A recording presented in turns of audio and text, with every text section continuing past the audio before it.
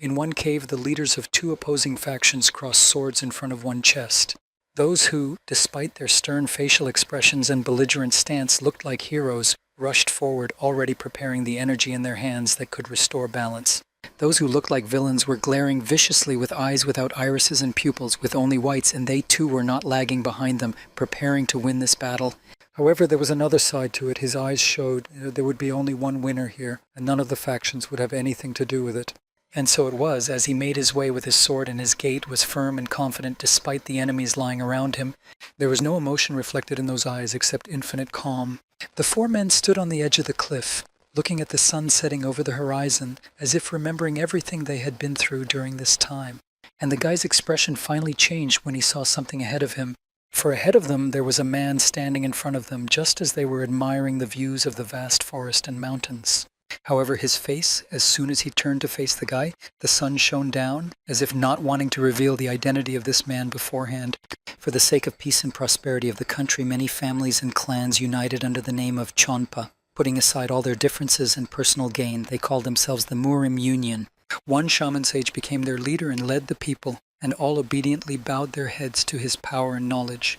Under his leadership was the Black Flower sect. They took on the most terrible deeds. Secret murders, machinations, and information gathering, even criminals feared them. Their leader was the terrifying legendary commander-in-chief, Gui Myundok. Because he always wore his white and red patterned mask, no one knew his true identity, calling him a ghost, faceless, or just a monster. One day, the leader of Murima stood right on the edge of the mountain, looking into the distance and awaiting the arrival of one important person. The one everyone called a monster instantly silently lowered himself behind Kwagyun as soon as he called out and folded his hands in front of him, paying homage to his master. However, without even turning around, the old man sighed, clarifying to the warrior if he was going to continue wearing his mask even in front of the person closest to him. Gui Myundok lowered his head down, not knowing how to justify himself to the master. Kwagyun put his hands behind his back and began to reason about the end of the military conflict with Magyo, and therefore it was time for his apprentice to stop doing all the dirty work as well. Although the boy said he was perfectly fine, his teacher didn't believe him. He was worried about Myungdok, but the boy, not feeling his mentor's real emotions at all, simply asked if it was in order. Before the old man's eyes came a picture of how many years ago he had reached out his hand to a dirty boy in tattered poor clothes, looking at him with hunger and longing in his eyes. Then the little hand readily grasped his arm. The man was planning to set up a military academy to provide peace for the next generations, so he wanted to put experienced warriors to mentor the young talents. Gui Myundok, hearing that his teacher was giving him a task not to get rid of someone but just to become a mentor for the children, silently mumbled. The old man clarified that it was an order, thus denying him the opportunity to resist. Taking off his mask for the first time in a long time, Gui Myundok flashed a face that hadn't seen the light of day for the past few years and promised that he would fulfill his teacher's will. Meanwhile, the news that a military academy would be organized excited the entire White Island greatly. Namgong Mei leaned back on the grass, tiredly, not even able to fully unclench his hands, with blister marks from the stick he had been practicing hard with. Nanny came hurrying to him from the manor, seeing that the boy was torturing himself again. But he only greeted her pleasantly, advising her not to be in such a hurry, and continued lying down. He had to train 5 times harder than his siblings because unlike them, he was not the genius of the family. The guy belonged to one of the 5 noble great families that had gained their fame through their active participation in the war against Magyo. Both the current head of Namgongcho and his 4 children were called geniuses by nature, but the youngest son of this family was considered a mediocrity, differentiating himself from his elders. Reminding the nanny to run to him for something, he jumped up on the spot when she excitedly said that the head of the family was gathering everyone in one hall to announce some important news. The head of the Namgong family told the children gathered in his office that the Baek Military Academy had already been founded, intimidating with his serious look and bushy eyebrows. His children lined up in front of him in order of seniority. However, before he could continue talking about the military academy, Namgun Il's eldest son stepped forward and declared that he would represent their family at the academy. Namgong Mai, on the other hand, didn't even look up, assessing his strength and knowing that there was no way he would be chosen. The first son stepped forward again, seeing that their father did not react in any way. Namgong Cho, however, flashed his eyes, releasing energy, showing that he didn't get the title of clan head for nothing, and ordered his son to shut up and stay quiet. The children obediently froze, not wanting to incur their father's wrath on themselves, and his finger suddenly poked at his 5th child, informing him, "This is who will go to represent the Namgun family at the military academy."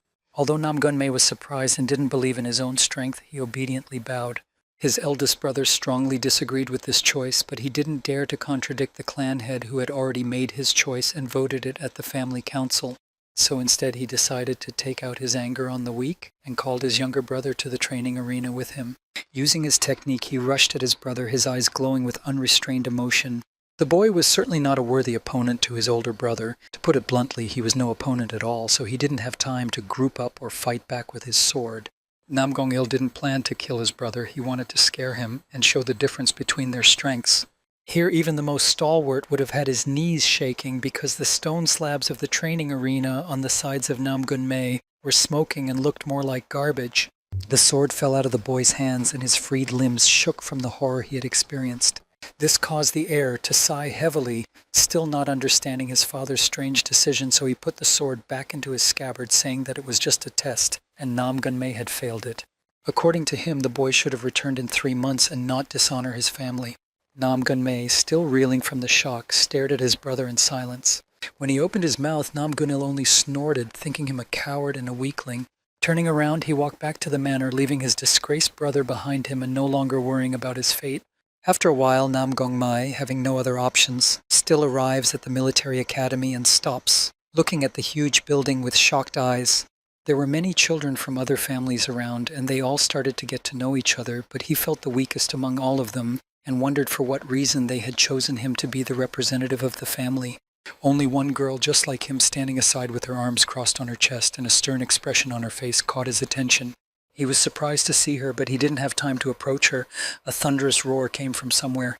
The huge man ordered everyone to shut up and listen to him. He introduced himself as the great swordsman Kumak Ho and warned that he would not tolerate such noise in his classes.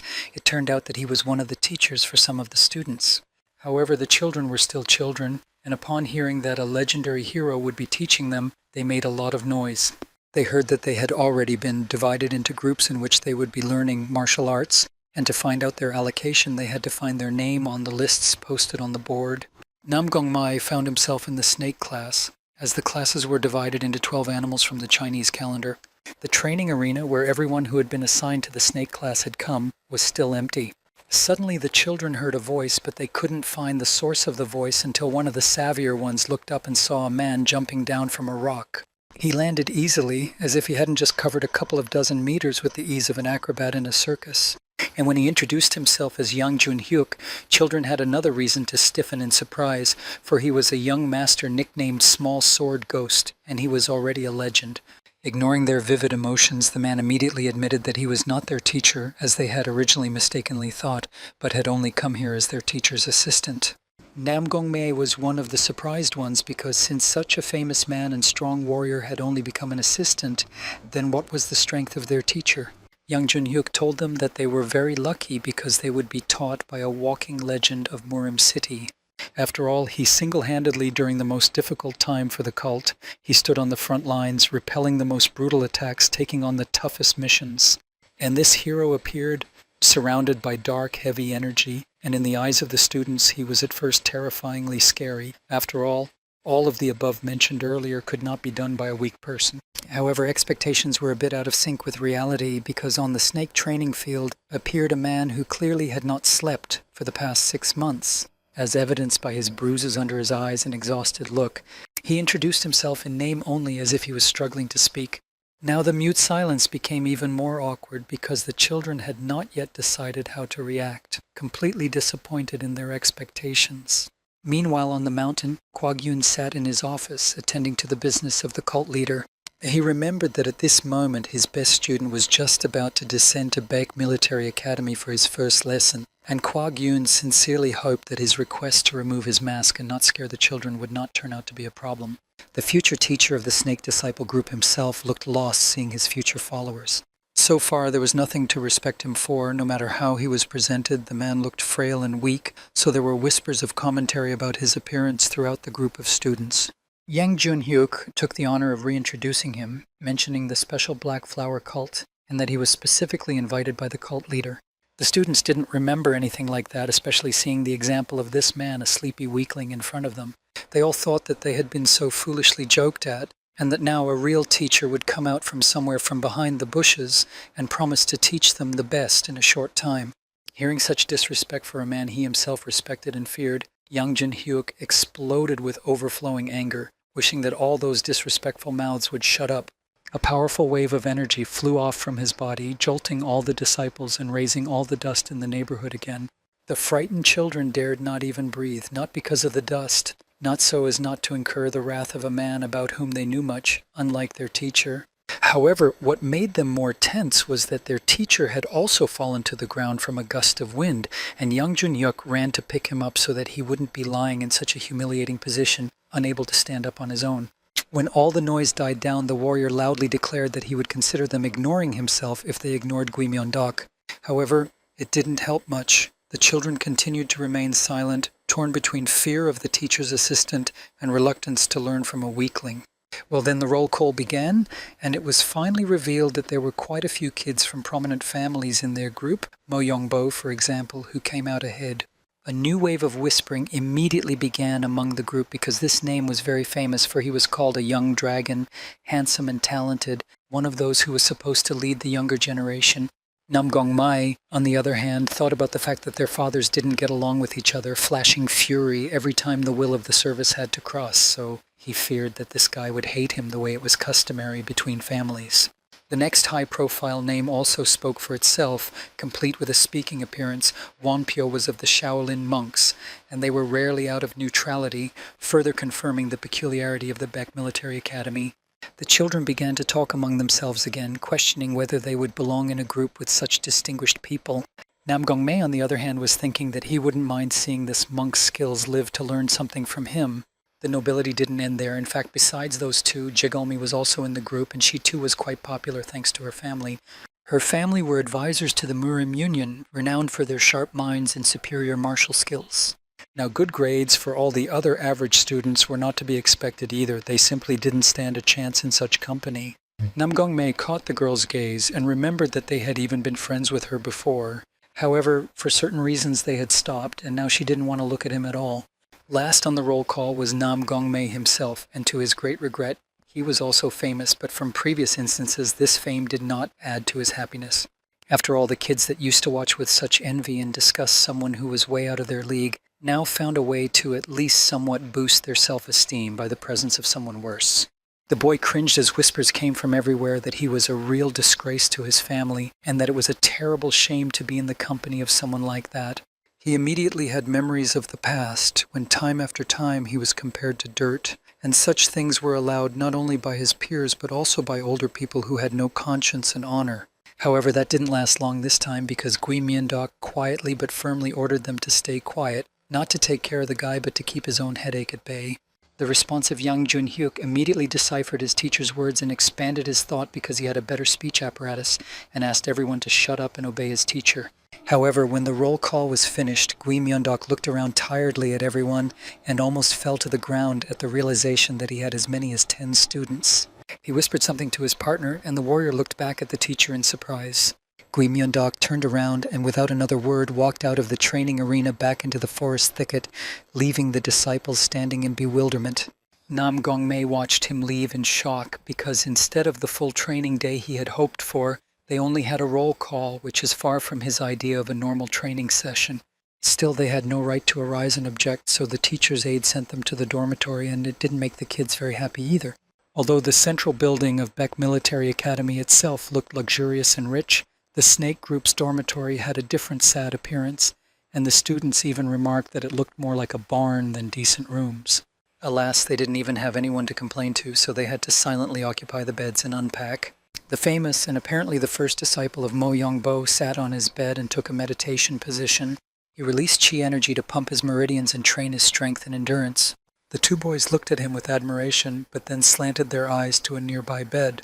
There, sighing about his plight, Nam Gong-mei quietly shook his head.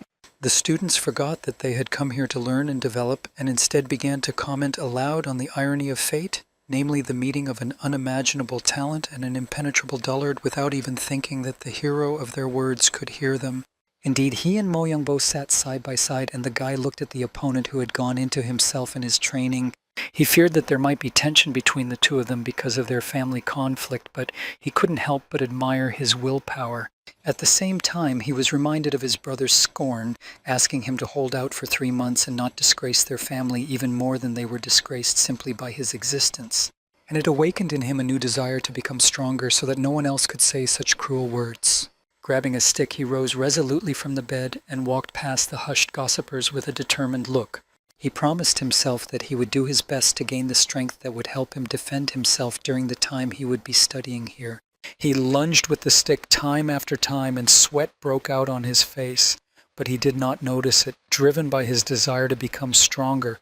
Nor did he notice the Shaolin monk who followed him out onto the porch in front of the dormitory. And Von Pio himself pondered, looking at the lack of technique but the fire of action burning within the lad. Days went by, and there was still no contact from the management or their teacher, and all the boys did all day was sleep or talk among themselves instead of the promised training. They were not going to take the initiative and dared to criticize the management for their disgusting approach to training. It was the 4th day when, tired from lack of activities and rest, the kids suggested going to the tavern for some fun and delicious food and drinks. The guys even offered to call the girls from the 2nd dormitory, as if there was nothing else to do here. And Nam Gongmei practiced again, paying no attention to the cheering classmates, the lack of guidance, or the days that had passed. All he had in his mind was the pleasant fatigue after training and the thought that his merits would be noticed by his teacher. Hammering a stick against a wooden pillar was a lot of fun, but it gave him faith in the future. After a whole week, the dormitory door opened with a loud bang, and Yang Jun-hyuk appeared in the doorway, inviting all the disciples to proceed to the snake training arena. The children immediately squealed with joy, already looking forward to training under the guidance of even a weak but at least some kind of teacher who could make them strong in these 3 months. Kwai Myung-deok looked even gloomier, as if he'd been watching them all this week and hadn't slept at all. Nam Gongmei was feeling better than before thanks to his training, already ignoring all the comments about his weakness and promising to do his best in this training and expecting a special mark from the teacher. The man, however, yawned sweetly, and then he started doing roll call again without changing the tradition that had emerged. This again left everyone in a state of bewilderment or even frenzy, but they waited silently for the continuation. And it has finally come, because after listing some names, particularly prominent members of the most important Murim families, Gui Myeondok proclaimed his decision. Everyone else, except those he named, had to pack their bags and leave here immediately. He was sending them home. Nam Gongmei's sweet dreams of a special teacher's mark suddenly fell through the cracks. Everyone else froze too, for too few names had been called out and their own were not on the list. And Nam Gongmei couldn't and didn't want to believe that he had heard the teacher correctly and would have to immediately leave the place he had such high hopes for. The guy couldn't believe he would just take it and come back before the main term was over. And as he remembered the look his older brother had given him, demanding that he not embarrass himself, a horrible thought of realization flashed through what he would have to face when he returned home. The other children weren't so quiet and calm, undergoing attacks of self-humiliation, and instead pounced on Gui Myeondok standing in front of them. They demanded an explanation from him for the fact that they had not been warned of anything like this before the class began, and demanded justice for the unjust accusation and humiliation. Young Jun-hyuk, upon hearing such accusations, once again took up his sword, preparing to punish anyone who continued to lash out at his dear teacher. Of course the children were scared, because unlike their official teacher, this warrior had loud legends about him, and they knew what he was capable of. However, on his shoulder, Gui Myeondok suddenly placed his hand, calming his partner down and not letting anything scary happen. The bright fiery energy immediately subsided as if it had never been there, and the man turned almost into a small puppy, nuzzling into his master's arms. He put his sword in his scabbard and gave the floor to his teacher, wanting to convey to his students the exact reason why they had been dropped from his student list. Primarily all because this whole week was already a test. They purposely gave freedom to the kids to see their behavior in a moment of solitude, as well as to understand their inner selves. The children awkwardly averted their eyes, immediately realizing their sins. Nam Gongmei, on the other hand, didn't understand why he hadn't been chosen as a disciple back then. After all, he hadn't been having fun or joking around all this time, but had been constantly practicing. As if in response to his thoughts, Gui Myeondok immediately explained that they had been sending them surveillance signals that they had somehow failed to notice. For example, the same Mo Young-bo who spends every day meditating and practicing the development of inner chi was one of the first subjects. He felt that he was not alone in the empty room and immediately drew his sword from its sheath, coming to instant combat readiness. Young Jun-hyuk noted his speed and observation but did not emerge from the shadows, allowing the guy to remain in happy ignorance. The next test subject was Jagalmi, sitting down for a game of Poe and leadership, learning new techniques to improve the skill of mapping out military and political strategy. She too instantly sensed the observation, and in one swift movement she flung one of the white button figures at the spot where she suspected a lurking threat, and remained sitting in mute silence and emptiness, for no one showed up. Wampio also remained on the roof, sensing something amiss, not realizing where the feeling was coming from, while young Jun-hyuk remained below in the shadows. Another girl hid under the table as soon as she sensed someone else's presence. Hearing something like that, the children froze in surprise, not realizing how they could have missed following them so much. Nam Gong-mei clenched his teeth in impotent rage as well, realizing that this was one of the most important criteria, and he had managed to distinguish himself in training, but missed this sign. Now the teacher they were judging smiled lightly, seeing their uncertainty and guilt. The beloved children of their families couldn't stand it, so when one of them shouted that it didn't count because there was no official announcement of the trials, all the others supported him and started asking for the decision to be reversed. As if he was expecting this, Gui Myung-dok slyly said that there was another possibility of how to stay in his disciples. Of course, this put hope in the children's hearts that they wouldn't have to explain themselves to their families. However, the man disdainfully replied that in order to stay, they needed to fight a battle with young Jun-hyuk. The futile hope melted away as if it never existed. The man with his arms folded across his chest was not underestimated by them, and his stern face didn't make it any easier for them. This fighting machine, who had become a true legend in his early years, had earned the title of Ghost of the Small Sword. However, for Nam Gong-mei, this was the chance he had dreamed of. Even if he had to break every bone in his body, there was no way he would miss it. So, only the children willing to pick their place with sticks and the warrior himself who dared to test their skills were left to fight on the battlefield, while all the others were already selected students, and Gui Myung-dok himself watching from the sidelines. He gave a wave to young Jun-hyuk that he was fully prepared and able to start the fight. The man, not taking the children seriously, understandably given their week-long observation of them, picked up a twig from the ground and promised that he would not use his sword against them, for it was enough for his defense. He also decided to put a little oil on the fire, hinting that they couldn't be scared and run away now. The guys, who for some reason thought they were much bigger than they really were pissed off, but the girls behind their backs were impressed by this show of strength as well. They came up with a cunning plan. They assessed their forces and realized that in a one-on-one battle they would not be able to hurt him, but if they attacked together, at least the opportunity would appear. That being said, they all rushed together, but young Jun-hyuk, still mindful of their disrespect for his teacher, released a powerful wave of wind that nearly blew the poor children off their feet. He snorted contemptuously at their bold remarks about possible odds and promised not to even use the energy to avoid wasting it on such incompetence. All those who wanted to at least try their luck crowded around him with sticks at the ready. For some reason, however, the group battle didn't work out. Either they wanted recognition on their own rather than in a group, or the selfish kids had no self-awareness, or they just misunderstood the meaning of attacking in a group. So when one of the daredevils used his family's mysterious technique to knock the man down and touch him to make the task count, and get into the disciples, all the others just stood aside without trying to attack. The outcome of this move was obvious. Young Jun-hyuk simply dodged without even using the twig he had picked up, and also let the kid follow, which could be thought of something better. The next child was already rushing at him, catching the moment when the warrior's attention was focused on someone else. But even here the man dodged with ease as if he were playing with bugs, and did the same with all the subsequent successive attacks. Nam Gong-mei stared at this picture with his eyes and mouth open, and sweat dripped down his face as he began to read all of the man's movements. He was an experienced warrior, so no stick or even someone's clothes could hurt him even by accident. He really didn't need energy, he just had enough body agility. When it looked like he was about to be grabbed, he would instantly move out from under someone's arm without giving in. When he involuntarily paused, young Jun-hyuk, looking as fresh as if he wasn't the one jumping around like a grasshopper, asked the group how they were feeling and if they were exhausted, since it had been less than 2 hours and they were in such a terrible state. Gasping, many children fell to the ground, ignoring the dust and just wanting to suck in all the air around them, and yet the ordeal didn't end there. After a while more, they were pitiful to look at. Surely they had not experienced such exhaustion and humiliation in all the years they had spent within the walls of their home estates. Some of the children had already lost all hope, and feeling terribly tired decided to give up.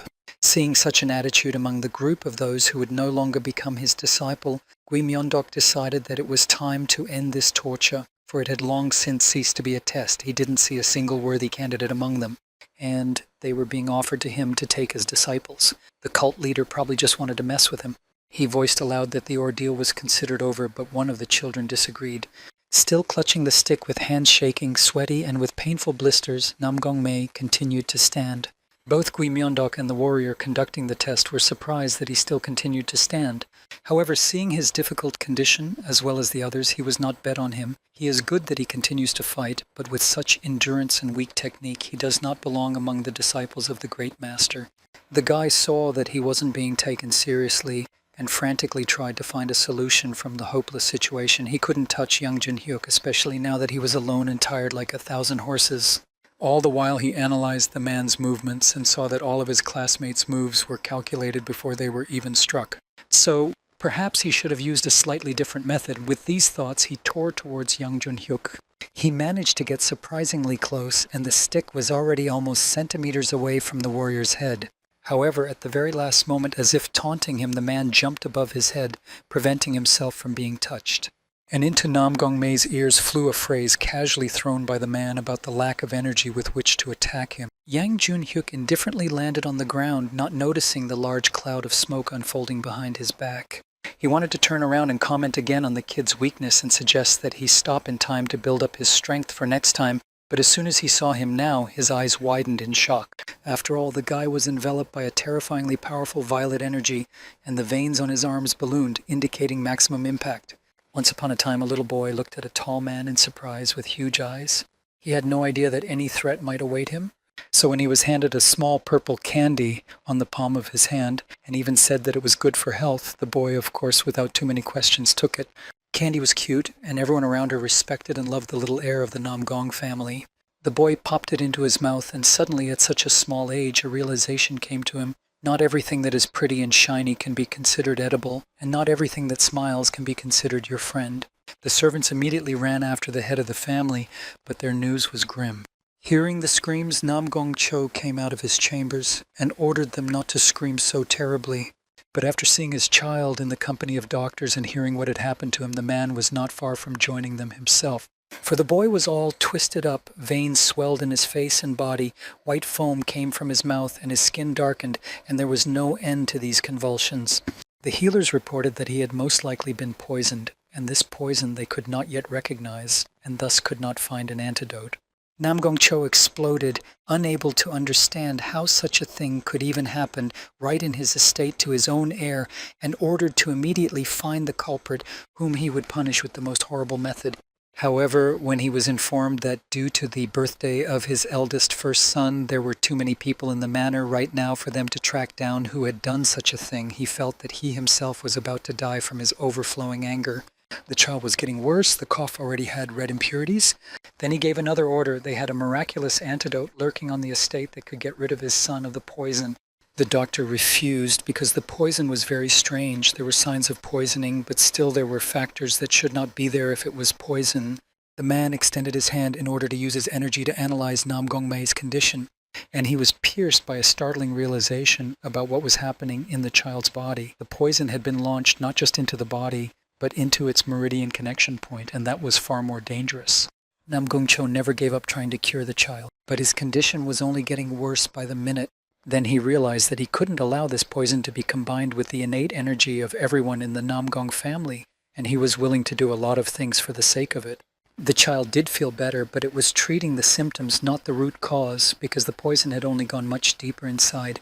Namgong Cho, as said, was capable of many things just to help his son, and even permanently shut down his ability to accumulate internal energy, completely draining it, leaving only the poison inside. But at least this way he remained alive. That was why the guy had always been told not to use internal chi, and it was this law of his father's that he was now breaking for fear of not getting a place at the Beck Military Academy. He pointed his sword at young Jun-hyuk and prepared to attack again. And the man was greatly surprised and delighted at his resilience, as if the guy had gotten a second wind. Finally, Nam Gongmei, completely driven by his dark energy, and hearing only one voice in his ears right now ordering him to attack, jumped into the air. The kids around were amazed at his speed and the fact that even after a long failed training session he had the strength to attack again. Of course, even so, the boy failed to reach the man, missing and hitting the stick with all his might on the ground as Yang Junhyuk dodged. Only now did the seasoned warrior notice that something was wrong with him. As the whites of his eyes turned red, his pupils became completely red, his skin turned dark, and his veins ballooned, and that monstrous energy surrounding him seemed to take complete control of his mind. Gui Myung-dok felt something familiar about this sight, as if he had seen something like this before. Meanwhile, Yang Junhyuk blocked the stick strike in his powerful hands with a mere twig. He tossed the child aside, expecting him to give up after his hardest blow.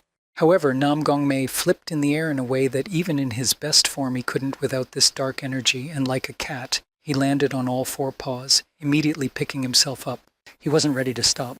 With a mad smile and crazy eyes, the warrior suddenly felt that this kid was interesting. He kept rising time after time, and even considering the setbacks, fought fiercely, as if he was a cornered tiger.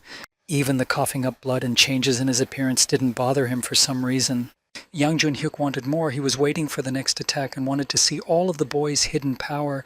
He was completely carried away by the pace of the battle, and Nam Gong-mai did not disappoint him, rushing forward anew. The battle was interrupted in a completely unexpected way. Between the fierce little kitten and the mother tiger, Gui Myung-dok suddenly wedged in between in a totally weird and clumsy way. Seeing Teacher his fall under the trajectory of the boy's stick, the warrior quickly abandons his original plan to play with him for a bit, and in one leap is over the child and knocks him out with a clear aim to the neck. Gui Myung-dok still slumped face forward, as did the unconscious boy himself. But for some reason, because the teacher was closer to him than some unknown guy, Yang Junhyuk only inquired about the teacher's health, even though it wasn't him who was unconscious here right now. The lying Gui Myung-dok didn't appreciate the care he was given, instead declaring the fight over and apologizing and informing him that he needed to take the boy to the infirmary. The warrior admitted with a sliver of regret that he was even a little sorry that Nam Gong-mei had lost this battle and had never been able to achieve the goal he had been flying towards. However, to his surprise, the fight did not end in his favor. After all, the main condition for accepting an apprentice was to at least touch the warrior, and the red bandage on his legs had a minor cut that did not affect the skin but was clearly visible on the brightly colored fabric, which meant the condition was met. A new shock came over the children. An astonishing silence covered the entire snake training field, and the main culprit of this silence was lying unconscious on the ground, not even realizing that he was now either exalted to the rank of saints or wildly jealous. Nor did he regain consciousness until he was carried into the infirmary and laid on a hospital bed. Gui Myung-dok placed his palm on the blackened hand with the swollen veins of his new student and absorbed the effects of his explosion. His face didn't change as his own hand darkened, but bringing his hand closer to his eyes, he recognized the poison and was slightly surprised that the little boy was carrying it on his own. Yang Junhyuk entered the infirmary after them, handing out instructions to the remaining students and those children who had gone home. He affirmatively said that he couldn't remember how this child could have harmed him, which meant the only such possibility was if his teacher had done it himself the moment he intervened in the battle. Gui Myung-deok slyly wondered why he was asking the question then, if he was so sure he was involved. Then the man had a new question. Why did his teacher allow Nam Gong-mei to pass the test? In his usual manner, Gui Myung-deok simply replied, "Because," without further explanation. Young Junhyuk stiffened at first, but soon only smiled, covering his eyes. This was his teacher with all his eccentricities. Meanwhile, Nam Gong-cho was listening to a report from his subordinates, who happened to be keeping a close eye on his youngest son, and already knew that he had fallen into the snake group. The man thanked them for their work, and as he was left alone with his thoughts, he wondered if he could trust the current teacher of the child he had once saved, along with the terrible suffering of being the only mediocrity in the family. And the one around whom so many rumors had swirled was now snoring peacefully in bed when he sensed someone's presence. As soon as he opened his eyes, a scary face loomed over him that you don't always see in horror movies. Naturally, he screamed as if he had already been cut, and Gui Myung-dok, who was frightened by his scream, repeated his scream even louder. Young Junhyuk, who had heard the teacher, immediately flew into the chambers, already ready to rescue him to the best of his ability. There was no death threat to be found, just two guys scared of each other, frozen in ridiculous poses, clearly not wanting to be seen that way. When the emotions settled down a bit, Gui Myung-dok tried to maintain his image of a measured teacher and coughed. Nam Gong-mei wondered what he was even doing here. A new problem came out of this. His newfound teacher asked him what he even remembered from his last memory, and the kid lit up a bit, not sure what he was talking about. After all he remembered was how he realized that he needed to use more internal chi energy, even though he already felt that he had reached his limit. What follows is emptiness, and awkward head-scratching as an excuse. In some strange voice, quietly, so that no one else could hear the guy, Gui Myung-dok replied that he had the exact same thing. The boy heard the words but did not understand what exactly they meant. His mentor didn't elaborate on the thought then, simply stating that even though he had lost his memory, the boy had passed the test and was now considered his fifth and final student, so now they should go and greet everyone else in the group. 4 people were already waiting for them on the snake training field. Gui Myung-deok once again looked more tired than before, just when he thought about how much work he had to do and how much hassle they would bring him. The man began to read the welcome speech and said that the children would have to complete a huge number of missions, immediately correcting himself by saying that it would not be missions but training, but no one believed him. Besides, he remembered that they needed to pick a team captain. The captain will be responsible for leading the rest of the class and for helping Gui Myung-dok, so this is a very important mission. Mo Young-bo looked at the man indifferently, feeling that the captain's seat should be awarded to him, and asked what the selection criteria was. However, what the guys heard next was far from their expectations. It wasn't Gui Myung-dok who would decide the identity of the captain. They will need to self-evaluate their classmates over the next month, and then they will make that choice without him. Mo Young-bo immersed himself in his own memories. His father did not recognize his merits, though he was a tough but fair parent on the outside. However, each time he did not forget to remind his own son, he may consider a genius among ordinary children, but he must never forget his place, for it is very difficult to be a genius among geniuses. And their Mo Young family should be first, far above the other families. The unspoken motto of their family was to distinguish themselves and be first, and from a young age it became the sole meaning of Mo Young-bo's life. So now, with the opportunity to become team captain and gain privileges looming ahead of him, he had no choice but to grab the opportunity and do his best, and what exceeds it. Nam Gong-mei had also thought about trying to take the captain's seat, but he needed to do so in order for his older brother to recognize him. The others took the news without much enthusiasm, but listened attentively. Gui Myung-bok motioned for them to start the first lesson, already preparing some sort of mischief, judging from his facial expression. He handed the children each a small clothes bag in their hands. The first rule of the assignment for the day was a total ban on untying the baggie. The children were not to indulge their curiosity. And the second rule was a high mountain, the top of which they had to reach as soon as possible. Of course, there would be numerous traps along the way, so it was not just a matter of speed, but also of avoiding them. The man tried to intimidate them by saying that these traps are scary and treacherous for little kids like them. However, he was picked up in time and thrown onto young Jin-hyuk's shoulder, taking him with him to the top of the mountain, where they would be waiting for them and ordering them to start in half an hour. After the specified time, the whole team rushed forward, eager to show their best abilities and not to disappoint the teacher. Nam Gong-mei couldn't help but think about how talented his classmates were around him if they had such astonishing speed already at such a young age. All of them had run far ahead at the very start, and he could only rush as hard as he could because unlike them, he had no internal chi energy and couldn't use the qigong they used to support their bodies while running and accelerating. The first trap showed up soon enough. It was aspen stakes hidden in the ground, which reacted to the appearance of people and began to rise sharply. But since Mo Young-bo was the first to run, it wasn't a tough challenge for him. The guy just cracked them with his internal energy and didn't even slow down.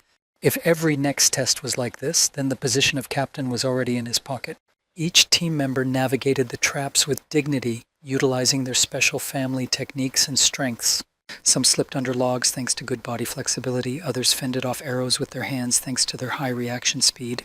Of course, there were those who simply hid behind a tree, unwilling to face the traps head-on. And only Nam Gong-mei continued to run far ahead, from which by the time he reached the traps, all of them had been disarmed. The road in front of him was strewn with debris, trees, branches, arrows, rocks, and ditches. Mo Young-bo had already made it to the top the very first as he wished and greeted the board mentors. He was slightly out of breath and soiled his clothes, but he was perfectly fine after meeting so many traps, and this delighted young Jun-hyuk. Gui Myung-dok, on the other hand, remained indifferent to his disciple's progress and simply offered to open the pouch he had brought. When his instruction was carried out, the boy's face suddenly darkened, as if he had not at all expected to see what he saw there. Inside the pouch, on a special lining, lay a bird, and from the looks of it, it was no longer alive. The boy grimaced as he saw this picture, already realizing that the outcome of his ordeal was unlikely to be pleasant for him. Jigalmi and Von Pio, who came running after him, drenched in sweat more than their classmate, looked at him perplexed but did not stop. They had to give their assignment to the teacher first. They were similarly ordered to unwrap their pouches, and they noticed that the bird inside was trembling slightly. At this moment, almost dying on his last breath, Nam Gong-mei finally reached the top of the mountain, but unlike the others, his appearance left much to be desired. As Yang Jun-hyuk had said earlier during the fight, his breathing technique and stamina were lousy. Seeing that the others were already in place and standing with their open pouches, the boy realized what he had to do. He, like Mo Young-bo, stared at its contents in surprise, not understanding two things: how he hadn't noticed before that there was a living creature in the pouch, and why the bird wasn't moving. The second question was answered by his teacher, hitting the bird in one swift motion and returning it to normal blood flow. Sparrow bowed his head amusedly and immediately shook off the sawdust he was lying on, not realizing who all these people around him were. After gaining his freedom, he immediately flew into the sky, causing Nam Gong-mei to smile happily. Snorting contemptuously, Jigalmi noticed that he looked very energetic and cheerful, probably because he had come the very last, not putting in enough effort like the four of them.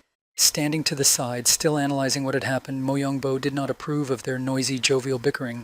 Gui Myung-dok came up behind him and tried to explain that the point of the assignment was to deliver the thing in the bag safely while maintaining speed and humanity. The boy, pursing his lips, asked what was so valuable about the sparrow, to which the sighing teacher simply replied, "It wasn't just a bird, it was life." And that was what set their cult apart from the Magyo they fought against, for whom human or animal life was nothing more than a bargaining chip. It was not enough just to have great power.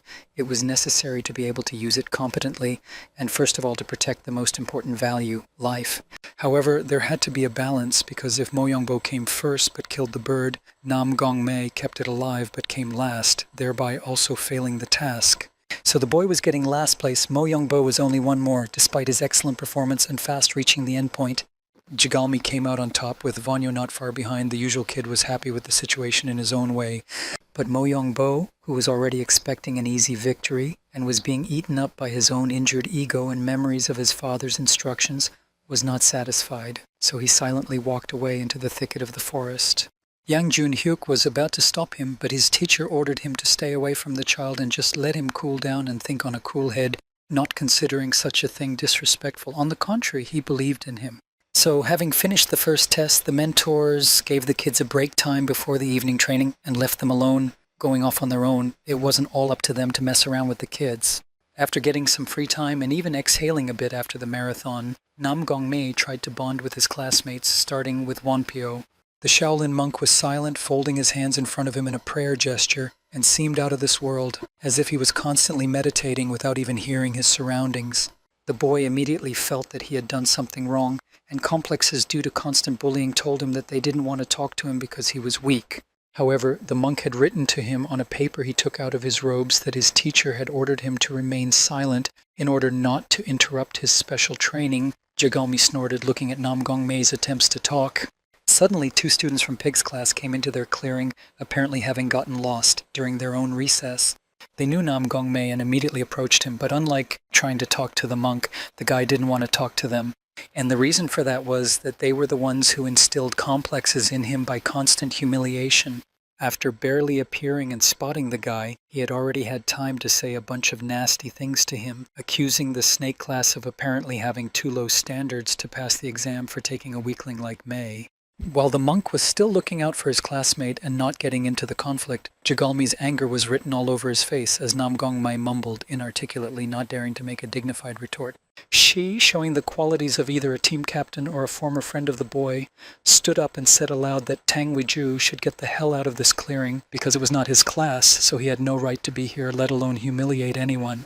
The guy from the pig class he recognized, but was greatly surprised that Jigalmi, who was a rather strong opponent and from a family of equal status to Tang Weiju, was also in the same class as the mediocrity. Their conflict would have surely flared up more, but from behind the boy's back, Mo Young-bo, who had cooled down a bit after his defeat, showed up.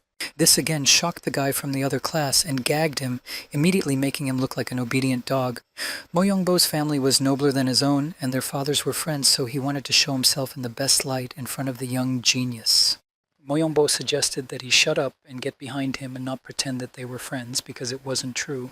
Angry at the humiliation he had experienced, the boy tried to grab Mo Young-bo's shoulder and stop him from leaving, and reclaim his damaged ego by saying that out of respect for their parents' friendship, he shouldn't behave that way with him.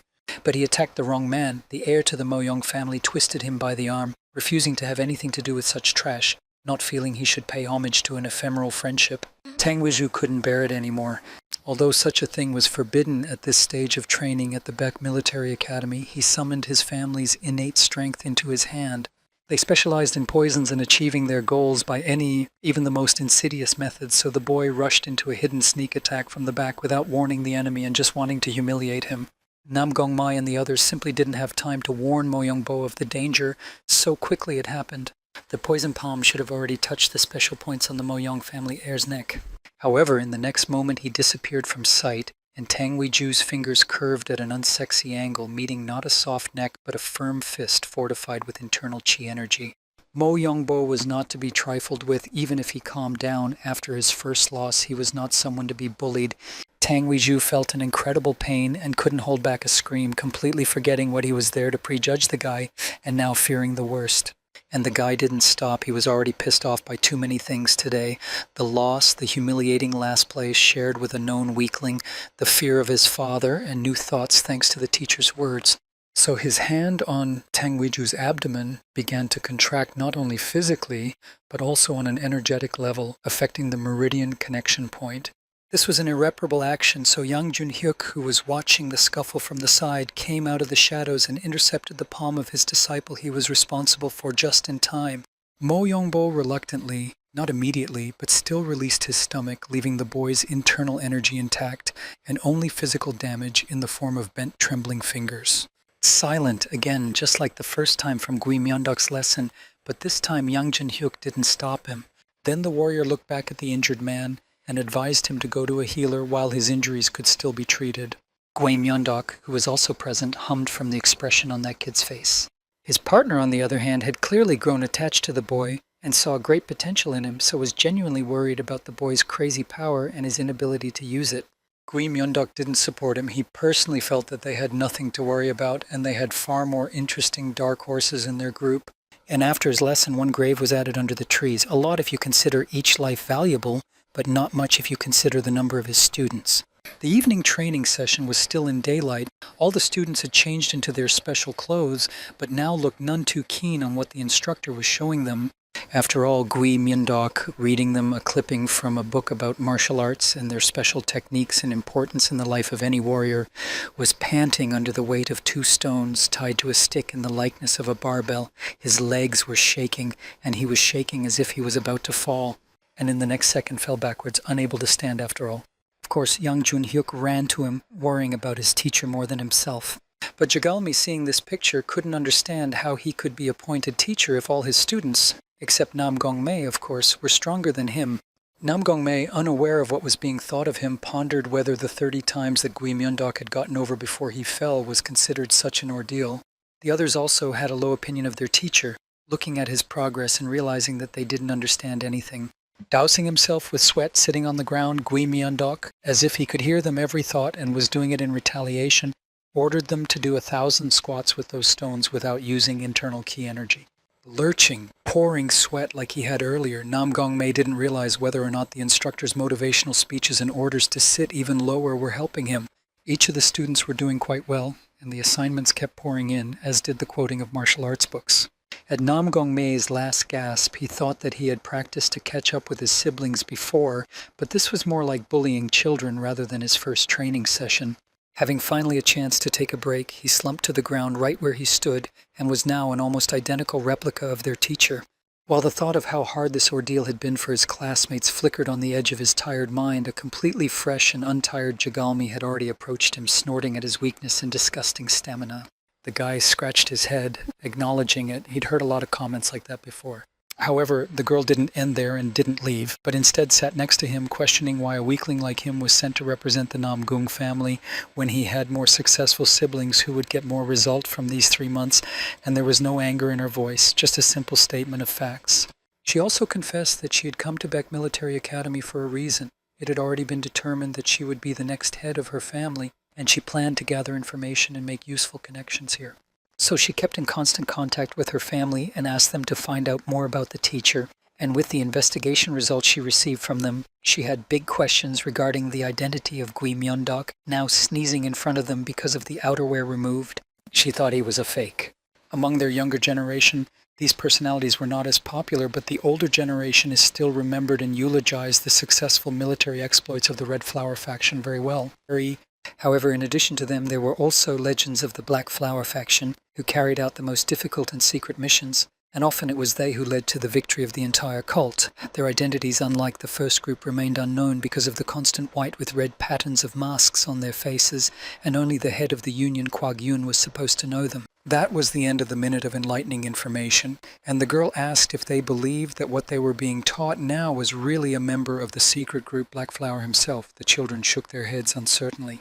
After all, he didn't show his strength, only young Jun-hyuk, who they knew everything about, showed off his skills, but their teacher's physical fitness and appearance left a lot of questions. Jigalmi continued again. She thought he was a fake, and if he was, they had to expose him. Meanwhile, like a beaten dog with its tail tucked, Tang Weiju arrived at the head of his pig class. Kumak-ho's appearance was very different from the snake class teacher. He was literally his opposite, huge, ungainly, disheveled, and just like his eyes were the sly eyes of a snake with semi-vertical pupils. Tang Weiju complained not that he provoked Mo Yongbo, but that he was actually beaten by students from another class, and the teachers of that class, Snake, just watched and made no attempt to help him, approving of these horrible actions. Of course, he put this situation in the most favorable light for himself, so that, hearing such a thing, his master felt that the insult was not just to the student, but to himself, and wished to deal with it. That's all the cunning and devious Tang Weiju needed. He was brought up in a bastardized family, accustomed to achieve the desired result by any means, not paying attention to how terrible they will be. So, if a true pig class master gets involved, this story will not end quietly. However, he needed to avert all suspicion from himself and maximize his teacher's anger, so Tang Weiju pretended to be madly remorseful, kind, sweet, and merciful, so he asks his teacher not to get into a conflict. After all, they are all residents of Beck Military Academy. Of course, the arrogant Kumak-ho wasn't willing to let the pig class get away with it, so he declared that good must not suffer and evil must be punished, or else the balance would be upset. In Tang Weiju's mind, apparently good was a strength and evil was a weakness. Otherwise, it was incomprehensible why he didn't feel a twinge of conscience, deceiving his teacher and framing the students of another class, when he was originally the one to blame. After a while, when it got dark outside the window and his disciple had already left to be treated in the infirmary, Kumak-ho returned to the question of revenge. He looked for the list of teachers at the military academy since they didn't have time to meet yet, and was greatly surprised to see the name of the snake class teacher. But immediately a smile grew on his lips, and he was almost glad of the opportunity, for now he had an argument to start the battle. He grabbed his sword and used powerful internal chi energy to break the desk in half, also leaving an impressive hole on the floor of his own office, as if he didn't plan on returning to it, otherwise such wastefulness was incomprehensible. He was looking forward to the next day when he would finally check if the rumors about the exclusivity of Gui Myendok and the Black Flower faction were true. And Nam Gongmei did not have a good life, for his fingers were not broken and he had to come to practice. After counting out 1,000 squats with the stones on his shoulders, he slumped to the ground without strength, just as he had done the previous times. Everyone else was resting as well, having been allowed a 10-minute pause by young Jun-hyuk. Jigalmi looked at the teacher, calculating the situation. The day before, they had gathered as a whole group, and she began to tell them her own plan to authenticate the teacher, which required 2 characters. She clarified whether Unring was from a family of healers, but judging from the tone of voice, she was just stating a fact, knowing even all her relatives and their contributions to the alliance beforehand. Jigalmi asked the surprised girl, surprised to be known, for her package of acupuncture needles, and she was immediately handed the item. As if knowing how to handle something like this, she pulled out one of the needles. From a small dark glass bottle, she dripped some sort of potion onto the needle, commenting that it would cause numbness and immobilize the enemy. Of course, it wasn't even fatal to an ordinary person who wasn't skilled in martial arts, but for a great teacher like Gui Myendok, it shouldn't be a threat at all and shouldn't affect him in any way if he wasn't a fake. The children tensed slightly at her cold expression when she spoke of such things, but couldn't stop listening. Rather, it grew into admiration. Returning to the present day, Jigalmi made a discreet sign, waving her fingers at her former friend. Nam Gongmei, suspiciously standing with the stone in his hands even during the break, although in normal times he would have thrown it long ago, froze in place. And then, in the same pose, he took his hands and loosened them, causing the stone to land on the ground with a clatter. He shouted loudly that his foot hurt because he had dropped that rock on his foot, and the teachers chatting away finally paid attention to what their students were doing. While their attention was directed in the other direction, Unring came into play and abruptly got into a fighting stance considering her healer family's techniques. She quickly threw a bunch of needles at once and they swiftly flew into the teachers. The children still had time to admire Gui Myung-dok's stunned face for a split second. However, the happiness was short-lived because Yang Jun-hyuk acted much faster and repelled all the needles with his sword in one fell swoop. This kind of speed amazed Nam Gong-mei, the likes of which he could only dream of, considering his condition by the end of 1,000 repetitions of training. Of course, the warrior's face immediately darkened because he had warned more than once not to disrespect the man he respected. However, Unring couldn't penetrate his gloomy expression because she was silently shaking with one hand clasped on the other and kneeling. There was one of the silver needles sticking out of her forearm. Young Jun-hyuk, whose responsibility for the children was very high, immediately rushed over to her despite her strictness at first. He pulled out the needle and brought it up to his nose to sniff. Familiar with many potions and poisons, he immediately determined that the ingredients mixed together would produce a paralyzing effect, which was why the girl was now unable to even move. The man immediately informed Gui Myung-dok that he would take her to the healer, to which the man nodded his head in agreement. Throwing the lightweight girl onto his back to transport her more conveniently, Yang Jun-hyuk rose to his feet.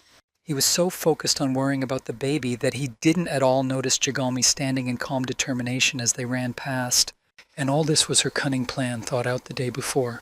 She explained that there would be several needles, but the poison would just be a deception. They needed to distract Young Jun-hyuk, who would definitely be on guard and protect his teacher, so this was the perfect opportunity. Nam Gong-mei looked at her incomprehensibly and clarified why they would touch Young Jun-hyuk if their target was Gui Myung-dok. Jae-garmi was amazed for the umpteenth time at how he, with such a limited brain, had survived to his age. If he couldn't understand, Yang Jun-hyuk would be in their way. Their skills weren't high enough to fight him on equal terms, and they didn't want to involve him in this story. So she gave additional instructions to Unring, advising her to be precisely on the responsibility and seriousness of their assistant teacher. So now, as the seemingly unconscious Unring rode the rushing man, Jigalmi could barely contain a satisfied smile. The girl winked at her, hinting that she had executed her part of the plan flawlessly, and now it was up to the remaining members of the snake class. Now that they were hidden around the corner, the change in Jigalmi's face was inevitable. Everything was going as planned. The boys were amazed at how much everything went according to the scenario she had laid out, and praised her family's technique and teachings. Now, no one could stop them from checking Gui Myung-dok for authenticity, so Jigalmi was the first to approach him directly and gave the man a serious look that made him awkwardly pull back and question what had gotten into her. The boys followed, preparing to crush their teacher, if not by force, then at least by numbers. But before they could say a word, a shout came from behind them and a huge figure appeared on the horizon. The children expected anything, most notably the return of Yang Jun-hyuk, who had somehow guessed their plans, but not the unknown man looking sternly at Gui Myung-dok. Kumak-ho walked past the children with a sword slung on his shoulder as big as himself. And feeling his energy, Mo Yong-bo immediately determined that he was incredibly strong, and even standing for a few seconds against him would already be an achievement. Whereas Nam Gong-mei thought more like an ordinary person and immediately recognized the swordmaster in this man without even assessing his energy. Finally, the man took the sword off his shoulder, brought it down to the ground with such force that it stuck a couple of centimeters inward, and clarified if he had arrived in the snake class. Standing right in front of Gui Myung-dok, he suddenly started looking around as if he had lost something very important or was waiting for someone special. Kumak-ho looked back at the boys and asked angrily if he had come to the right place, causing them to look at the bulky man with a puzzled look because it should have been obvious from their teacher. They didn't know that the teachers didn't know each other yet. Having gotten the answer he wished for, Kumak-ho now wondered if the snake class teacher had gone out to do his own thing since only children were here, and he said all of this while Gui Myung-dok looked at him silently in the background. The boys immediately pointed their fingers at Gui Myung-dok. Kumak-ho didn't get the joke. And the cunning and enterprising Jigalmi, with her quick analytics in her mind, immediately realized that he had come to fight their teacher, and after calculating the pros and cons in a split second, made a plan. Basically, it was quite simple, because looking like an innocent child, she asked Gui Myung-dok, addressing him by his first name, why he was silent and didn't answer the teacher of the other class when they were looking for. Gui Myung-dok, drenched in sweat as much as he did during training, mumbled something incomprehensible to himself as he looked at the huge figure of Kumak-ho. Now, like a true strategist, Jigalmi watched from the sidelines as the disbelieving gaze of the pig class teacher rested on Gui Myung-dok, and the man himself barely held himself in place, fumbling in the wind. Her mission was done at that point, so she left the stage, leaving the new actors to sort themselves out. That was the very essence of her kind, and she was glad she could practice before taking the head seat. If Kumak Ho wanted to take on the dirty work of fighting their teacher, it could bring him out even without the students' involvement, and there was no doubting Jagalmi's strength in this bulky man. Kumak Ho skeptically examined the picture in front of him. What stood before him bore little resemblance to even a human, let alone a master of the Black Flower Great Mysterious Group. The man wondered aloud if it was true that he was Gui Myundok, and when they nodded, sweat pouring down their faces and rubbing their fingers together, he couldn't help but marvel at the comicality of their image, an elephant and a mooch in their own right. He even had the thought that this weakling was just a front or a fake, wearing the mask of a hero for some unknown purpose, as if entering Baek Military Academy as a teacher was so easy. A satisfied smirk blossomed on his lips. Even if it was true that Gui Myundok wasn't real, he had even more opportunities, because fighting a legend would increase his reputation, and it was easy to defeat a weakling. He would be blown away by the wind without even having to do anything. Now he only needed to find a good argument for the fight, and it was just in time for the very purpose he had come here for, the attack on his student for which the snake class had never been punished. Nam Gongmei did not immediately understand what he was talking about, but the images of his recent encounter with Tang Weiju quickly flashed before his eyes, and he realized that the slippery man might have been lying. He wanted to clarify the situation so as not to lead to conflict, but Mo Youngbo also came forward at the same time, saying that he was the reason for the attack. Alas, the boys were not strategists like Jagalmi, nor did they realize her devious plans, so after a brief argument, Mo Youngbo won and took all the blame after all. Kumak Ho didn't like being interrupted, especially considering his desire to earn a high-profile title for defeating Black Flower leader Gui Myundok, so he turned around and released his powerful inner chi, suppressing everyone around him. Mo Youngbo and Nam Gongmei froze, feeling unable to move under this pressure. The pig group's teacher was involved in the ranks of the Murim 100 warriors, the best swordsman of Murim, and held one of the leading positions there, so such strength was understandable. Suddenly, an antisocial and unconscious teacher came to the aid of his students and covered them with himself, thus reducing the effects of Kumak Ho, and they regained the ability to move. And the man smiled because now his opponent was caught. Gui Myundok tried to talk to the man, suggesting that they go into a tavern and have something hot to drink to resolve this conflict peacefully. However, this was not Kumak Ho's ultimate goal, so he, once again covering himself with the story of a caring teacher, replied to disfigurement and harm done to his students, so he sees only one solution. Of course, he would not bully the students, but instead would ask for their sins from their teacher, with the help of a Pimu scrum that obeyed Murim's cardinal rule: glory and honor goes to the strongest. The guys froze, looking surprised at this. They hadn't expected such an outcome, and Nam Gongmei even tried to rejoin the conversation to explain the situation because he couldn't let Tang Weiju get away with making such a fuss without being punished for lying. But when he had already taken a step forward, Jagalmi finally came up and shut his mouth, reminding him that they themselves wanted to verify the teacher's authenticity. So an awkward silence and tension descended on the mountaintops. And then Gui Myundok shows up, stating that he has never participated in a Pimu fight before. After all, it's a fight for honor, and he's only fought for life or death. Meanwhile, in the infirmary, the healer was treating the needle wound on Unring's arm, while the warrior who brought her here was watching from the sidelines. The healer turned on him and stated that it was very good that the needle had hit the right spot and it wouldn't cause any complications. And now we just had to wait for the numbness to pass and for the girl to be able to move. However, when the warrior didn't see, the healer winked at Yunring, and she realized with regret and shame that her needle trick had been recognized, and although she wasn't angry at her, she felt very awkward about it. Of course, the healer couldn't sit with her forever, so as soon as he left to see other patients, she was left alone with an irate young Junhyuk who was now demanding that she explain everything that had happened. But a sudden loud roar distracted them from any conversation as the ground beneath their feet shook. Some time ago, the head of the alliance welcomed only the tested recruits, asking the entire Red Flower faction to leave. There were many newcomers, and all of them considered it a great honor to now stand before one of the most important men in the country. Then when the welcoming part was over, Kwag Yoon summoned young Junhyuk, then still very young and inexperienced. After clarifying whether he was the son of that very demonic sword hero, the head of the alliance unwittingly stepped on the guy's sore point and immediately apologized for it, possessing enough emotional intelligence to understand it. He came even closer to young Junhyuk, looking for the spark he needed in the guy's eyes, and informed him that he had a special mission to accomplish, and a lot depended on it. When the warrior was ready to hear anything, the old man put his hand on his shoulder and, as if handing over his grandson, asked him to be by Gui Myeondok's side at all times and put his main goal on protecting the man. It was hard to explain, considering that Gui Myeondok was already known as a renowned assassin and one of the strongest in the Black Flower faction. However, the truth was that Yang Junhyuk had to protect Gui Myeongdeok from doing anything so that he wouldn't have to use his skills even in the most difficult cases.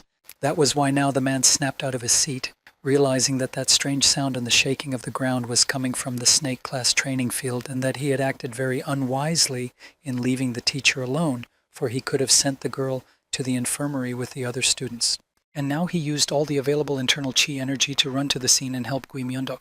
Kumak Ho meanwhile lowered his heavy sword to the ground, leaving a huge crack in the ground several meters long. This crack ended exactly at the feet of Gui Myeondok, who had managed to bounce out of the path of the strike. Judging from his dumbfounded look, it wasn't his exact plan and analytical calculations, but simply due to luck. Otherwise, the snake class students would have not one teacher, but two, only cut in two. Having tensed slightly before, Kumak Ho now smirked relaxedly and even wanly, questioning where his self-confidence from earlier had gone. Otherwise, he wouldn't have dared to dodge, but rather met the blow face to face with confidence. The man drew his sword again and attacked, causing all the disciples to take a step back from such a flow of internal chi energy. His eyes lit up as he carefully watched the ever-dodging Gui Myeondok, because these constant dodging and lack of direct attack were starting to piss him off.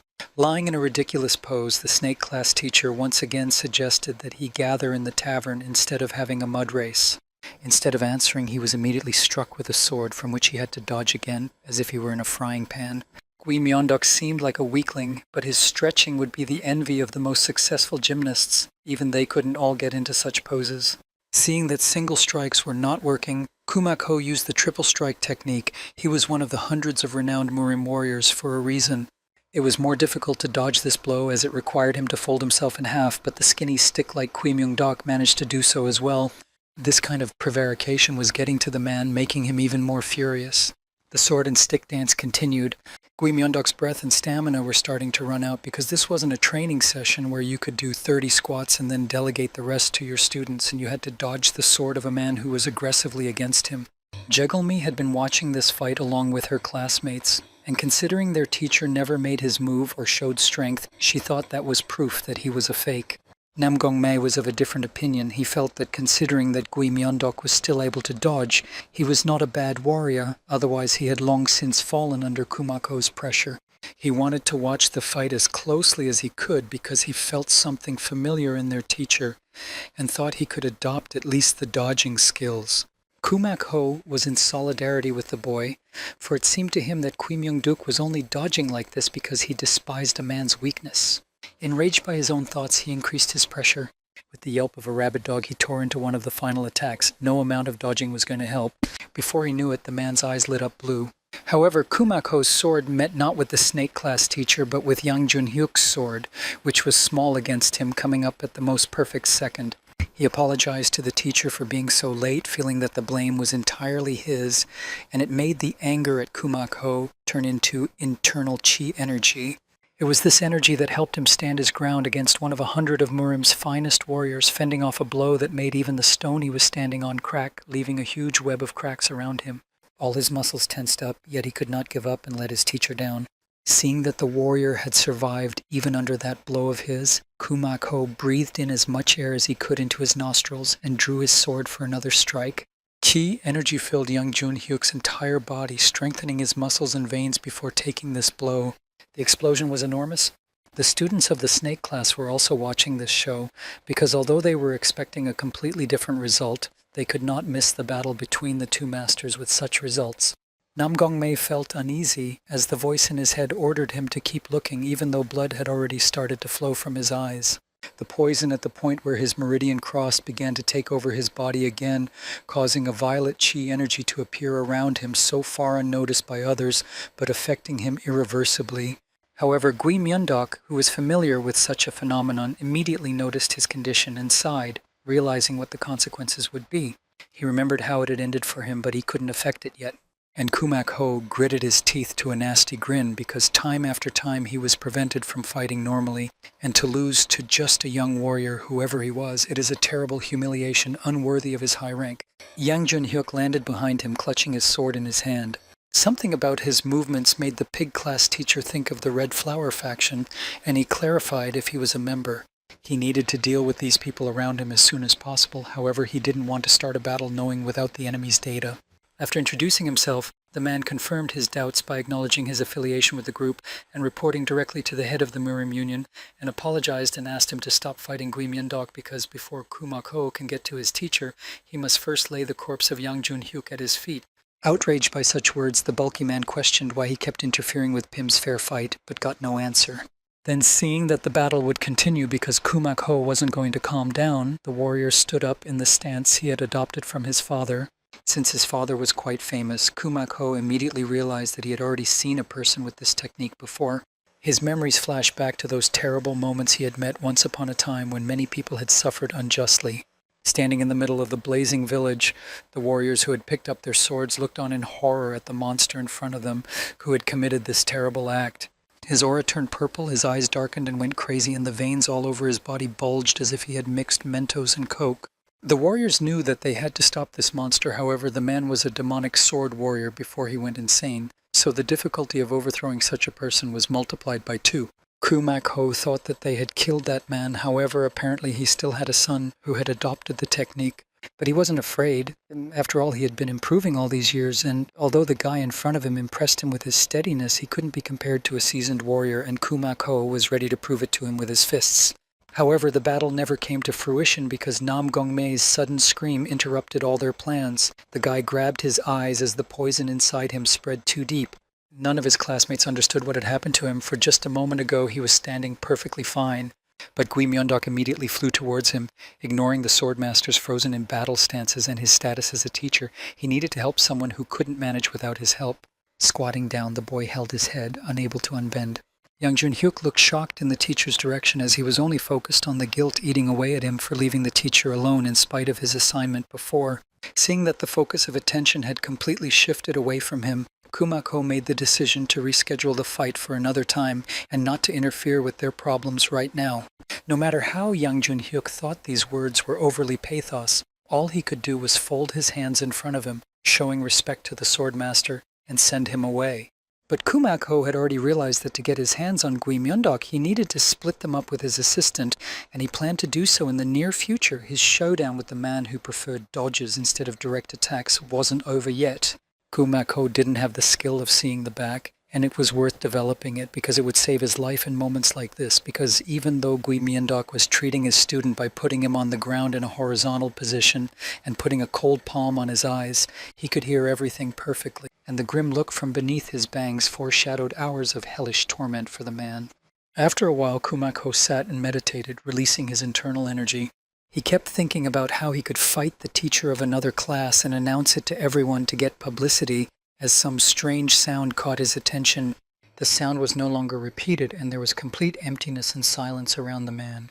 So the man exhaled, summoning his restraint and calm, and once again attempting to sink into a trance state that facilitated a quick recovery of the internal energy he had expanded during today's fight. There was no way to calm down, because a suggestion was breathed out in his ear to end the Pimu bout that Kumak Ho was so eager to start.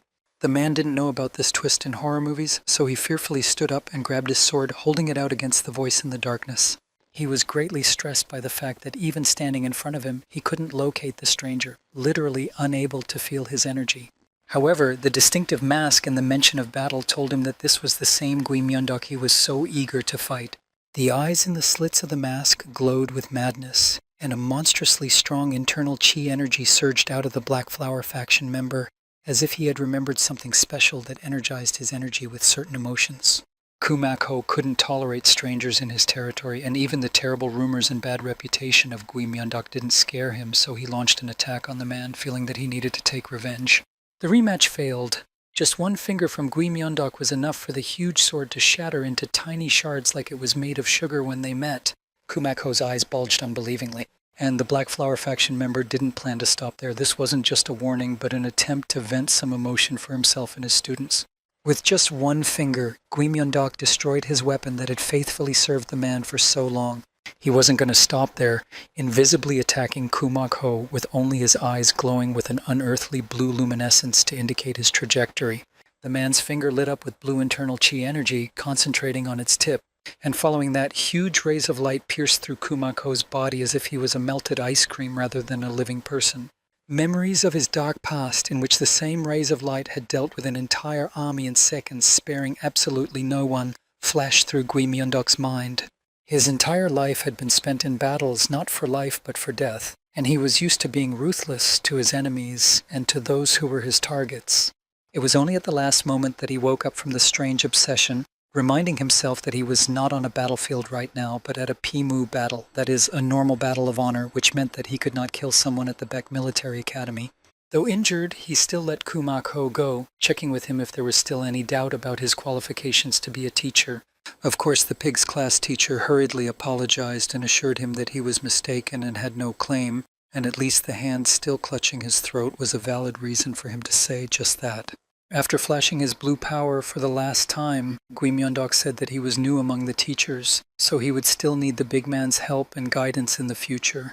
With these words, Kumak Ho's private courtyard emptied as if the beating had never happened, and only the wounds on his body and the broken sword were evidence that the man had not dreamed at all.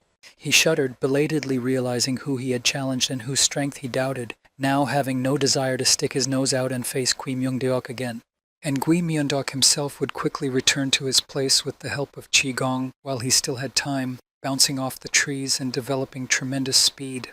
Unfortunately, he didn't make it in time, and before he even got to where Ona would have been alone, a clot of blood escaped from under his mask with a cough.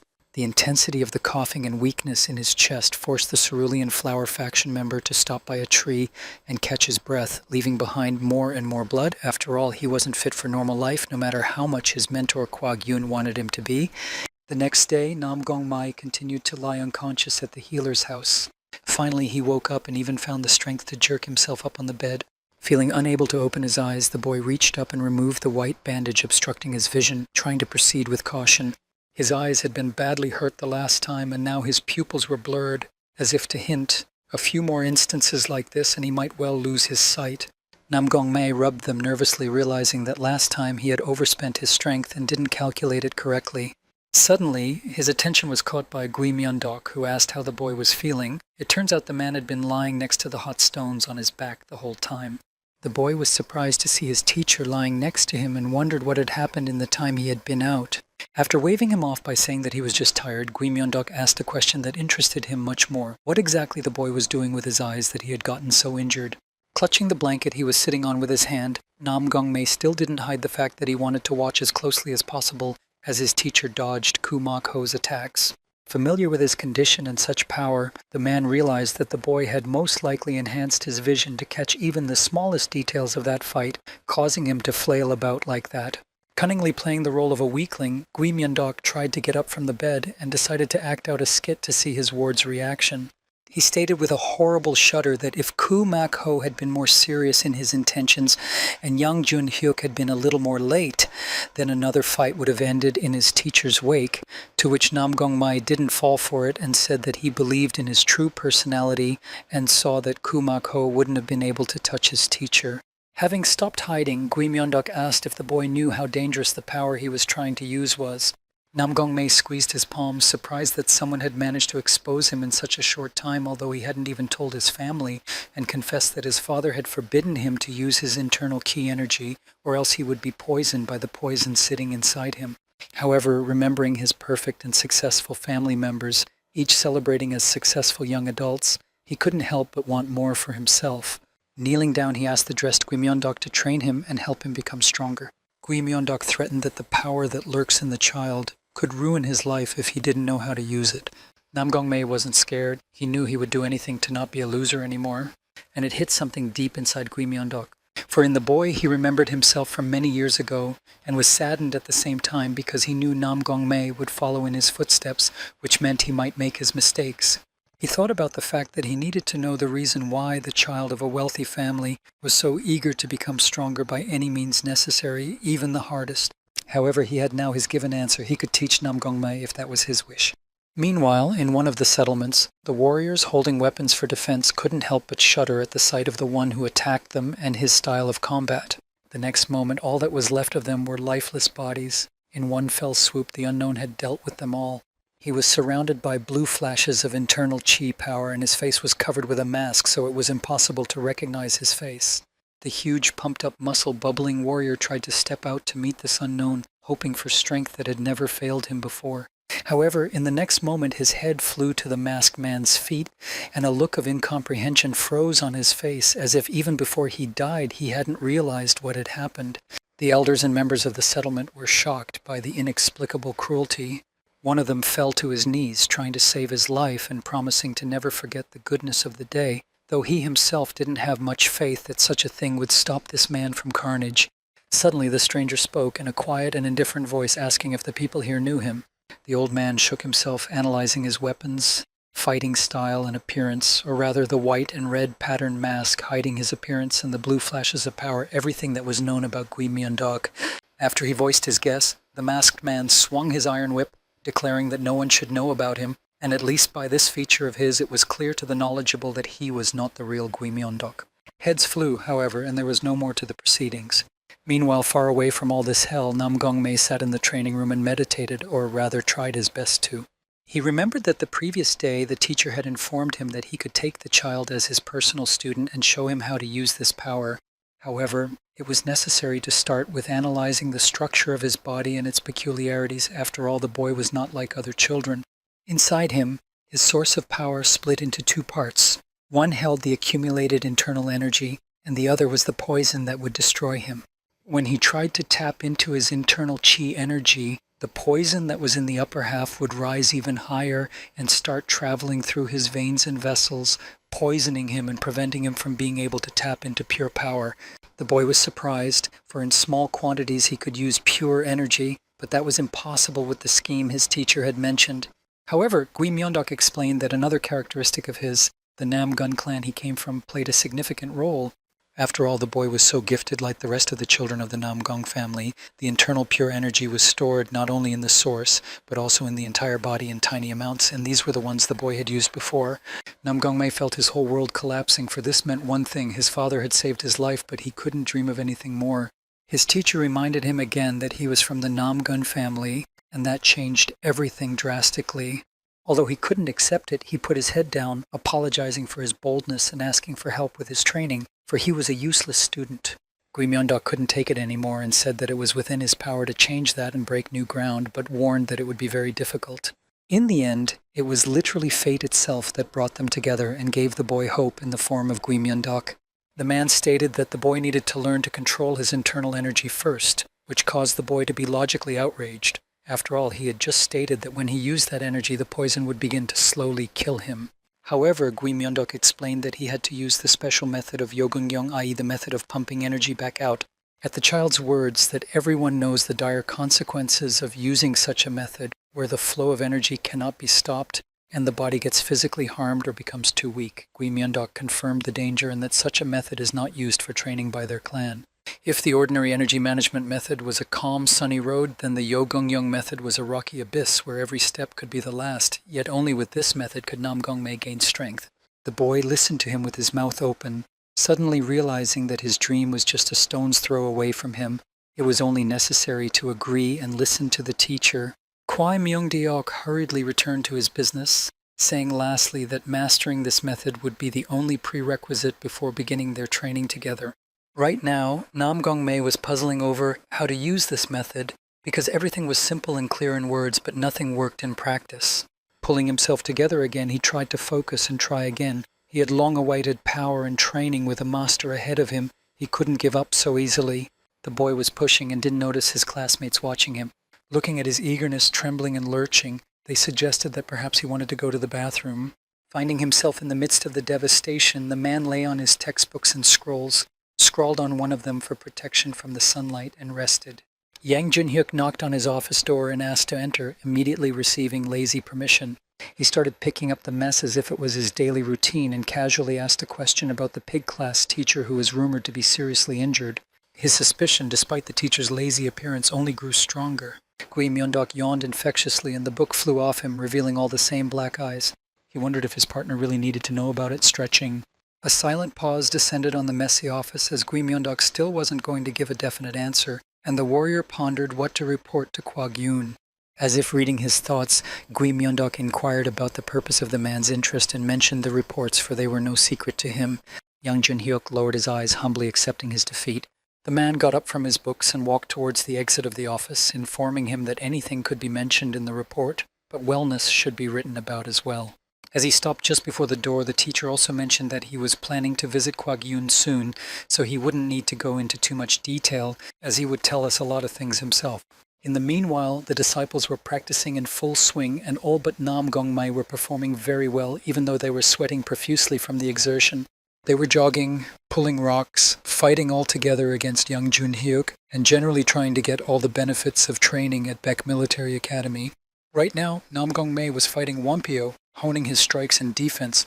The boy marveled at how fast the Shaolin monk was, and how skillfully and effortlessly he fended off all his blows, thinking that it was all down to a secret technique that all the monks were trained in. The sudden lunge from Wampio and his eyes blazing with power made the boy cringe, realizing that he wouldn't be able to dodge such a blow. However, instead, a notebook clutched in his hand with an inscription on it stopped in front of his face a millimeter away, stating that he too had tried to master the Yogan-Young method, but due to its high difficulty he had given up on. Nam Gongmai was grateful for this kind of peculiar support from his classmate, but offered to continue the fight. He tried to kick his opponent as fast as he could, but the monk was no joke. The boy blocked the blow, steadying himself on 2 feet flat, and instead of flying off on his own, flipped Nam Gongmai in midair. And then he stood in a pose of innocence and offered to continue talking about techniques for releasing inner energy. Nam Gongmai was surprised to recognize that the new method suggested by his classmate was working wonderfully, and he finally began to feel some movement of energy in the meridians. The point was to look at the cultivation method from a different perspective, and not to send the energies forcibly to another place, but to simply flip the inner source. And it was working, though still very slowly. Jagalmi and Unring were standing nearby stretching their legs, and if Unring was suffering during this training session, Jagalmi was watching Nam Gongmai's process and couldn't help but snort disdainfully. She said that finally the semblance of training would end and the real drills would begin, and Unring felt a shiver go through her body, for compared to the steady Jagalmi, she felt like jelly in the wind. Stormy, uncomfortable, and wanting to go back to the refrigerator where it wouldn't be so hot. Jagalmi explained that rumor has it that all 12 classes will have to go outside and practice in the open. Mo Yongbo suddenly walked over to the two of them, and as Jagalmi practicing stopped, Unring also exhaled in relief. The girl snorted when she heard Mo Yongbo speak quite like the older generation and ordered him to stop speaking so formally. However, when asked if she would like to be captain, she said she had not the slightest intention. Unring also joined her words, for she didn't have any special strength or advantages to be a captain. Mo Yongbo heard her and believed her words, imperceptibly breathing out a sigh of relief. After all, the girl was a strong opponent, and then looked in the direction where the sounds of suffering came from. There, weeping at the effort involved and the complexity of the new method, was Nam Gongmai in the company of Wampio, holding a plaque with his hands to the sky. Meanwhile, Tang Weiju also released his internal qi energy, checking the condition of his body and especially his fractured arm. At last he removed the bandages and saw a healthy hand and fingers, but he felt that they had not yet fully recovered, and this only made his deafening anger grow stronger. When he left the room, he miraculously met his teacher with a bandaged chest, looking at him grimly. Of course the boy bowed to him, playing the dutiful student, as if he wasn't the one who had made the whole story in which his teacher was hurt. Tang Weiju smirked, looking at how battered he looked, and was sure that the snake class students were much worse off, for he was confident in Kumako's strength, but the bulky man walking past him only advised him to recover and stay out of the way. Feeling that he had not realized his mistake, Kumako looked gloomily at Tang Weiju, reiterating anew, prying into the snake class, much less his teacher, was absolutely not allowed. Tang Weiju was startled by this look, but he immediately tucked his tail and said that he didn't plan to do anything bad, and that he just wanted to know if his master was all right. Kumako didn't believe him. He once again warned his student not to do anything foolish, for apparently he knew him well enough to understand his serpentine, insidious nature. He also clarified that it would be beyond Tang Jiwoo's ability to handle it. With these words issuing his last Chinese warning, Kumako went about his business, leaving the boy, displeased at this outcome, behind him. Tangju's fist clenched by itself, and the veins protruding on it from the tension were a testament to his extreme anger. He couldn't believe that he had dared to be so humiliated by his own teacher, and those kids who had humiliated him earlier went unpunished, as if he was the only one to blame for what had happened. The boy desperately didn't want to admit that he was really the cause of all this comfort. Meanwhile, the very test that Jagalmi had mentioned earlier was being prepared, and various mentors were converging in one place to entrust the students of the Beck Military Academy with their escort and find blossoming talents. Teachers of all grades had to keep track of how their students' assignments were going. However, one of the teachers distinguished himself as always. Wu Kuag-yun's game tower of wooden logs even fell down when he heard the request of his most loyal follower. The old man interrogated him once more to make sure he didn't have a hearing problem from old age. However, Gui Myeondok obediently repeated that he was asking for permission to hold a special test for his students because the previous tests had shown a good result and he wanted to continue the success. Kuag-yun was a little unsure, as he trusted Gui Myeondok on one hand, but on the other hand, he didn't want to put any of his students in danger. Gui Myeondok asked to show a little more trust because he's already been made a teacher, so now he can't disappoint Kuag-yun and let down his expectations. Of course, this made the old master even more stressed out. After all, he feared that the students of the snake class would be taught the techniques taught by the members of the Black Flower faction, which were very brutal trainings that not everyone could withstand. Gui Myeondok had nothing left but another request to trust him. With a sigh, Union Head Murim gave a wave and allowed the test to be changed, thinking only that young Jun-hyuk would have to be given one more additional task to see to the safety of the disciples. However, no sooner had he started lecturing in safety rules than Gui Myeondok vanished into thin air, leaving behind only dust, wind, and a ruined game tower. Meanwhile, the students continued to walk out of the main building of the Beck Military Academy, accompanied by those they were supposed to be guarding. Nam Gong-mei and the other students in the snake class swept up that everyone looked very happy and excited because this was the first major test like this. All 5 of them gathered in one place, but their assignment was still no way out of the academy. Suddenly, as he was considering his surroundings, Nam Gong-mei noticed Namgun Ji-fyun, a younger cousin from a side branch of the clan, who was also looking at his friend with surprise. The boy immediately ran up to Nam Gong-mei, proving that they really have a good relationship. After asking around, it turned out that Nam Gung Ji-fyun had gotten into the sheep class, and Nam Gong-mai couldn't help but admit that this choice of class suited him very well because the child lacked strength and determination. But it was all contrived on the bright side. He wanted to know how the other classes were training, so he asked how long ago they had finished with theory and moved on to practical training. The boy asked confusedly what the question was about. Their training started immediately without postponements or any theory. Nam Gong-mai couldn't help but be surprised by such a thing because he could see that he wasn't being deceived. But he still remembered the torture instead of training, during which they were read dry theory about how true warriors should act, who were worthy to defend the honor of the Murim Alliance, and how his bones ached after those squats with the stone. He tried to think of the words their teacher had stitched them with, but he hadn't even heard anything like that, though he appreciated the terrifying name of the technique they were learning. It gave the boy an understanding. The curriculum they were taught had a difference from what the rest of the class was going through due to the personality of their teacher. His younger cousin asked him if the rumors that the snake class had a member of the Black Flower group, the Great and Terrible One, were true, to which Nam Gong-mei replied that there was nothing to fear about Gui Myeondok, because he was actually a very good person. Jagalmi and Mo Yongbo couldn't agree with him, not realizing who had tricked their classmate like that. Finally, the boy also ran off following his group, and gradually only the snake class students were left waiting for the person they were to accompany. The boy started to get a little worried, but Jagalmi reassured everyone with her usual self-assurance that they just had to wait for the master. But the thought had already flashed through Nam Gong-mei's mind that if their first trial was different from the others, then their teacher could be creative in this trial as well. As if in response to his thoughts, Gui Myeondok appeared from the Beck Military Academy accompanied by his indispensable warrior. He said that his students should follow him and not ask unnecessary questions, for their assignment was being led entirely by him and there was no need to wait for anyone else. Jagalmi was, as always, displeased with this kind of self-rule by their teacher. There was nothing to do, however, so the children obediently followed him, and they had to walk for quite a mile before they stopped in surprise at a sign announcing that they had now come to the City Defense Corps. Meanwhile, strangely dressed people with strangely unclear intentions came out of the enclosure. Clinging to their robes, a man crawled out behind them, from his clothing resembling an official or something. The warriors did not appreciate such a load, and first they ordered the man to get off, and then they drew a sharp sword, with which they wanted to separate the clingy man from themselves. The man froze fearfully, looking at the blade approaching him. Similarly, Mo Youngbo was not tolerated, and faster than the speed of sound, he tore off to intercept the warriors' weapons, leaving behind the surprised classmates. Gui Myeondok was not surprised, but Yang Junhyuk was very surprised, but both of them silently followed the developments. Even though he was a child, he was still considered one of the most promising heirs of the younger generation, so even the seasoned warrior was uneasy when his forearm was gripped in a powerful grip, even by a boy who had come out of nowhere. Feeling the steel grip, the man was amazed at this amazing strength.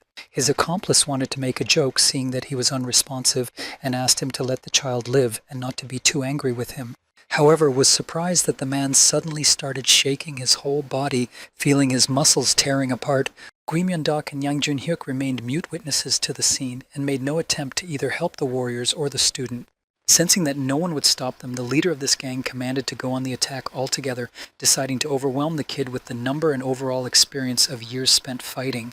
However, Mo Youngbo's sword and speed was much higher and stronger, and thus the warriors' swords cracked just as Kumako's sword had previously cracked from Gui Myeondok's finger. While the men were in prostration, unable to understand how something like this could have happened, Mo Youngbo slowed down behind them. So they were all seated inside the building, except they weren't tied up, considering the mess they'd made. Gui Myeondok, sitting in front of them, asked to explain what was going on here.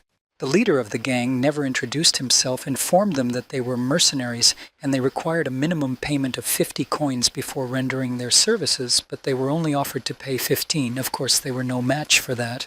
The very man dressed as an official on the other side tried to defend that he would certainly pay the remaining amount because he kept his word. The warrior did not appreciate his words and angrily declared his refusal to work under such conditions.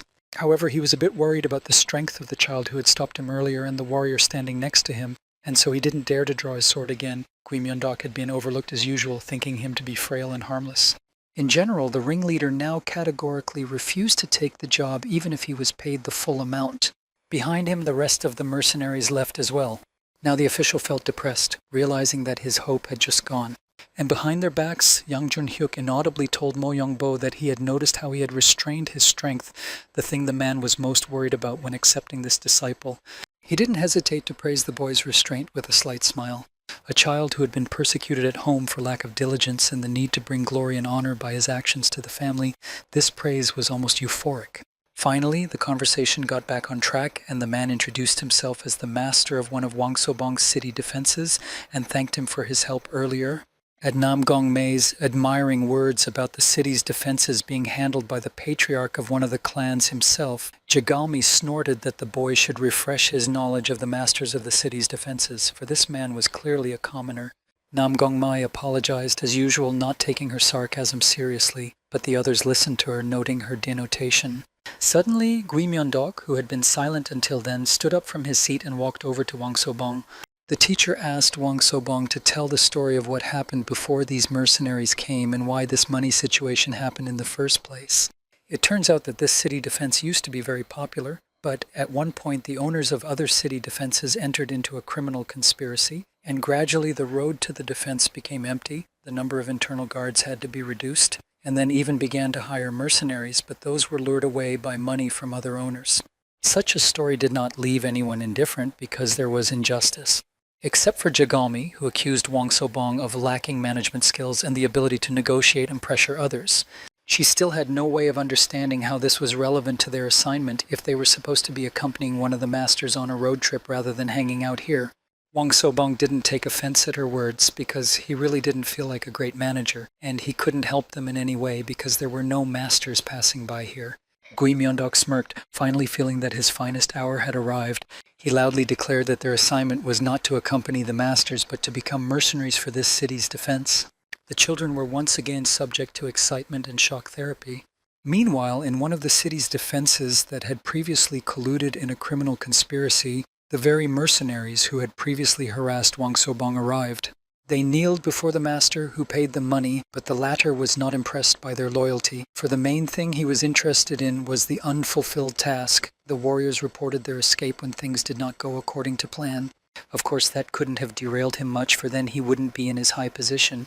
So when the mercenaries, horrified at what could be done to them for failing the mission, told the mercenaries who had come to Wansobong City Defense, the master of the local city defense, Kwak Tisk Tisk, and informed him that it didn't matter to him who helped him achieve his goal, them or anyone else. After all, his plan can't be disrupted by some miscreants. The owner of the city's defense corps said they were having a little financial difficulty because he was afraid his saviors would refuse to help him. However, Gui Myeondok answered him that there were 15 coins for each of them, and there was no problem with that. He asked for a night's lodging and food, but smiled slyly, already anticipating what awaited the children. Wang Sobong was a little hesitant because although according to the outfits the guests were from noble houses, but he wasn't sure if they could handle it, and certainly not whether they will give up the job by overestimating their strengths. However, he had nothing to lose by their temporary assistance, so he obediently bowed his head and thanked. Everyone gathered in the plaza in front of the defense complex, and the students began to listen to instructive lectures from Gui Myeondok. He read out various words to them about how they should fight to strengthen their magic power, and that his snake class would not participate in training that only simulated real combat because he wanted his students to gain real experience. Though some had doubts about it, like Jagalmi, yet they acquiesced to it all. Gui Myeondok continued saying that they would definitely meet some bandits on the trade routes to practice their skills on. Of course, since they aren't real mercenaries, fighting the mercenaries will be a real fight in which they will use real weapons. The man asked to see all the weapons they had brought with them and began to analyze them. All of the students showed their daggers or swords, and although Gui Myeondok frowned, he didn't say anything, even in the case of Wampio, who only folded his hands in a flailing gesture. Namgongmei himself displayed a wooden sword. Gui Myeondok looked thoughtfully at the boy, taking the wooden sword with him for real combat, and tried to figure out what he should do with such students. And suddenly, even though not everyone's weapons were satisfactory, he suddenly said that they had prepared quite well. And then his plan became clear, because Gui Myeondok had just confiscated their weapons and demanded Yang Junhyuk to bring the weapons he had brought with him originally. While looking so sneaky and pretty, the guys had to be nervous given his personality. Gui Myeondok threw a strange-looking bag and said that he had been watching the children all this time, and so he had prepared the necessary suitable weapons for them. For example, they were old-looking, tattered swords that looked like they had been through a lot of fighting, so it looked like they would crumble to dust after a single touch. Moyongbo didn't understand how they could fight with such a weapon. However, afterward, the teacher said that all these swords were only here for one Moyongbo. The boy did not hesitate, for he was the successor of a wealthy family and spent all his time perfecting his sword skills, and openly declared that it was not a sword but a piece of old iron. When Gui Myeondok objected to him, the boy lectured him of the sword that the teacher had confiscated from him earlier, and told him that that sword was their family's treasure and an ancient relic that would cut even stone. The man examined the blade and agreed with him. However, since he wasn't going to give him the sword, Moyongbo nervously asked what he should do if the blade in his hands fell apart, but the teacher wasn't easily confused, and he grinned. He just needed to take the sword next from the 10 provided. In order to end the argument, Gui Myeondok, as if he was a good psychologist, tried to get the boy emotional by suggesting that Moyongbo was simply too weak and only relied on his sword rather than his fighting skills. Moyongbo couldn't bear it. Now it's time to mock Jagalmi. Gui Myeondok acknowledged that her sword was beautiful, but she replied completely indifferently that she had no attachment to the sword and there was nothing outstanding about it. The man gave her a chugchok, a small bamboo piper, in her hands, and it put her in a state of complete shock. She looked at him with mad eyes and did not understand what she had even forgotten here. This blowpipe was not a bad weapon for those who were proficient in the Yumgong technique, that is, restraining martial arts through sound.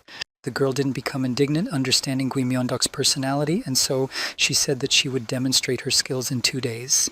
For Unreng, the teacher had prepared a sling with throwing arrows, and Vanyo handed over something like a nunchuck, and the boy still as silently accepted the weapon. When it was Namgongmei's turn, he expected something incredible. However, no weapons were handed to him by Gui Myeondok because he needed to catch up with the rest of the group in skills first before practicing with real weapons. Namgongmei said that he didn't have a method that would help him catch up with the others quickly, and he still wasn't doing well with his teacher's past method. Gui Myeondok cheered him up about how everything would be fine because the boy had already activated his eye energy, and something like that required a lot of effort and concentration. The teacher was carried away again and began to read out a lecture on who the chi energy works and how to transfer internal energy to external energy. So if there were only 5 types of energy that each had their own clear position, the child had those positions mixed up and it was more difficult for him. However, this phrase unexpectedly helped Namgongmei realize and understand exactly what he needed to do. And at the top of one of the mountains sat an old man with shabby hobo clothes and complained that no one was seeing him off, since he was from a clan of hobos that everyone usually disliked. So, forced to stay in the defense complex, Mo Yongbo sat like a master and examined the sword provided, trying to figure out how to work with it if it was such a useless iron. The rest of them were practicing with their pipes to show their teacher that they could do better. Wanpyo was learning the nunchaku, and Eunring was practicing throwing knives. Gui Myeondok said with a confident look that from now on they were getting normal training in real combat, and not some semblance of it like the other classes. He reported that their job is to protect the Urban Defense Corps and help successfully complete the transport trip, and anything can happen along the way, so they need to be careful as this is a real fight, not a game. Not only did they need to practice, but first and foremost they needed to protect the head of the defensive corps and the product itself. Once this test was over and the class captain would be chosen, so they didn't need to relax for a minute, all the kids looked on eagerly, expecting them to give their best effort, especially readable in Mo Youngbo's eyes, who needed to come back with an honorable first place in everything. And in the thick of the forest, dark hooded figures were already waiting for future victims. The course, because of the large wagon and the amount of merchandise, moved quite slowly, not the name of being able to hurry. Nam Gongmei constantly looked around, waiting for some sort of attack, sensing that something was wrong. Gui Myeondok lay in one of the wagons and slept sweetly, trying to get rid of the bags under his eyes in his perpetual state of sleep deprivation. Finally, they took a small break because everyone was tired from the road. The boy moved farther away from everyone to continue his training, even at a time like this, and diligently stood on his hands, head downward, to shift the center of his internal energy downward in a mechanical way. Just as it began to feel something inside, its weak stamina failed it, and Nam Gongmei collapsed onto its back. However, he was still surprisingly satisfied because he had finally felt the guiding thread and was now certain that the teacher's words were not lies. Of course, it was dangerous because if one applied internal energy in the opposite direction from the meridian point, the body would receive a serious kickback. He still wondered if he had enough of the very determination that would allow him to risk his own life like that. Suddenly, his introspection and doubts were interrupted by Gui Myeondok, who had stopped sleeping and had come with his purpose. He was advised that this is not the time to train and it is not the right place. When Nam Gongmei wanted to ask his teacher something important about training, the teacher made a horrified face and ordered him to go back to the night watch. Of course, arguing with such a person, knowing his capabilities, so immediately ran from the clearing away to his seat. Left alone, Gui Myeondok turned to those in the shadows and, snorting contemptuously at the fact that they were planning to kill a weak little kid, ordered everyone to come out to him in the open because he wanted to fight them. When there was no response to his phrase, the man laughed, saying that simply lowering his heads for cover would be useless when it came to his skills. Apparently realizing that they had been exposed, the mercenaries stepped into the light with understandable intentions. Seeing his frail appearance, they didn't believe he could be a hindrance to them, so they ordered him not to get cocky, but something about him alerted them, not enough to take him seriously, of course. One of the mercenaries suddenly laughed and said that he understood. Such a thing made Gui Myeondok confused, as he was the one who didn't understand anything. The mercenary explained to him that Gui Myeondok was just trying to give the child time to escape, and he hadn't planned to fight them, so he was acting so boldly. They are all surrounded by the man, seeing nothing terrifying to them in his weak appearance. Well, they should have taken care of their health and their safety, because as soon as Gui Myeondok heard that the mercenaries wanted to kill not only the child but also the entire trade convoy, he took out a white mask with red patterns from his clothes. The poorly trained mercenaries didn't know the origin of this mask, and so they laughed and said that the jokes were over. At the leader's order, one of the mercenaries rushed to attack Gui Myeondok. Before the sword even touched the man, the mask had already risen on Gui Myeondok's face.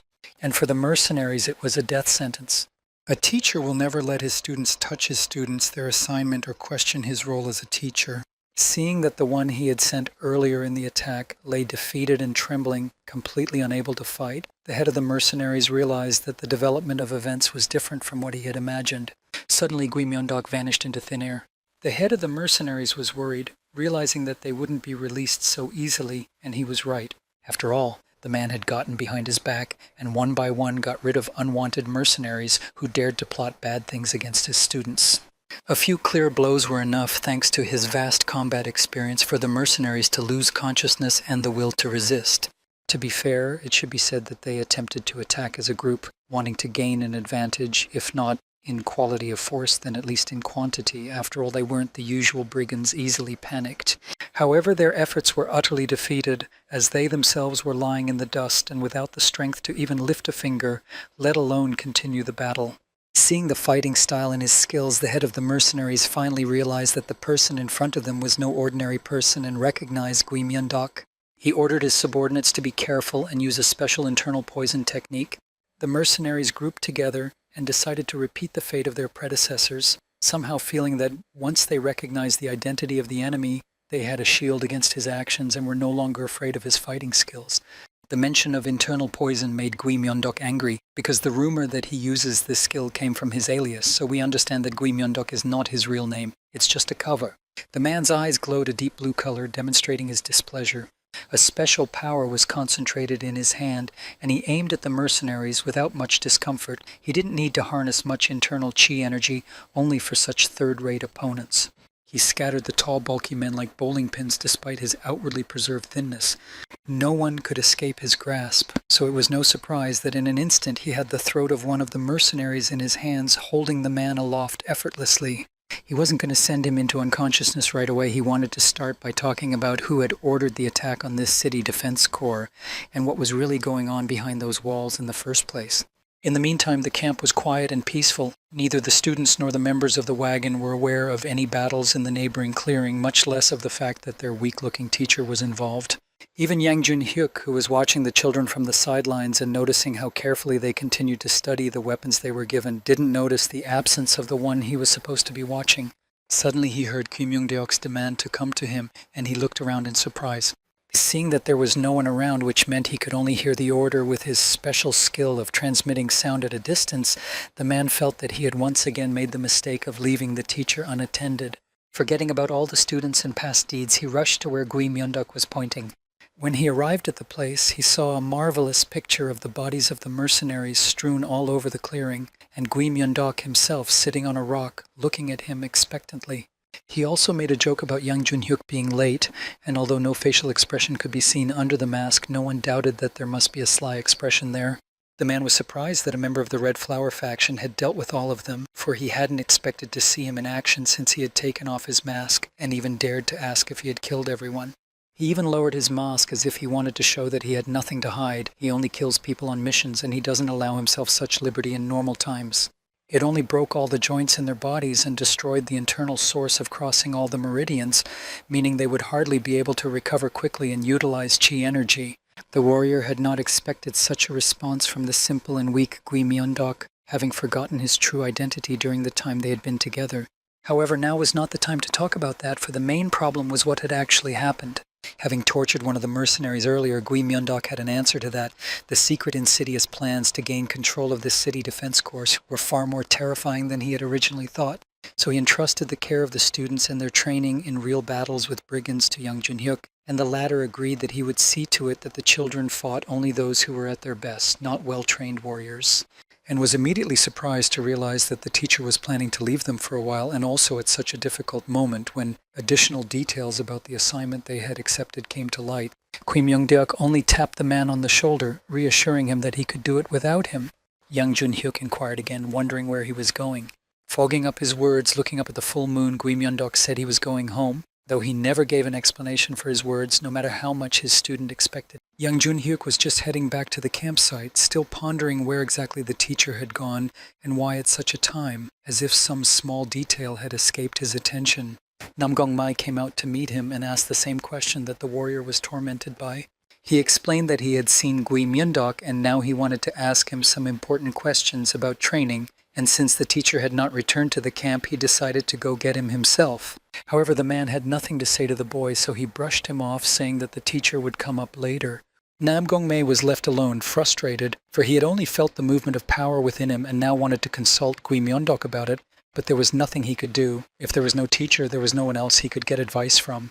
And unnoticed by everyone, strange streams of internal energy began to spread about his veins right from the center point of the intersection of the meridians. Yang Jun-hyuk, who had returned to his previous position, was discovered by City Defense Corps' junior master Wang Ik-hyun and asked him if he was awake, standing up with his eyes open. Thoth replied that he occasionally fell asleep but kept a night watch, though they had posted a man who would be responsible for notifying everyone in case of danger. In a clearing not far away from them, Wampio held his post responsibly, holding himself up with a stick so he wouldn't fall asleep while all the other children slept around him. Both men grinned at his expression, because no matter how professional they were still just children who were thoroughly exhausted by the road. Wang Ik-hyun even promised that he would let the kids rest and get a good night's sleep the next night so as not to overload them even more. This kind of remark surprised Young Jun-hyuk because they couldn't cross the mountain in just a day, which meant that they would have to sleep on the cold ground for a few more days. The man obediently explained that they had a village with which they were on friendly terms and traded together, and therefore often stayed there for the night, and this time he wanted to do the same. Then he was interested in answering the question. Wang Ik-hyun had never seen that weak, sickly man traveling with them, and such a nickname made Young Jun-hyuk spit out his lungs either from laughter or from the insult inflicted on his teacher, but he replied that Gui Myeondok would join later and didn't bother to dispel the myth or explain anything to the merchant. The next day the journey continued again. Now the accompanying workers and children had to pull the wagons with resources uphill, which was not easy even under the scorching sun. Suddenly the bush in front of the leader was stirred, as if someone was hiding there. The snake-class disciples immediately rushed forward to protect the young master and lined up in front of his horse in a defensive stance. However, to their surprise, there were no brigands there, but just a child gathering herbs in the area. Wang Ik-hyun immediately greeted him cheerfully. He explained that this child came from the very village with which they had established ties, and that this meant that the village was not far away. He got off his horse and inquired if Jin-hye had been gathering herbs, and if so, why not in the company of his grandfather. After listening to his story, Wang Ik-hyun patted the child on the head, appreciating the bag of medicinal plants he had collected and promising to buy it at the best price, and also praising the child for being able to collect it all without his grandfather, who had a lower back ailment and had stayed in the village for that reason. After stopping, the wagon took up the road again. Jin-hyo, approaching Namgongmae since they were closest in age and the atmosphere around them, asked him if they were mercenaries. Hearing the affirmative answer, he asked enthusiastically if they were as strong and powerful as the mercenaries' legend has it.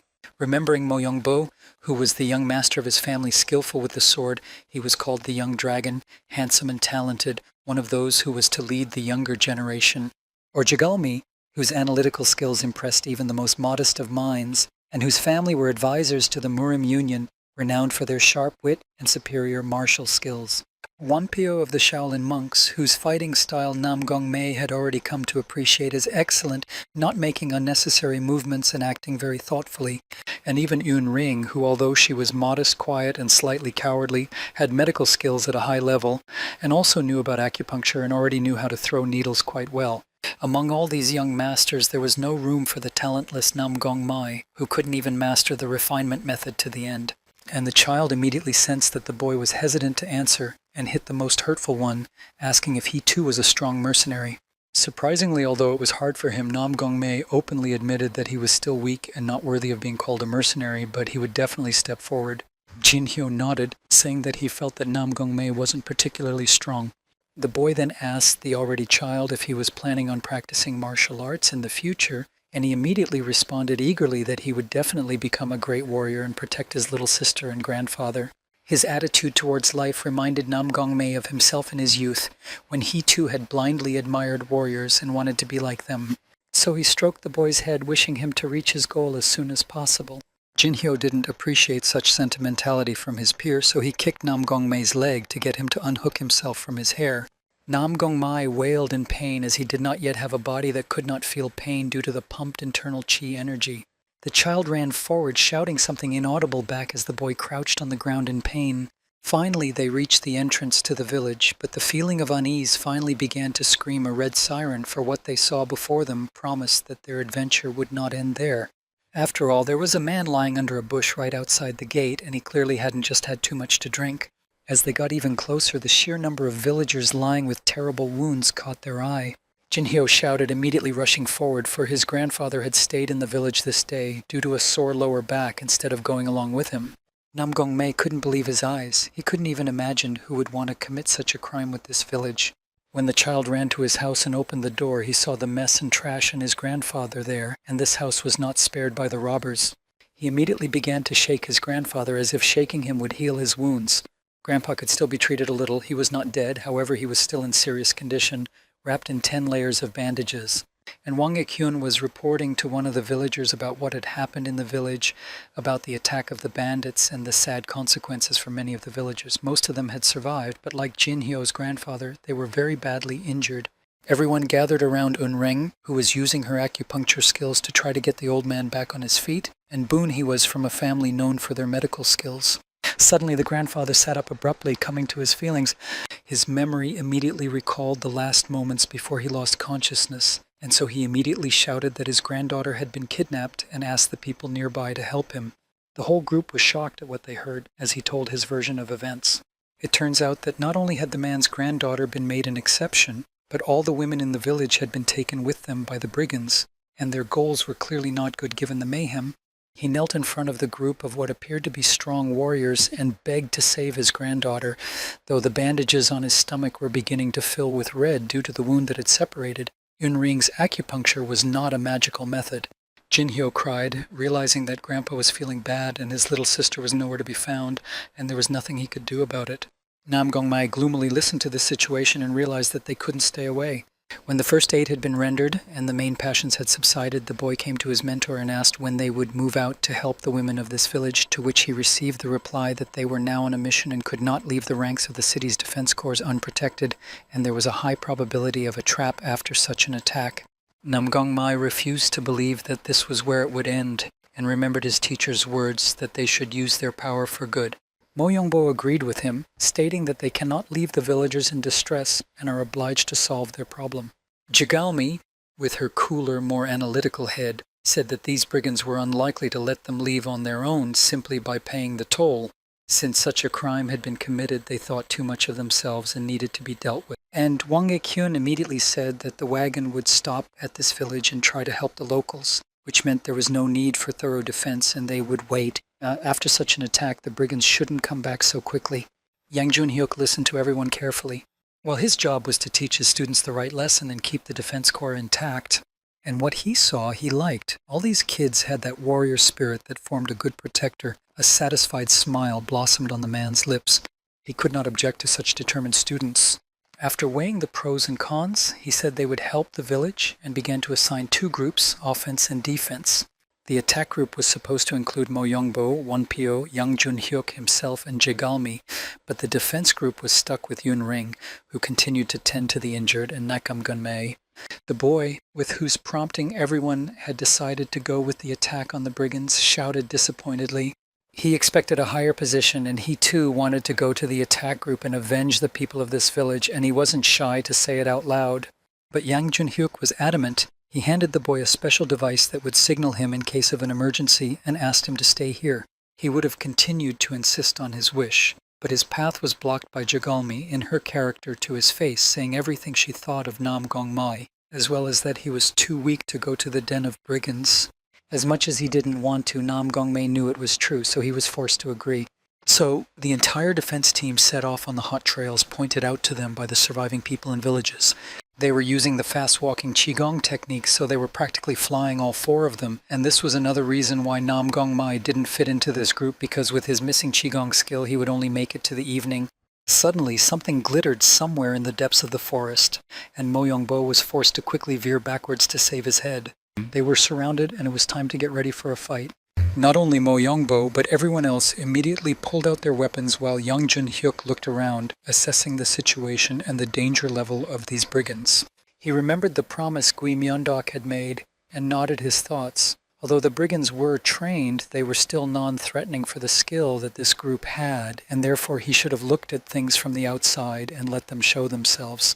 The mercenaries, meanwhile, did not yet know what disaster they faced or what end awaited them this evening. Mo Yongbo didn't mind showing that they were greatly mistaken in underestimating their strength just by looks alone. The rogue was surprised to see that a child could use internal chi energy of such strength, and he even thought that there was going to be serious trouble now. Mo Yongbo lunged at him with thoughts of justice and fairness, and the man had to use his hammers to cover himself from such a blow. However, contrary to everyone's expectations, Mo Yongbo did not smash the bandit with a single blow. Instead, his own sword, the sword that Gui Myeondok had given him, cracked. The boy was surprised to see these shards. Then that having only the best swords, he had already forgotten that such a thing was possible with him and not with the enemy. Now it was up to him to dodge and figure out how to avoid the blow. Of course, he was able to dodge with Qigong, and he also pushed himself away from the brigand's face, landing softly on the ground. However, this did not add to the brigand's joy, which meant that he was now even more disgruntled and angry. Moyombo now had to look for a solution to this situation, and even the fact that he immediately pulled out the second sword he had been given from behind his back didn't help. Last time the sword had broken due to his internal energy simply unable to withstand such tension. Things weren't going well for Jigalmi either. She pulled out a piper and started playing a tune meant to stop her opponents. And the brigands were indeed almost blown away, but it didn't last long, causing the brigands to even dare themselves to laugh at her openly, no longer afraid. Of course, Jigalmi's character and self-importance were not affected, and she snapped wryly. But in her head, she was already calculating what to do next, because this way she wouldn't be able to keep them busy for long. Still, it was unrealistic to learn the skill of Yumgon in 2 days. Wampyo, who was used to fighting with his bare hands and now awkwardly wielding his nunchakus, was also having difficulty. It was difficult for him to handle them, and to take and discard the weapons was not allowed by conscience and the realization that this was just another training session they had to go through. While the 3 disciples suffered in the battle with the brigands, realizing that they were in trouble, Wangge Kyun commanded the men of their merchant wagon for now, ordering them to disassemble their belongings before their defenders returned. Nam Gongmai sat on the rock depressed, seemingly realizing with his mind that he was too weak to go into open combat, but in his heart feeling bitter about the lost opportunity and feeling weak. He promised himself that he would take responsibility for at least the task he had been given, the defense of the village, even though he knew that no one should return here after the attack. As he passed by the house, he noticed Jin Hyo and Yun Ring came out to him and said that his grandfather had fallen asleep again, but there was nothing to worry about because his condition was stable. Nam Gongmai tried to support the boy and said he would go on a detour to the village. Of course, hearing that his grandfather was okay and believing in the mercenary group that promised to return the stolen women to the village, Jin Hyo cheered up a bit and asked to go along with Nam Gongmei. Looking at the huge number of casualties, the boy did not understand why this particular village was attacked, if judging by the stories this place was not popular with brigands, and there had been no other such attacks before. Suddenly, a horrifying hunch came to him that all this could have been a trap.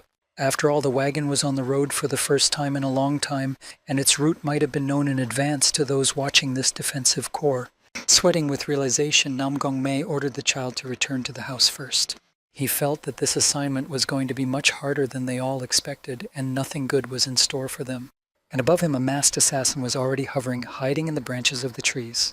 Finally, no longer wanting to participate in the spectacle of an unseen voice, the assassin raised his voice and his face came dangerously close to the boy's face, making him flinch at the force he unleashed. Although Nam Gongmai was shouted to Jin Hyo to immediately run to the others in the house, the boy couldn't take a single step aside because the mercenary's power that didn't act on Nam Gongmei acted on the child. So there was nothing left for the guy to do but grab the kid and drag him along, leading him away from danger. The assassin didn't want to let them go so easily, and in his skills, Nam Gongmei saw that this wasn't just an outlaw or even an ordinary mid-level mercenary, but a quality-trained assassin. Although he judiciously assessed his strength against such a warrior, he had no choice but to distract this mercenary with his attack to give Jin Hyo a life-saving time to escape. The mercenary, as expected, easily dodged the blow and soared into the air, letting the boy under him, and also had time to laugh at his slowness and weak skills. Nam Gongmei's main goal was achieved. The mercenary's attention was completely focused on him, and thus the strength of the internal chi energy on the surroundings weakened slightly, allowing the boy to escape, but he himself received a boot on his stomach and couldn't help but grimace in pain, flying several meters backwards. Seeing disgusting performance, the mercenary doubted that the group guarding the defense corps managed to keep anyone safe with such skills. These words made the periodically intelligent Nam Gongmai realize that this had all been planned from the beginning, and this confirmation of his fears gave him new strength. The mercenary in the background kept talking about how he would first deal with the boy in a horrible way, then he would take care of the other child, and then he would take apart the remaining defenseless members of the defense corps. But Nam Gongmei had a clear pattern: first save the child, then make sure that this was not a joke and was really dangerous, and then release a signal fire from the device that the assistant teacher had given him earlier. There was but one misfire in his plan, and that was an indiscretion, namely the speed of the real Germans, who before he could even pull the rope and let the fire out, seized both his hands and forced him to let go of his pipe. The boy was now immobilized and unable to move his arms, and the pipe had bounced right under the feet of the chief mercenary. That one, briefly rasping about how naive the boy looked with these futile attempts to find salvation, crushed the tube into two pieces so that now it couldn't be used even if Nam Gongmei somehow miraculously got free. The situation began to heat up as another mercenary returned with Jin Hyo wriggling in his arms and sobbing profusely. The chief mercenary who had gained power over the children had gone crazy, and so he ordered Nam Gongmei's hands to be released and released strange ropes in his direction. With these ropes, he suspended the boy from the tree, tying him all over his body and depriving him of his last hopes of rescue. He also continued to abuse the poor child, telling him the horrors of what would be done to him because of his weakness. Jin Hyo continued to sob and try to get out, attempting to kick his captor with his foot, but he had no success. After all, he was still a small child who had recently had a heartbreak in the form of an injured grandfather, and before that had spent the entire day gathering herbs on the mountain. In other words, he was exhausted physically as well, and the outlook for Nam Gongmei loomed grim, and the upside-down position did not vest the task. The only people in the settlement now were the sick, the wounded, and the ordinary people from the merchant wagon they had to guard, who couldn't defend themselves, except for Un-Ring, of course, but her specialty was medical care and the occasional needle throwing, not fighting experienced mercenary assassins. The words about him being weak began to cut his ears. The mercenary decided to start with Jin Hyo, and his eyes were already watering from the lack of oxygen in his body as his hand continued to squeeze the small throat, and the voice above Nam Gongmei's ear whispered that he was too weak and should be glad they didn't start with him. A sudden crackle and a pink glow caused the mercenary to look back distractedly. Nam Gongmei's body seemed to transform, and the ropes quickly released him. There was only one light burning in the dark, weightless space, but the boy didn't care about it. He felt too indifferent. Nothing pleased him anymore. The light shone even brighter, endlessly asking what Nam Gongmei wanted. And the memories took him back to years ago when he was just a little kid and the people around him seemed smart and strong just because they were bigger than him. And everyone felt it was their duty to praise him for being the son of the Nam Gong family and to press him to work harder and not to dishonor the honor of the great family to which he belonged. He had heard it not for a day or two, not only on holidays. Such speeches surrounded him constantly, as if in this way relatives from other branches were trying to increase their own dignity. The boy was surrounded by constant reminders that everything he had was because of his family, and that only by developing himself would he be able to repay the Namgung family for all the benefits. And then there was a poisoning, during which, in order to save him, his father blocked his source of internal energy and forbade the child to use it, but did not explain to adults for what reason. And in an instant, the universally revered and praised heir of the Namgong family turned into a helpless, weak creature, and all those who had previously praised him felt it their duty to spit at the child who had lost his strength through no fault of his own. So he remembered the words that he had to train to his limits to become stronger, but what he needed to become stronger for he couldn't remember. What does he need the power for? Even before the poisoning, he had been practicing in front of his father, showing off learned fighting stances and techniques, justifying the title of budding prodigy, a hopeful one. The patriarch of the Namgung family also asked the child this question: what is his strength for? What is the purpose of his training? Then the child, small and happy in his father's company, unaware of what he would have to endure, thought about it and answered seriously, he needed the power to protect people who were in need and needed help. And when asked by his father who he considers to be a strong man, the boy answers without hesitation that his father is, and this makes the man laugh sadly and say that he is actually very weak, contrary to all opinions. He didn't quite understand that sadness in his father's eyes then. And now, remembering all those people he couldn't protect, Nam Gongmei realized that the desire to help people wasn't always enough, and the lack of power was both for those who had no power and those who had a lot of it. But at least he was able to make up his mind and give an answer to the question that the flame had so persistently tried to ask him. And now that he has Gui Myeonduk as his mentor, who has promised to teach him how to use his power and become much stronger, he's no longer afraid to tell himself that. As soon as he admitted that he needed the strength not just to regain the honor of the Namgong family or to match his older siblings, but to protect people in need, as something inside cracked, as if there was a barrier preventing him from looking at the world clearly. And in the open eyes, strength finally lit up. The boy also called her into his hands, helping himself to free himself from the fetters in which he was shackled in real life. He had landed on the ground, and now he could feel the very same internal chi energy flowing through his veins that had been blocked within him, that he had been deprived of for so long. And he finally understood the principle of how reverse energy works, so now it won't be easy to throw him off that path. The mercenary could not hear the voice inside the boy's mind, nor see the workings of his brain, and so was surprised how this frail weakling managed to free himself from his ropes. Namgong Mai didn't hesitate, as he didn't have much chance against the mercenaries, even with his awakened strength, so he immediately rushed to intercept the mercenary who had Jin Hyo gasping in his hand, the person who needed his help. With the surprise factor and increased speed, he snatched the child from the mercenary's hands and carried him some distance away. Looking at the battered boy, Namgong Mai slightly regretted that he had not revealed himself a little earlier, but at the same time he also realized that his strength would greatly increase now. Alas, even despite such a thing, the mercenaries didn't want to wait a couple months for him to improve and be ready to kick their asses, and so he drew attention to himself. Namgong Mai pulled out a wooden sword, declaring that he would beat them with such a weapon as well. The mercenaries began to surround him, mocking the boy and not taking his miraculous transformation seriously. Finally, at the orders of the head of the mercenaries, one of the men rushed to the attack. Contrary to his expectations and last week's quick defeat to Namgong Mai, the boy was skillfully reflecting the blows because he had trained hard before and had learned quite a few techniques, meaning he had a solid base. He knew that he wouldn't get far on his current skills because he still needed to stabilize his newly acquired power. So he turned to the lessons he had learned in the Namgong family to deal with the mercenary as soon as possible to give the village a better chance of survival, and for a moment he became very much like his older brother. The mercenary smelled something fried. His ass smelled fried because Namgong Mai had used a special technique that made both his sword, eyes, and hands ignite with a special flame.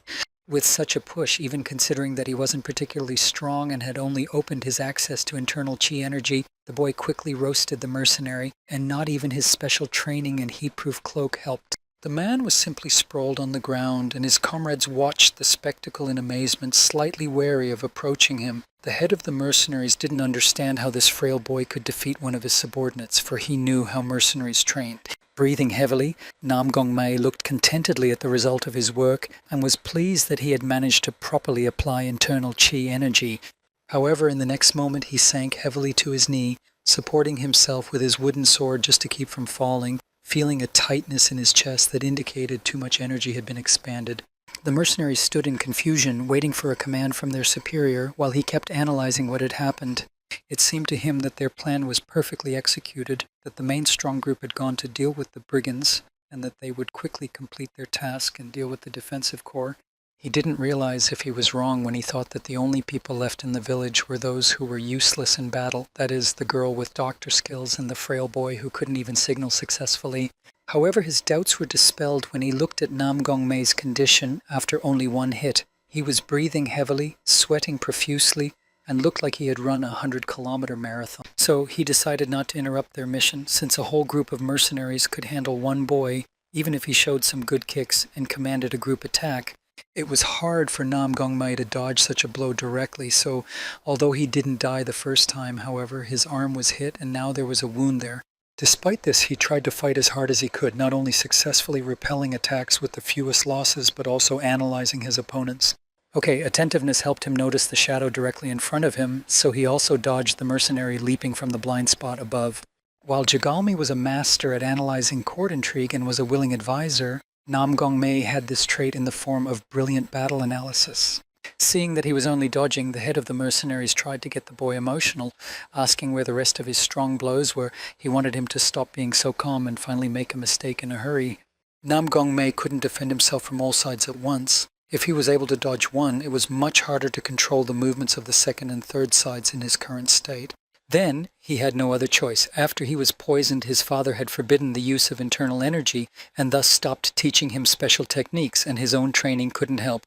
The head of the mercenaries stopped, sensing that something was wrong. The new technique that started out as a familiar stance turned into something special, lighting a fire on the boy once again. With this fire, smoothly transitioning from one technique to another position, Namgong Mai incinerated another mercenary, managing to do the near impossible. And it wasn't just the fact that he was able to incapacitate one more person, it was the nature of the technique he was using. And the mercenary knew he faced a unique sight. It's all about sword technique, multiple stances that are designed to put them into a single principle. If you understand the true essence of one technique, what happens if you learn to modify that technique and apply different positions? There will be such a monster who not just uses standard schemes, but invent new ones, and to allow the development of such a child, the head of the mercenaries simply could not too great a danger of changing the world under the influence of this boy.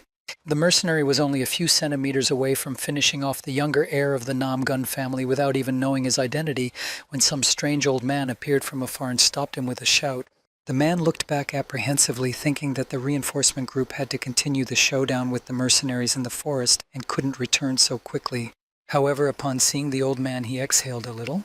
The old man, in his usual manner, slowly said that he had not seen the whole story from beginning to end, but that people who hide their faces behind a mask must have done many bad things, such as beating children, and he was ready to teach such people a lesson.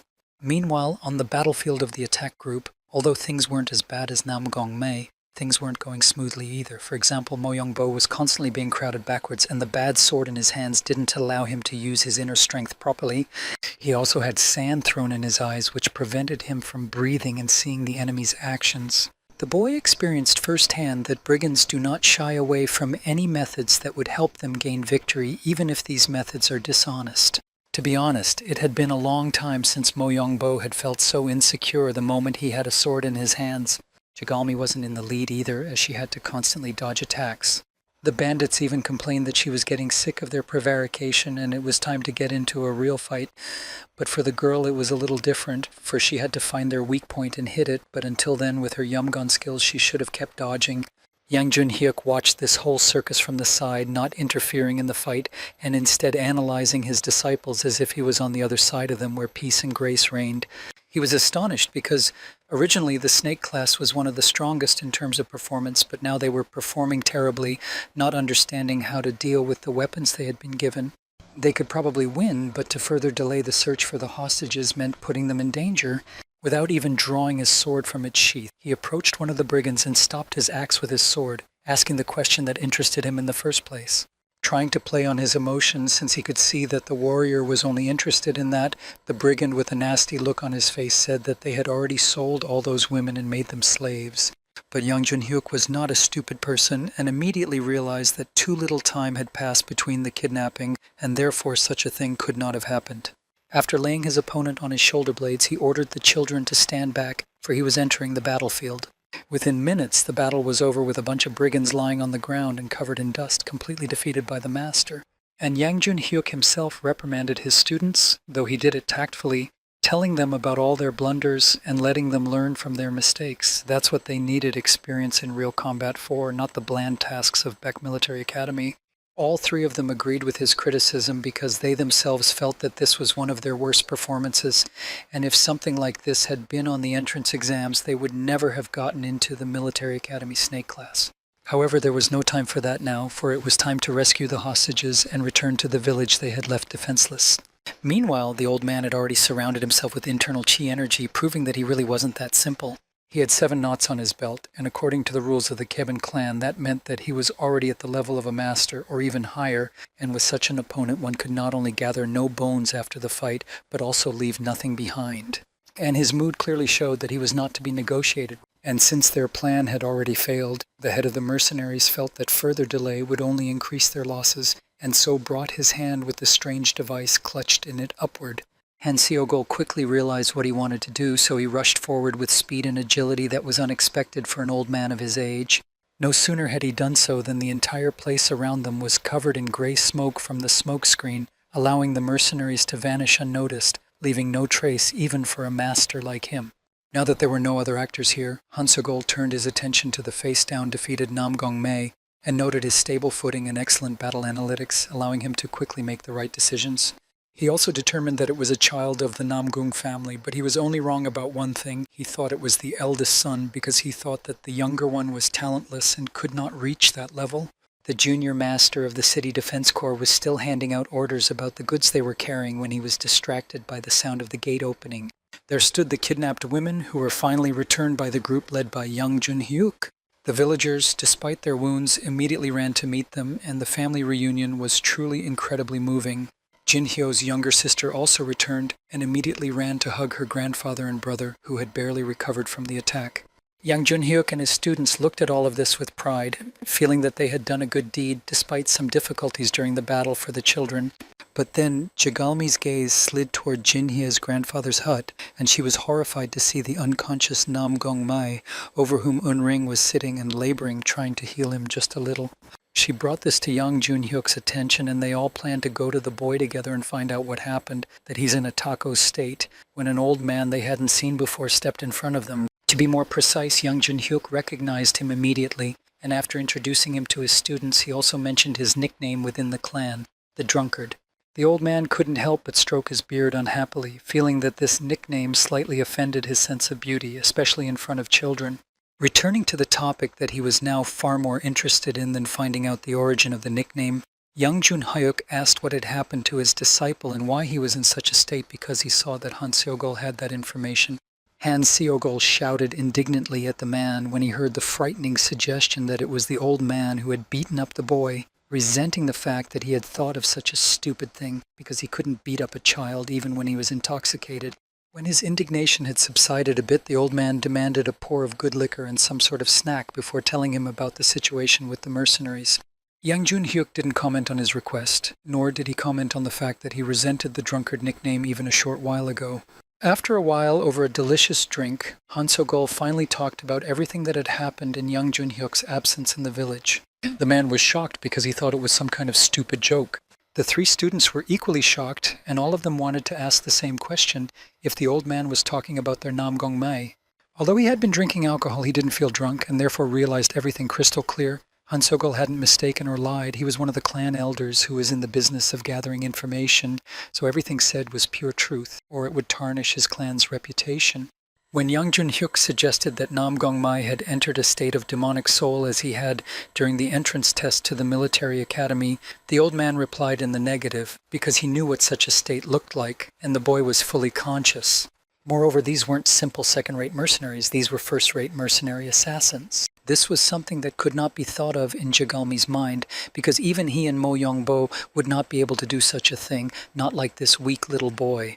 However, Han Seogol reiterated the veracity of his words, adding that he also eliminated 2 of the 4 assassins. In order to understand the shock of Jagalmi, had to understand the essence of the classes of mercenaries. For example, if you divide the levels of possession of the ball, those who literally just picked up a blade belong to the 3rd class. The 2nd class includes warriors who have begun to learn positions, various combat techniques, and have just learned how to fight. The 1st class are fighters who can release their internal energy through their body or weapons. And then there are the different levels of skill, Kolchon warriors who give the form of internal energy to their weapons and can win even in a battle against 10 men. And the higher skill levels, Chokolchon, Hwagyong, Hyungyong. And since Nam Gong Mai wasn't capable of such a thing, Jagalmi highly doubted that the old man had actually seen it. Doubting the matter when it came to linking the 5th heir of the Namgun family in martial arts was justified. Han Seogol also didn't understand everyone else's reaction, because they would rather praise the child instead of looking at him with such disbelief. And how was he to explain that it was all about how Nam Gong Mai had fought before? When young Junhyuk tried to explain to the old man that this child's ability would not allow him to do such a thing, he was greatly angry. He mentioned that he came from the Kaban clan and was an elder, and this clan was called the informants of the whole country, so who would trust informants if they lied about such small things? Knowing the Namgong clan, he could assume it was one of the middle sons, as the boy was clearly under 20, and the physique was perfect for learning martial arts. Although his sources said that the boy was lazy and didn't succeed because he didn't want to devote all his time to training, Han Seogol was impressed by the boy's resilience and courage. Of course, all the children in young Junhyuk were surprised by such protection from the old man. In the end, Han Seogol came to the conclusion that it must be the 3rd heir of the Namgung family, Namgung Hui. And that was why Jagalmi said that perhaps the old man was mistaken, because it was actually a completely different person, the weakest member of the Namgun family, the 5th heir. Hearing such a thing, the old man was surprised and now doubted everything, even his eyesight, and regretted having sworn on the honorable name of his clan. He tried to tactfully change the topic of conversation by coughing and asking the reason why the small village had been attacked and how the city's defenses were involved. The children immediately realized that he was trying to change the subject and felt that the old man had no experience in such matters, so awkward it sounded. However, a new person entered the room, Wan Ik-hyun, who could tell better than anyone else the reasons why their defense complex was suffering so much. Meanwhile, on the other side of the world, Kim Myung-deok finally reached his final destination only by nightfall, even despite his speed-traveling skills. The dark building of Namgang Manor loomed in front of him. When Kim Myung-deok knocked on the door, the gatekeeper finally opened it for him. He introduced himself as a teacher at Bake Arts Academy in the Murim Union with a satisfied smile, knowing how impressive his status would be. Contrary to his expectations, however, the gatekeeper did not immediately understand what he was talking about and looked at the man doubtfully for some time. His distrust was understandable because Kim Myung-deok's appearance was unimpressive and weak. He had pale skin, a skinny body, and bags under his eyes. He certainly didn't associate with a strong martial arts teacher. According to the gatekeeper, this man looks more like a sick person who came to borrow money for medicine. He tried to smile to blunt Kim Myung-deok's vigilance and wanted to escort him out nicely. Although he knew how he looked, he still didn't want to cause conflict, so Kim Myung-deok started to reply to him that it was okay, and he would wait until tomorrow since it was already late. However, they ended up slamming the gates in front of him without even listening to him to the end, hospitality of the highest format. Well, this man was not a simpleton and not one to take the easy way out, so instead of waiting for the next day, he just jumped on the fence and said it was a family visit and there was no need to make a fuss. Where the person he needed was located, he was helped to find out by the feeling of another's powerful energy in one of the towers. Putting on his mask, he swiftly rushed towards the head of the Namgang family. Meanwhile, in the village where the city's defense corps was halted, all attention was given to the young master, who was ready to tell the reasons for such attacks from the ill-wishers. He pulled a small, odd-looking box from his sleeve and placed it on the table in front of the children and craftsmen. And judging by the expression on their faces, they were all greatly surprised that such a hunt could be conducted for an ordinary wooden box. Then Wang Yikyun opened it, and it turned out to everyone's surprise that there was absolutely nothing inside but a thin silk cloth. When asked by Jagalmi what it all meant, the man again clarified that there was really nothing in the box, and therefore anything he said next was just his guess. It all started when their urban defense corps started gaining popularity, he said. Then the heads of the other city defense corps showed up with grim intentions and sly facial expressions who wanted to cash in on someone's popularity. Although they had no doubt that the other corps heads had not come with good intentions, the corps head of this city defense corps still invited them to the table as he did not want to conflict with the other corps but rather maintain friendly relations. Then, when the atmosphere became a little more favorable, one of the corps heads asked if this corps would like to distribute one product and held out a wooden box while doing so. And the essence of this offer was that you could not know what the thing was about, even if you wanted to know, because inside was a product that was to be sold only to those who knew the secret code. They offered a lot of silver bars for such a deal, but the greed in the eyes of the craftsmen made the head of the defense corps wary, so Wan-ik-hyun's father, being a merchant himself, said that he could not sell to other people what he did not know anything about. This really offended the corps heads who were planning to cash in, so after that they started haggling and disadvantaging this corps in every way possible. The power of the Sokim Corps weakened, and they came to the position they are in now, unable to change anything because to do so they had to agree to a criminal act. Silence descended on the room because everyone was thinking about the situation. Jagalmi speculated that surely these assassins that Nam Gongmei fought with must have been sent from the Corps Union as well.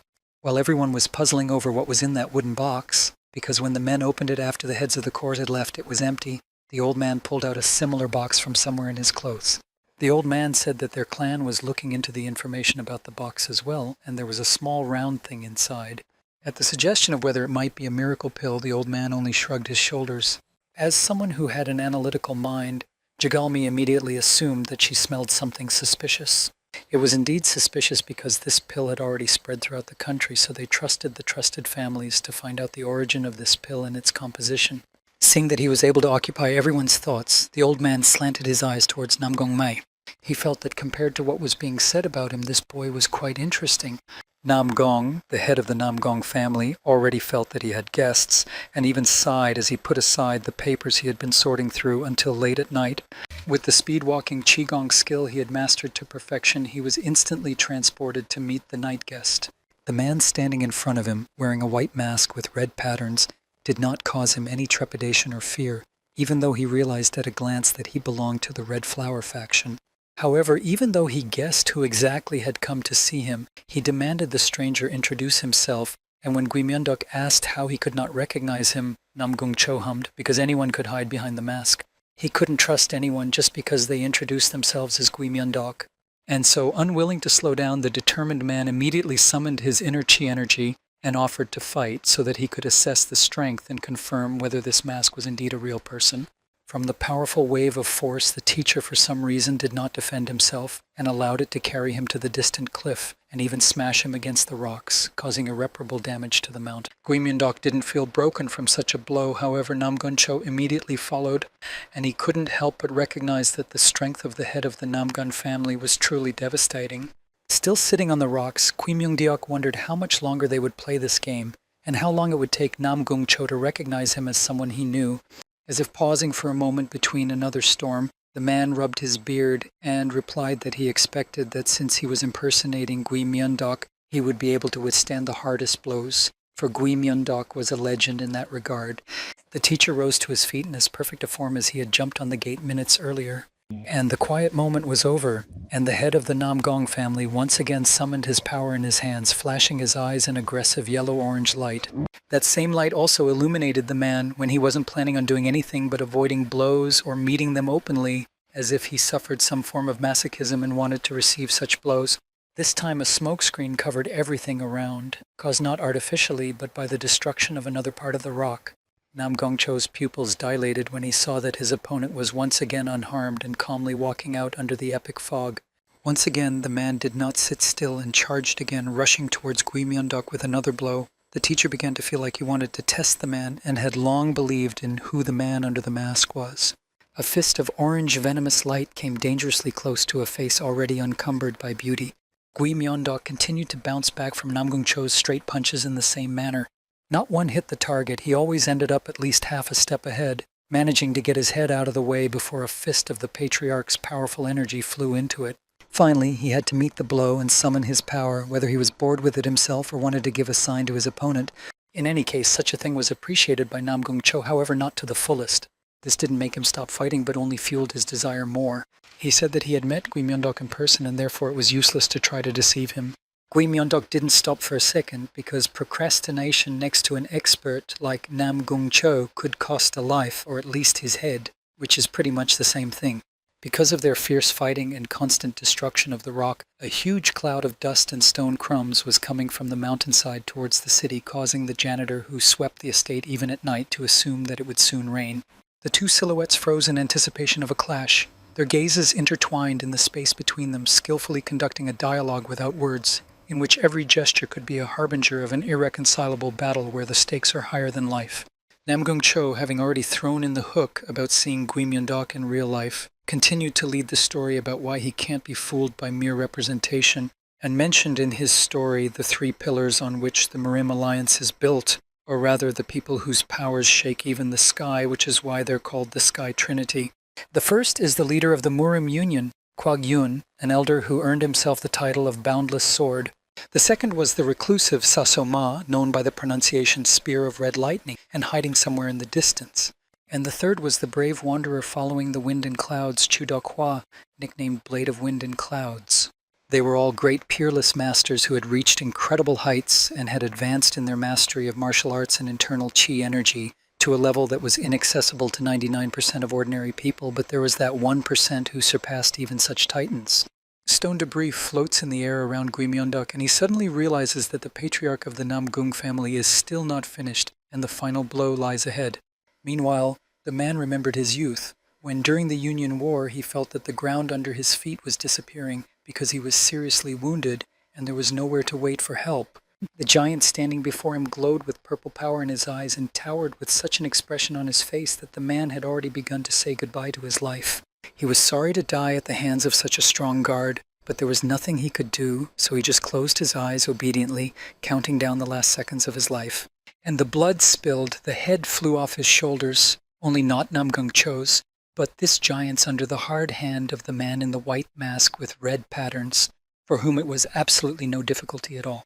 Guimyondok was then mighty strong, pumped up, and in his eyes and the slits of his mask glittered a mysterious power blue in color, and nothing could stop the man without whom the war would have gone on and on. Returning to reality because it was impossible to be immersed in the past forever, Namgongcho sent one of his most powerful punches at the night guest, with the words that he didn't want anyone to defame the name of such a great man. Guimyondok did not dodge at this moment and stretched his arm forward as if absorbing that orange light for the first time. followed by a loud explosion that nevertheless had no effect on the man, his mask, or his clothes, as if the fight had never happened at all. This time, he had to believe that this man was not that simple, because to withstand such a blow was an indication that he was a level higher than Nam Gongcho himself, and the family patriarch had no doubts about his strength, otherwise he wouldn't have sat in his seat for so long. However, Gui Myeondok didn't continue to run away or attack any further. Instead, he pulled the mask off his face, revealing his tired, haggard face, and informed that he hadn't come on behalf of a war hero at all, but simply as a teacher at Baek Military Academy, where Nam Gun's son was studying, and that it could almost be considered as a family visit. Finally believing in Gui Myeondok's identity, the man sat beside him on the rooftop and drank alcohol in elegant pitchers, regretting that it was the only thing he had to offer at a time like this. The teacher peacefully replied that he himself had asked for only this, and nothing more was needed, instantly losing all his cunning and belligerence. Nam Gongcho looked at Gui Myeondok. Even though he believed him to be genuine, he still didn't understand how the tall, muscular, handsome man who had saved his life from his memories could turn into this. He even tried to make a joke about his memory failing him, but Gui Myeondok already knew the truth about his appearance, so he couldn't help but retort, after all, it wasn't that long ago that a man's memory failed him. When all the issues were resolved, there was one major one left for which Gui Myeondok had come all this way, and the patriarch of the Nam Gung family immediately realized that it was all about his youngest son. Straightening up, he promised he would answer all the questions he could and invited the teacher to ask questions. Beginning his questioning, Gui Myeondok said that he could see the Nam Gun clan head had done a good job on Nam Gong Mei's Meridian Intersection Center. The man agreed and said that he had given the child a third of his internal energy and split his source of internal energy in two, but this information was already known to the teacher. For the sake of studying the poison, he gathered all the power and information that their family possessed, but he was never able to learn the true nature of the poison nor the methods of neutralizing it. Gui Myeondok, hearing that the head of the Nam Gun clan had placed his hopes on him, asked him to tell him everything from beginning to end. After listening to Nam Gong Mei's father, who wasn't going to hide anything, he said that there was a way through which the poisonous energy in the boy's body could be defeated. He said that he had a technique that would help him get rid of the poison in his body, and when he gave it a name, the clan head was surprised that he had never heard anything like it before, and rightly so, because it was a technique that Gui Myeondok himself had invented. According to him, initially he had no intention of passing on his techniques to the next generations, more so in peacetime as it is now. Nam Gongcho bowed his head and apologized for daring to demand the details of Gui Myeondok's techniques, and asked for understanding. After all, he was a father and wanted the best for his child. However, Gui Myeondok wasn't going to refuse right away. He only wanted to think about transferring the technique after he had observed Nam Gong Mei for a while longer. Something else was attracted to Gui Myeondok's words, so Nam Gongcho asked when the Cerulean Flower faction was disbanded. The man said that they had ceased operations 5 years ago, and at the time of the opening of the Baek Military Academy the unit was disbanded, and it turns out that it had only been in the Murim Union for all that time. Seeing that Gui Myeondok was starting to get ready to head back to the military academy, Nam Gongcho asked if he was curious to know why he had called him the previously fake Gui Myeondok. The problem was that there were rumors about Gui Myeondok floating around the nation. However, if he had been in the Murim alliance all this time, then there shouldn't have been such a thing, because outside of the alliance, Gui Myeondok also existed. And judging by what's going on, it's possible that peaceful times may be coming to an end very soon. Meanwhile, in the village, Nam Gong Mei finally woke up, head to toe covered in bandages. The boy had yet to come to his feelings and immediately got worried about Jin Hyo, wondering if that child was okay. The child was fine and calmly chewed his food while his rescuer lay unconscious. Of course, as soon as he saw Nam Gong Mei, he immediately ran up to him and cried, as is typical for children. And not only him, for at the shouting of Nam Gong Mei's name, everyone else who had been patiently waiting for the boy to be lifted also came running. Unring checked the guy's pulse and said that he seemed to be fine and there was no octogenarians, and although he had some abrasions and bruises, however, it was due to the huge energy expenditure, so he would recover completely after the energy filled his source of crossing the meridian. When he was left alone, he settled back into his meditation pose and thought about what he had felt before. The moment of peace didn't last long, so the boy who hadn't started cultivating yet looked back as Mo Youngbo approached him. He didn't look very nice, to say the least. Nam Gong Mei was already thinking and remembering what he had done wrong. He saw the wooden sword held out to him. However, Mo Youngbo didn't really want any conflict, but just wanted to know how Nam Gong Mei could defeat the assassins with an ordinary wooden sword when Mo Youngbo himself only had 4 iron swords left after fighting with the brigands. Nam Gongmai couldn't believe that the Mo Yong family's family master had come to him for advice. The boy had no problem talking about how the fight was going on, including not shyly telling about his problems and failures during the fight, such as when his sword flew out of his hands when he was attacked from above. Although he himself had no previous knowledge of techniques that involved using internal chi energy, but he was well versed in the theory, so he explained that the most important thing was to regulate the internal energy by using a small amount of force on the sword. He saw that his words had affected Mo Yongbo, and now the boy in front of him hesitated, looking either puzzled or dumbfounded. At first, Nam Gongmei didn't understand why the heir to a family that had been wielding the ball since childhood and at a high level would need his advice, but he realized, looking at the boy's reaction, that it was because he had only used his sword before and had no experience with other weapons that required controlling internal energy. Nam Gongmei recalled his teacher's words that it was very difficult to control the energy point by point, and now he understood why Gui Myung-dok had said that, because in Mo Yongbo's case, he didn't need to control his energy and just let out as much power as possible, while Nam Gongmei had learned how to work with the remnants of his energy and how to do a detailed work of jewelry. Without putting it off for long, Mo Yongbo grabbed his sword and concentrated on his internal energy. Looking at how hard all the other students were trying, the boy realized that the teacher had given them a weapon that would help them make up for all their weaknesses, and that the real purpose of this training was to gain real experience in combat and work on their mistakes. His admiration for Gui Myung-dok was interrupted by the classmate beside him because he failed to control his internal energy the first time, and the sword broke again. After looking closely, Nam Gongmei realized that it was his wooden sword. Mo Yongbo immediately realized his mistake and took out one of the balls from his stockpile and held it out to the boy with an apology. After a while, Nam Gongmei, although not fully recovered, dressed in his training clothes because he wanted to start training as soon as possible and not to disappoint the teacher who gave him a chance. He believed that he would definitely be able to prove himself in the task the teacher gave them, and that he would be able to protect all these people because he had the desire to help people. Seeing the determination on his face, the old man cautioned him not to overdo it. The boy, of course, recognized him, as well as the fact that he was an elder of the Kobun clan, and respectfully folded his arms in front of his chest and bowed his head in greeting. The old man did not delay him and sent him to the other students so that he would not be late for the meeting, but continued to keep an eye on the young talent. Young Junhyuk asked about the boy's condition and reiterated that training is very important, but safety is the first priority.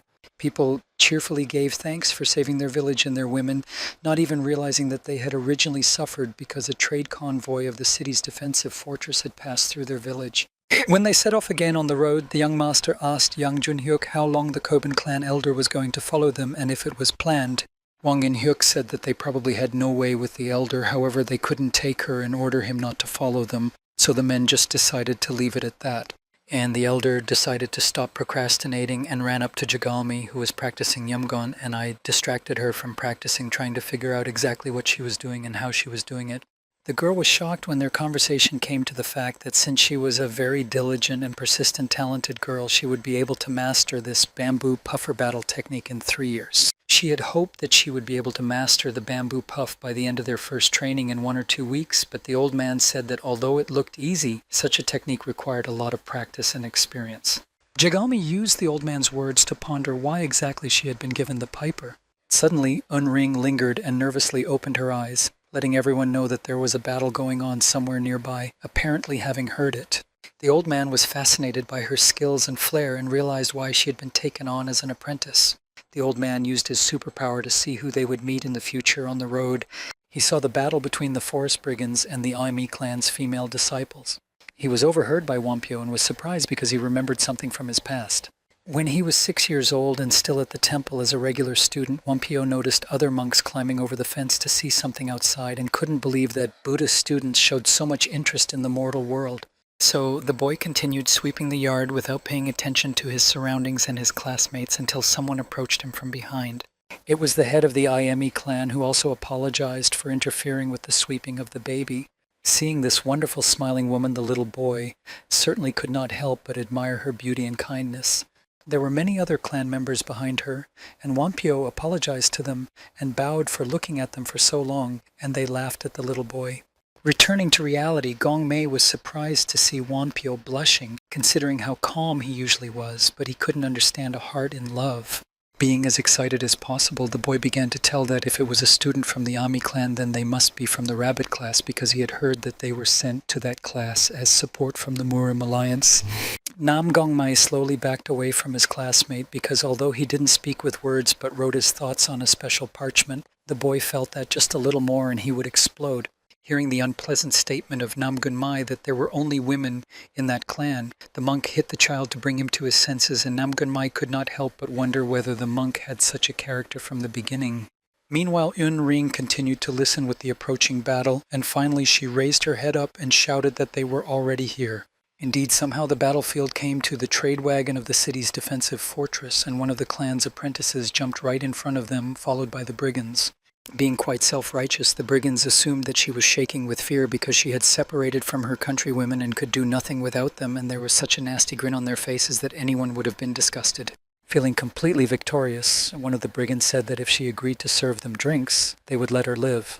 Because of the fact that all the female students of the clan AMI used special head discounts, her face was not visible, and this greatly annoyed the forest robbers, and so they attacked her from above with shouts, and that she showed them her face at last.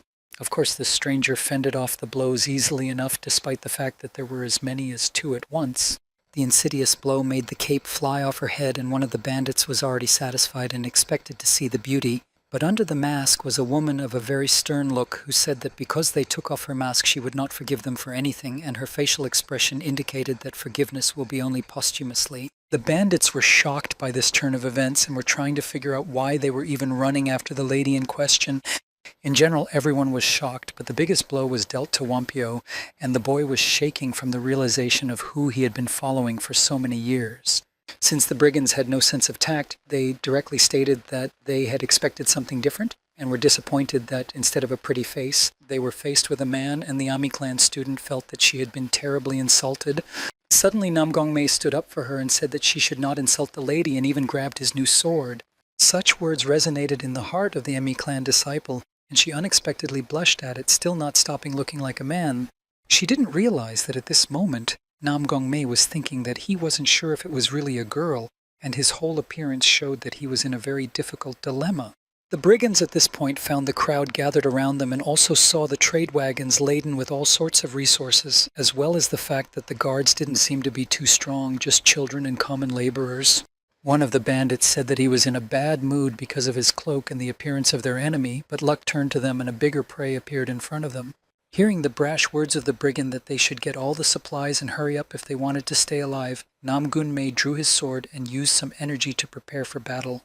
However, still under the rapture of his previous words, the Clan Ami student pushed the boy away with her hand and stood in front of him, not wanting the one who had called her a lady and tried to stand up for her to get hurt. So unexpectedly, Nam Gongmei gained his first female fan. It was because a clan disciple of the AME clan noticed the boy shaking and felt that his internal Tsu energy was unstable, that he wasn't too strong, and that it looked like he had recently been injured, so he was having such energy problems. A Mi clan apprentice named Yu Rin remembered her childhood when she was sitting on the street and looking at the people around her, confused, before her mother called her over and ordered her to pack her things since she would soon be going to the Mi clan for training. Her mother was terribly displeased that the girl was delivered exactly tender and affectionate, and judging by her appearance, she fulfilled the role not so much of a mother as of a father. And the woman is constantly indoctrinated by the girl that men are cowardly people who are weak before the strong and strong before the weak. When the girl asked if there was a weak man who wouldn't submit to a strong man, her mother said that if there was such a man, Yu Rin should make him hers. Nam Gongmei had yet to realize what a trap he had driven himself into. Suddenly, the accomplices of those brigands jumped out of the trees and decided to attack our trade convoy. As the leader who was to oversee the quality of the task, and as the commander, Yang Junhyuk ordered all the students of the snake class to prepare for battle, and they immediately drew their weapons. For Mo Yongbo, this fight was a great opportunity to practice his skills, considering the words he was told earlier about using internal energy Nam Gongmai. As with that wooden ball that had broken the first time, and this time the sword had managed to be knocked out of his hands, but this time he was prepared for something like this. So he drew another sword and decided to change weapons before they broke, but he didn't stop. In the air above him hovered and spun as many as 3 swords, and he himself had free hands, and thus an easy gait to continue fighting. Continuing to control the Tsu's internal energy, he tried to use one of his techniques, but cautiously, And for the first time in a long time he could really hurt his opponent and felt that he could find his own way, and now he was no longer afraid of those weapons that could scatter in his hands. He felt that he had power over everything.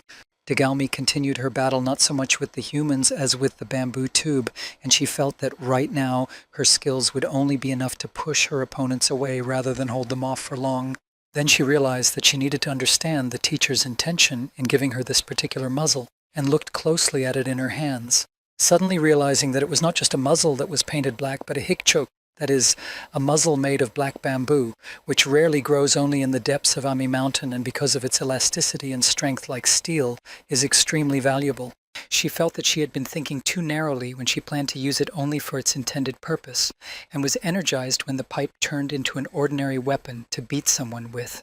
Once she had a new understanding of how to work these weapons, things went much faster. Unring originally acted a little differently because she knew that her sneak attack skill was still too weak, so she decided that she first needed to dissipate her energy to cover the entire clearing and be able to anticipate the opponent's attacks. Just as the Cabin Clan Elder had said, she had very good intuition, and such a method helped her a lot to succeed. The brigands were divided and couldn't see each other's achievements and failures, so they didn't realize they had been defeated yet and started attacking Wampio, who was still left wondering what he saw when the Clan Emi disciple's cape was removed. The bandits were already feeling victorious, but suddenly their spears and axes were intercepted by Wampio, who still couldn't recover and looked much more gloomy than usual. He quickly showed the brigands who's the daddy here and smashed them into small pieces. Moreover, the boy was even threatened to send to hell all these lessons about not thinking about cruelty and looked like a bully teacher of a class of pigs. Erin also didn't stay back when they tried to attack her while she was protecting Nam Gongmei, and yet she easily and quickly defeated them. Nam Gongmei even said that he didn't see anything as it was too fast. The broken brigands made a sad sight lying on the ground and spitting out their lungs. The boy was even a little scared since she beat them all without even using a sword, with one fist. Erin approached Nam Gongmei after she finished her act of revenge and asked his name, looking embarrassed. Nam Gongmei didn't know how to react to this woman, as he wasn't familiar with this kind of emotion, much less to have something like this expressed towards him. After all, he used to be a talentless and weak child, spoiling the family's honor and dignity. When he told her his name, Erin immediately realized it was the Namgun family and introduced herself. Not knowing how else to continue the conversation, Nam Gongmei noticed that all of his friends were still fighting for the integrity of the merchant wagon, so he said that he would go to their aid. Since he had gone ahead, he didn't notice that look that Erin threw at him and didn't know that in her mind she called him her husband. And Nam Gongmei, having reached the battlefield, applied that new skill to activate the internal energy that he had only recently sensed. Of course, he still had a lot of training to do to get close to the level his classmates were at now. However, they also saw hope in him, and so he promised himself that he would never give up. Yang Jun-hyuk was watching all of this from the side, assessing their skills, and this time he was even slightly pleased with compared to before. Soon the brigands were beaten, destroyed, and bound, and sat on their knees in front of the snake glass, looking sadly into the ground.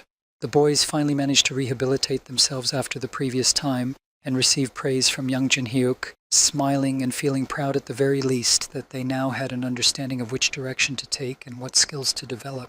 Even the young master of the city defense complex said that these young warriors are so magnificent that the entire alliance has a bright future ahead of them. Then after exchanging pleasantries with Wang Ik-hyun, the warrior turned to the Ami clan disciple, inquiring from the rabbit class if she was from the rabbit class. He demanded an explanation of what had happened, preferably with all the details. The girl said that while doing her assignment and escorting an elder from the Haiyan clan, they were suddenly attacked by forest brigands, and during the fight she got separated from her class. As soon as it came to talking about the rabbit class teacher from above, a gorgeous woman in light clothes slowly descended on them, floating in the air. It was Nen Young-wee, nicknamed the Red Maiden, soaring in the sky, a descendant from the Zhengzhou family, and for some reason upon seeing her, the old man called her a treacherous girl. The woman appeared to be a little worried that Erin had been out of class for a long time, and they were worried and looking for her. Suddenly, despite her very gentle and graceful appearance, the woman was a monster when she said that her student deserved to be punished. Yang Jun-hyuk tried to stop her and put his hand on her shoulder, offering to punish her after returning to Beck Military Academy. And the woman didn't miss the opportunity to put on another show by jumping on the man and hugging him, saying that he was looking at her too harshly and that he was going to scold her like a little girl. The man was not accustomed to such an attitude, so he was a little confused, not knowing how to push the interference away from him without offending her. All this time they had been watched by the mercenaries who had managed to remain invisible until now. As everyone turned their attention to Yang Ju-hyuk and the rabbit class teacher, no one noticed how this mercenary escaped and arrived at his boss. He reported that they had bribed the very forest robbers.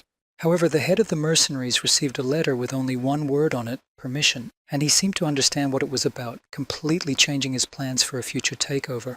The head of the mercenaries tore up the paper that had been sent to him so that no one else could see what was there, but told his subordinate that permission had been given and they would move the plan forward and begin to act tonight. When he took out a small wooden box from his clothes, the same box that was also kept by the young master of the City Defense Corps, he made a terrified expression and told his subordinates that this time they would tear everyone to pieces. Meanwhile, in the clearing, everyone in the clearing was shocked at how shamelessly the rabbit class teacher pressed herself against Yang Jun-hyuk's chest. From somewhere far away came all the sounds and girl voices, and Aaron said that it looked like the other girls who had stayed behind to look for her with the teacher were looking for them. Hearing that they would most likely be coming here now, 1PO was wary as he expected to see the other female students of the Ami clan as well. He also dared to be happy because he thought that the whole problem was only with this Aaron, and all the other girls would be beautiful and airy as he had seen earlier in his childhood. However, his expectations were not met, and exactly the same male-like appearance of the girl came running after the girl. 1PO felt that his life would never be the same since he had been deceived by the image of the beautiful maiden his entire conscious life. He even fell to the ground from the excess of emotion, and Nam Gong-mei ran to help him because he felt that if not him, no one would do it. Of the 12 classes of the Beck Military Academy, the Rabbit class has gathered members of the isolated Ami clan, among which Aaron, of course, stands out the most. Rumor has it the girl is even being considered as the next generation clan head. She has a fairly high reputation in the Oni clan, which is located in Sichuan province, is also famous for her brave character and caring to help the weak, and is considered a flower receiving love from everyone. According to the elder of the Koban clan, this is why she is called the Noble Maiden of Love. Stunned by the incongruity of nickname and appearance, the children froze listening to the old man's lectures. However, Nam Gong-mei felt that inside she was really kind and really had outstanding qualities of a good person looking at the way she was helping the old man. Seeing the gaze of the Nam Gun family's heir, thinking the girl looked away embarrassed, not understanding why he was looking in her direction, 1PO had already calmed down a little and finally said a word, feeling that he could no longer keep silent according to the precepts of his elders. The shock was too serious. The Shaolin monk, looking even worse than some, angrily said, "Don't carry heresy," because that face he saw under the cloak didn't look like the face of a noble love maiden. Hearing the startled boy express himself, the Koban clan elder tapped him with his staff and forbade the Shaolin monk from expressing himself in such a manner. Moreover, 1PO was not averse to swearing, so the old man assumed that it was because of swearing that he had been given the task of keeping silent, not to cultivate his abilities, and the children who heard his words agreed. At the other end of the clearing, Aaron told her feelings and what had happened earlier with Nam Gong-mei to her friends, and they immediately started teasing her and laughing with her in a friendly way.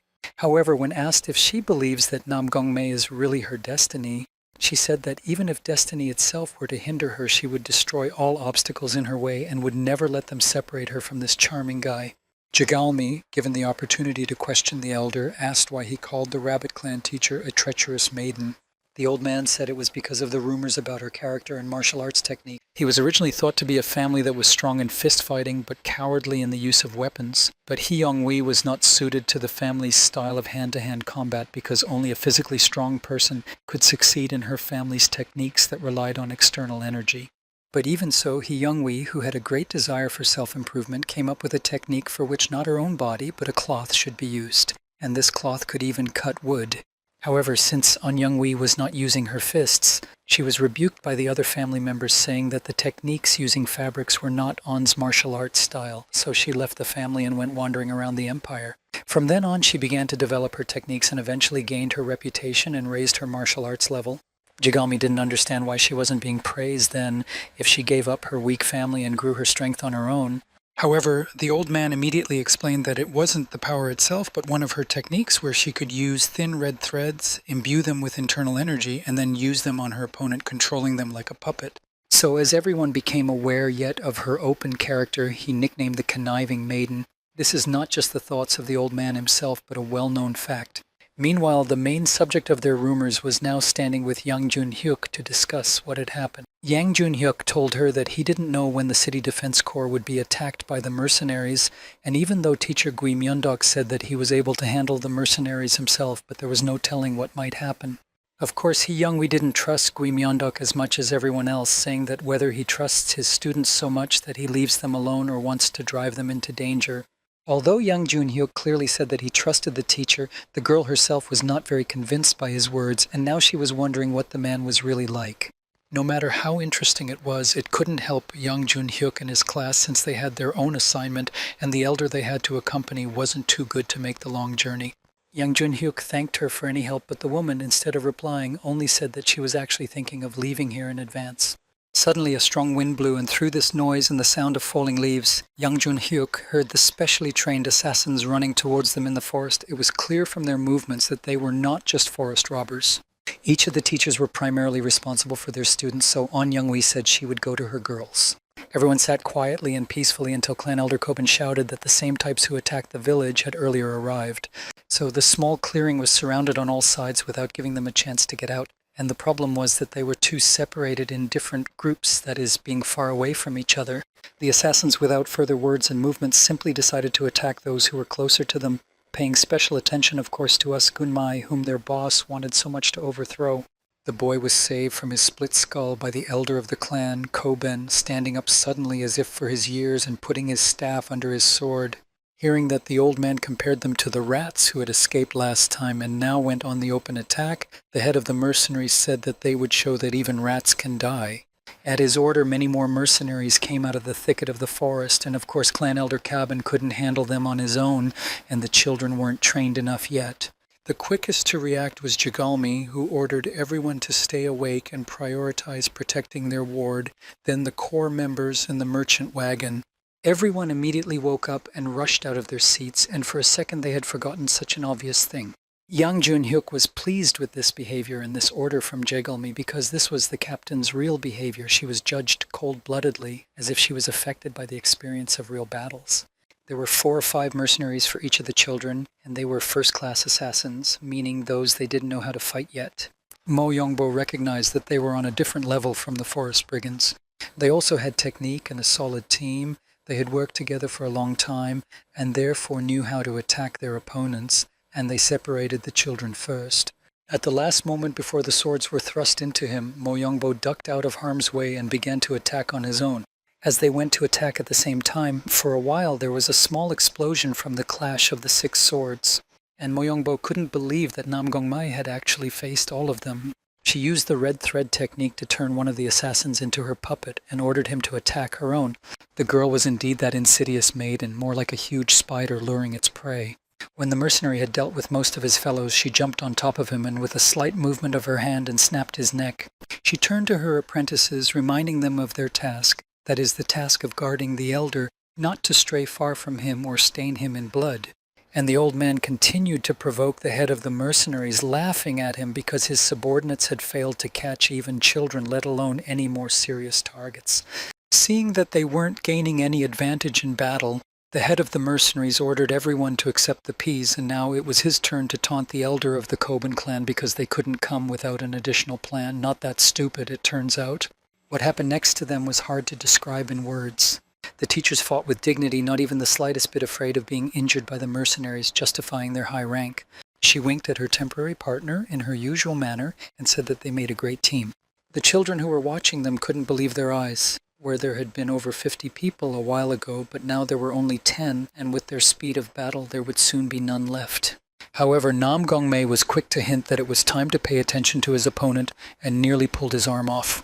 Nam Gongmei felt that if this continued, they would definitely win. However, that was before he heard a shout behind him. Just at that moment, the transformation of the head of the mercenaries ended, who now looked more like an overpumped bodybuilder, and with veins that protruded on his face, arms, chest, and everywhere else he could, showing how tense he was and how painful such strength was for him. There weren't many mercenaries left alive, and they were indeed tremendous good men for dealing with the previous ones, but those that were left had received extra strength by taking the very pills from the wooden box. Jagalmi guessed, from the way that power stood out, that there was a particle of the root of the velvet tree in that pill, And now the mercenaries were on a whole other level, and the students were no longer able to withstand them. For example, Vampio immediately flew off when a direct hit was made on his stick. His back slammed against a shopping cart and he fell to the ground, leaving an impressive crack. Jigalmi had a direct feeling, looking at this doped-up man, that she had seen a similar picture and feeling somewhere before. Meanwhile, in another part of the city, a servant bowed to his master and said that there were many questions at his request. The servant asked if his master was sure that he wanted to continue trading in these dubious substances, to which the man did not answer for a while, just looking sadly into the distance. And then he confirmed that it was indeed a very dangerous and appealing thing, for when you take this pill, you immediately feel a tremendous rush of strength that makes you fight to the very end. The servant said that it was naturally better than just taking poison, but he doubted highly that it would really benefit them. The old man, however, looking like he wasn't completely mad, raised his hands to the sky and shouted that great changes awaited all of Murim when these people spread throughout the world. Turning back to Jigalmi, she successfully dodged the mercenary's fist. He followed on her heels, not giving her a moment to assess possible maneuvers and leaving huge cracks in the ground behind him. Unfortunately, she was never able to dodge the final blow, and Mo Yongbo managed to intercept her just in time, preventing a painful fall and cushioning the speed at which she had to fly backwards. Jigalmi, however, was unwilling to admit defeat and continued to sarcasm. Both the girl and the boy were of the same opinion. These were not opponents of their level, and they still needed a lot of training before being able to fight him, plus their strength was running low. She also realized that the teachers couldn't hold them all back. As if sensing her mood, an old man shouted at the students, ordering them not to give up, to use magic. Jigalmi, actually showing the quality of a true captain, ordered Yun Reng, who was useless on the battlefield, to pick up the unconscious Wampio and leave the battlefield to save the weak, and immediately ordered Nam Gong Mei and Mo Yongbo that they should keep fighting because they should at least stop one or two to help their teachers. Of course, it was hard for them considering the strength that the mercenary had now appeared, but they had no other choice. Suddenly, Nam Gong Mei noticed that one of the mercenaries had his sword drawn over the young master of the city defense corps. He tore away from the trio as fast as he could before they could even turn around on the boy, and Jigalmi only shouted to him to hold the line. All the child could see was a sword drawn and the realization that he absolutely had to save their goal. However, it all turned out to be just a trap, as the mercenary just wanted to lure Nam Gong Mei out and kill him himself. Nam Gong Mei only managed to dodge the first strike at the last moment, moving away from the sword. To his great regret, however, the Namanic ringleader had double swords, so while the boy was a little distracted, the man stuck a blade into his shoulder. Bouncing back with difficulty, holding his hand on his shoulder, the boy struggled to exhale, but didn't let up weakly. Wanting to see that explosion again, like last time, the mercenary leader sent his whips towards Nam Gong Mei using a special technique. The ringleader himself suddenly remembered his past when he found himself in the hands of enemies and slave traders and longed to be rescued, but each time that happened, he was targeted again and again by more villains. And then he realized that peace cannot be established on aid alone. All good intentions turn to poison, and the difference between brave magnanimity and complacency is gradually being erased. So he decided to take the seat of power and become a villain himself, so that no one else would dare look down on him. And now this man was annoyed at the look and expression of this boy's face, for they strongly resembled those men who had then come for his salvation, and were distinguished by a peculiar righteousness. He didn't want to leave Nam Gong Mei's life, both because of his skills and personal dislike. Nam Gong Mei, after analyzing the situation, decided to destroy the blow coming at him, and with effort he cut the ropes with his sword. However, he also managed to get hit, only by some miracle staying on his feet and even managing to dodge further. Time after time he got up, feeling that his strength was running out, and although he could stand for a little longer, but attacking this Namanic was out of the question. Barely exhaling, all sweaty, at the mercenary leader's comment that he was pretty good at dodging, the boy said he had a pretty good teacher. Meanwhile, Jigalmi successfully dodged the attack, using her stretch and even her bamboo doohickey, however, as a stick to catch her balance. Just when the mercenary thought he could overpower the girl with a single blow since she was only dodging, Mo Yongbo loomed over him. The two of them were attacking the man, and while one was distracting, the other was planning the attack. However, even his fiercest strike was impossible due to the fact that he didn't have his usual sword, and also because it seemed like he was fighting not one first-class assassin, but two. That pill they had swallowed was incredibly powerful. Alas, Mo Yongbo had to quickly get his feet away and bounce back before he was turned into a cutlet. The guy distracted himself to look at how Nam Gong Mei was handling his mercenary, and was terribly surprised that he could endure for so long, and after all he didn't use any medicines and was a weakling himself. He was to pay for that pause when their mercenary's fist nearly met his nose. It was only at the last second that a more attentive Jagalmi pulled the guy back by the collar of his clothes, applying a steaming skill to evade that blow.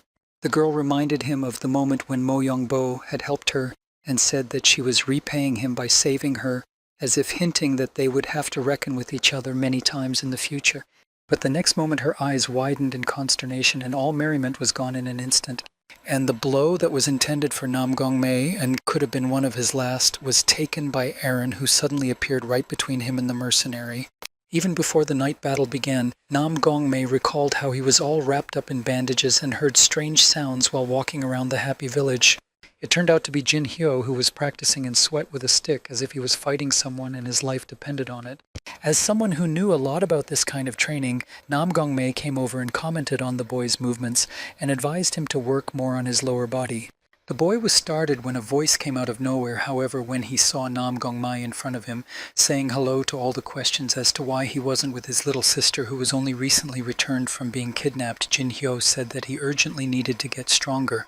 After all, one help does not solve anything, and next time there may not be kind people who will come to the rescue, and in their small family only grandfather and sister, and so he must become their protector. The boy thanked Nam Gong-mei for protecting him. Even though he had his own wounds, the child remembered very well the day he had been grabbed by the throat. Thanks to Nam Gong-mei and the rest of the guys in the defense squad, he realized that he only had to count on himself and was now ready for it. Hearing such sentimental words from a young child, he realized that it didn't matter how many times one had to give their help to someone. However, if it was in their power to save someone, they wouldn't stop. This was what helped Nam Gong-mei now to constantly stand his ground and not give up when he was attacked by a mercenary. The mercenary was, of course, terribly angry at this child's behavior, for he saw no distress on his face, and there should have been some. And at this moment, Nam Gong-mei's eyes lit up, filling him with power, and he once again felt a surge of strength and capability. Unfortunately, the mercenary dodged, and the boy was left with nothing, having wasted one of his strongest attacks. In addition, he had also expanded a lot of energy and was therefore severely weakened. It was in this state that the man caught him and kicked him in the chest with all his might, using internal chi energy. Meanwhile, Erin used the flame breath technique and defeated her opponent in full force, making him marvel at her strength. However, suddenly her attention was drawn to a body lying on the ground, and she herself doesn't realize why she looked there, and was horrified because she saw Nam Gong-mei. She realized the boy was unconscious, and the mercenary loomed over him with the unequivocal desire to kill him.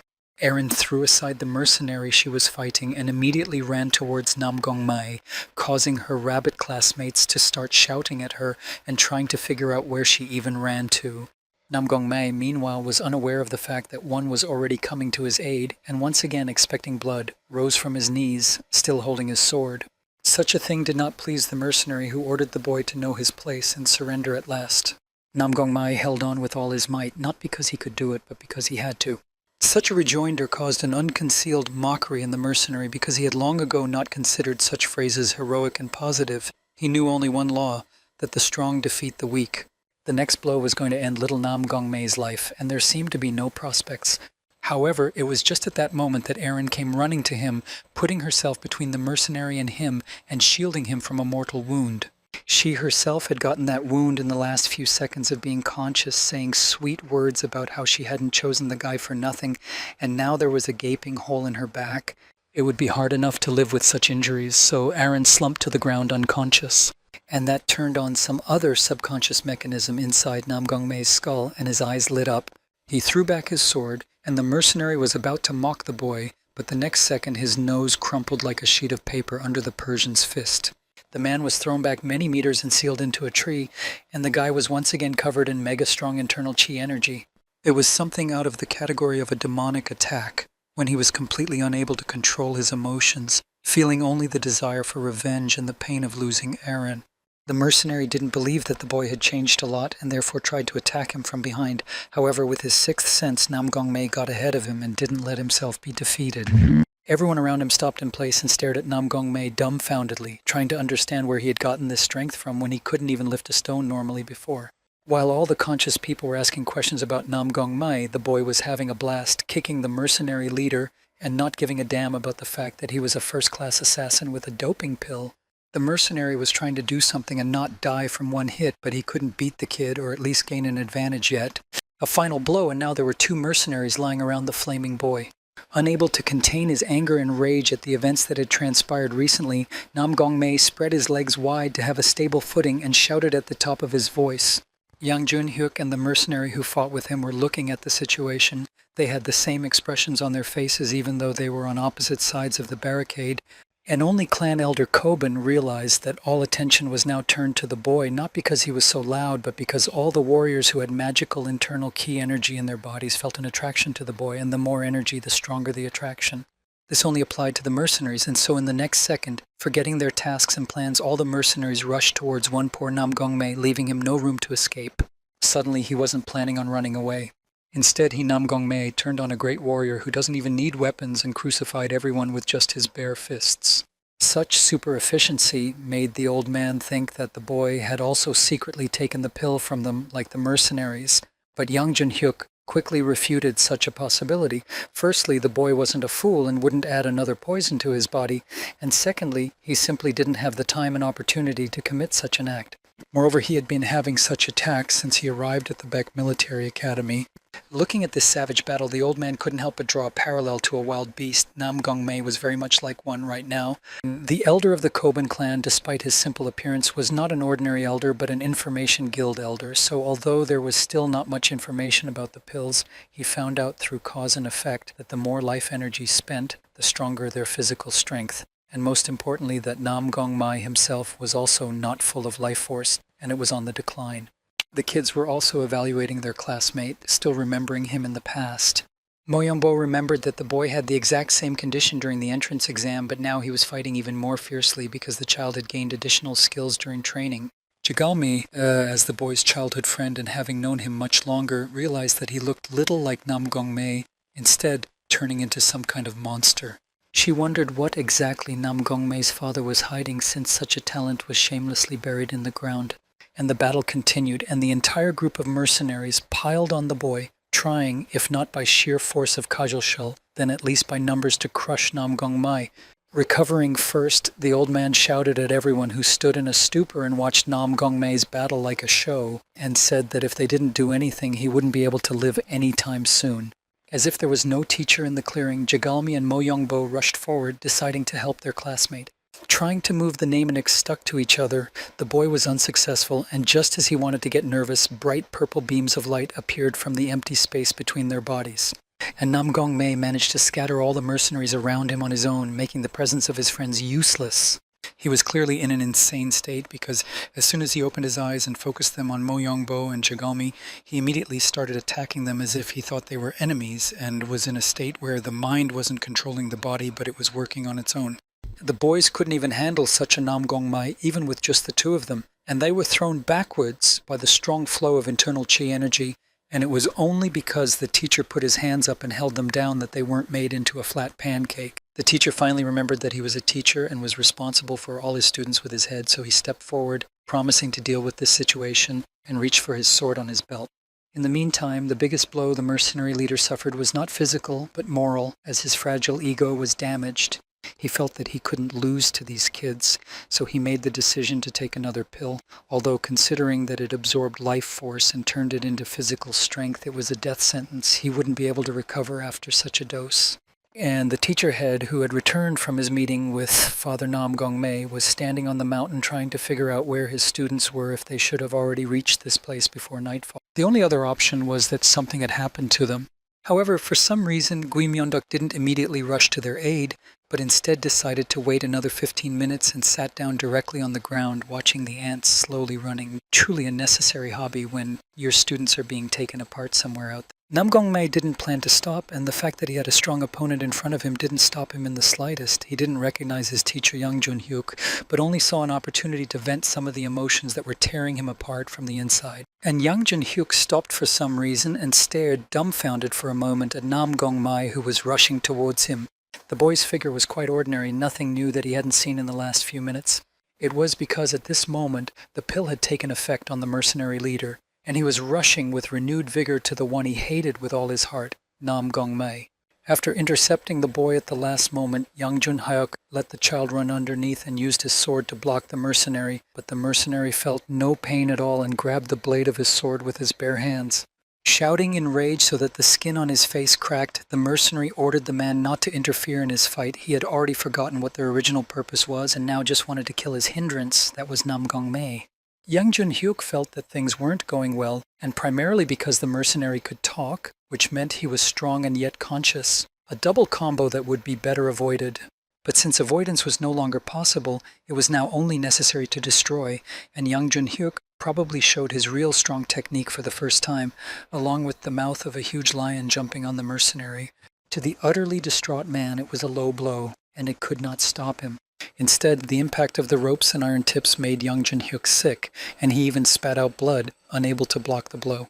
The elder of the Kobin clan advanced to his aid, provoking the man again with his reasoning as to who was the rat, and it clearly wasn't the old man. Unfortunately, it was necessary to strike first and speak later, because the mercenary managed to block the blow of the staff, and insidiously while smiling a mad maniac's full-face grin, and afterward the staff was broken with a single kick of his foot. The old man was forced to bounce back and concurrently think of a way to defeat this monster, and so no one noticed how the Nam Gong-mei who had been thrown aside finally began to rise to his feet. So the boy, still unable to distinguish between his own and others, rushed toward the old man from the back, which he had so carelessly left uncovered. Like a bag of trash, Han Seogol shoved the boy away from him, once again having to admit that this monster was also something to be feared. It would be possible, though very difficult for him to fight one, but when he was attacked from different sides by two such strong opponents, he soberly assessed his strength and realized that he wouldn't be able to do battle with the two of them for long. Then he found his hands free and ordered Jagalmi and Mo Young-bo to grab his classmate, to which the kids, who were already shocked by what was happening, were shocked even more, and how, one might ask, were they supposed to restrain such a creature? However, a task is a task, and so getting into a fighting stance, the two even joked at first to lighten things up a bit. The new power wave that erupted around the boy showed them that he didn't really appreciate the humor.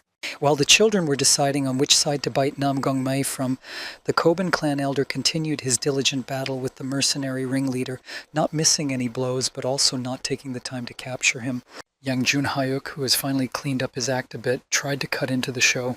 For the mercenary, the worst sin was to interrupt the fight, so he unceremoniously grabbed Young Jun-hyuk by the hair, pressed his nose into the ground, and threw him aside like an unnecessary rag. The old man cursed, unable to contain his emotions when he saw the condition of the strong warrior. But trouble doesn't come alone, and awakened by the alien force from the ground, the rest of the mercenaries who had previously consumed the pill rose up, making one think of them almost as zombies, albeit for a short period of time. Here, Han Seogol noted again how much more exhausted and gaunt these people seemed, as if they were on their last breath, even though they hadn't looked like that for another 10 minutes. Goosebumps ran down his spine as the realization crept into his head that they were going to fight to their last breath, and it was possible that that breath would be their last, not at the hands of the team, but because there was no more strength left in their bodies. The old man shouted to everyone else to get ready because the mercenaries were getting up again. However, there were no warriors left on this battlefield that could stand in their current state in this battle, just children and the injured and broken young Jun-hyuk.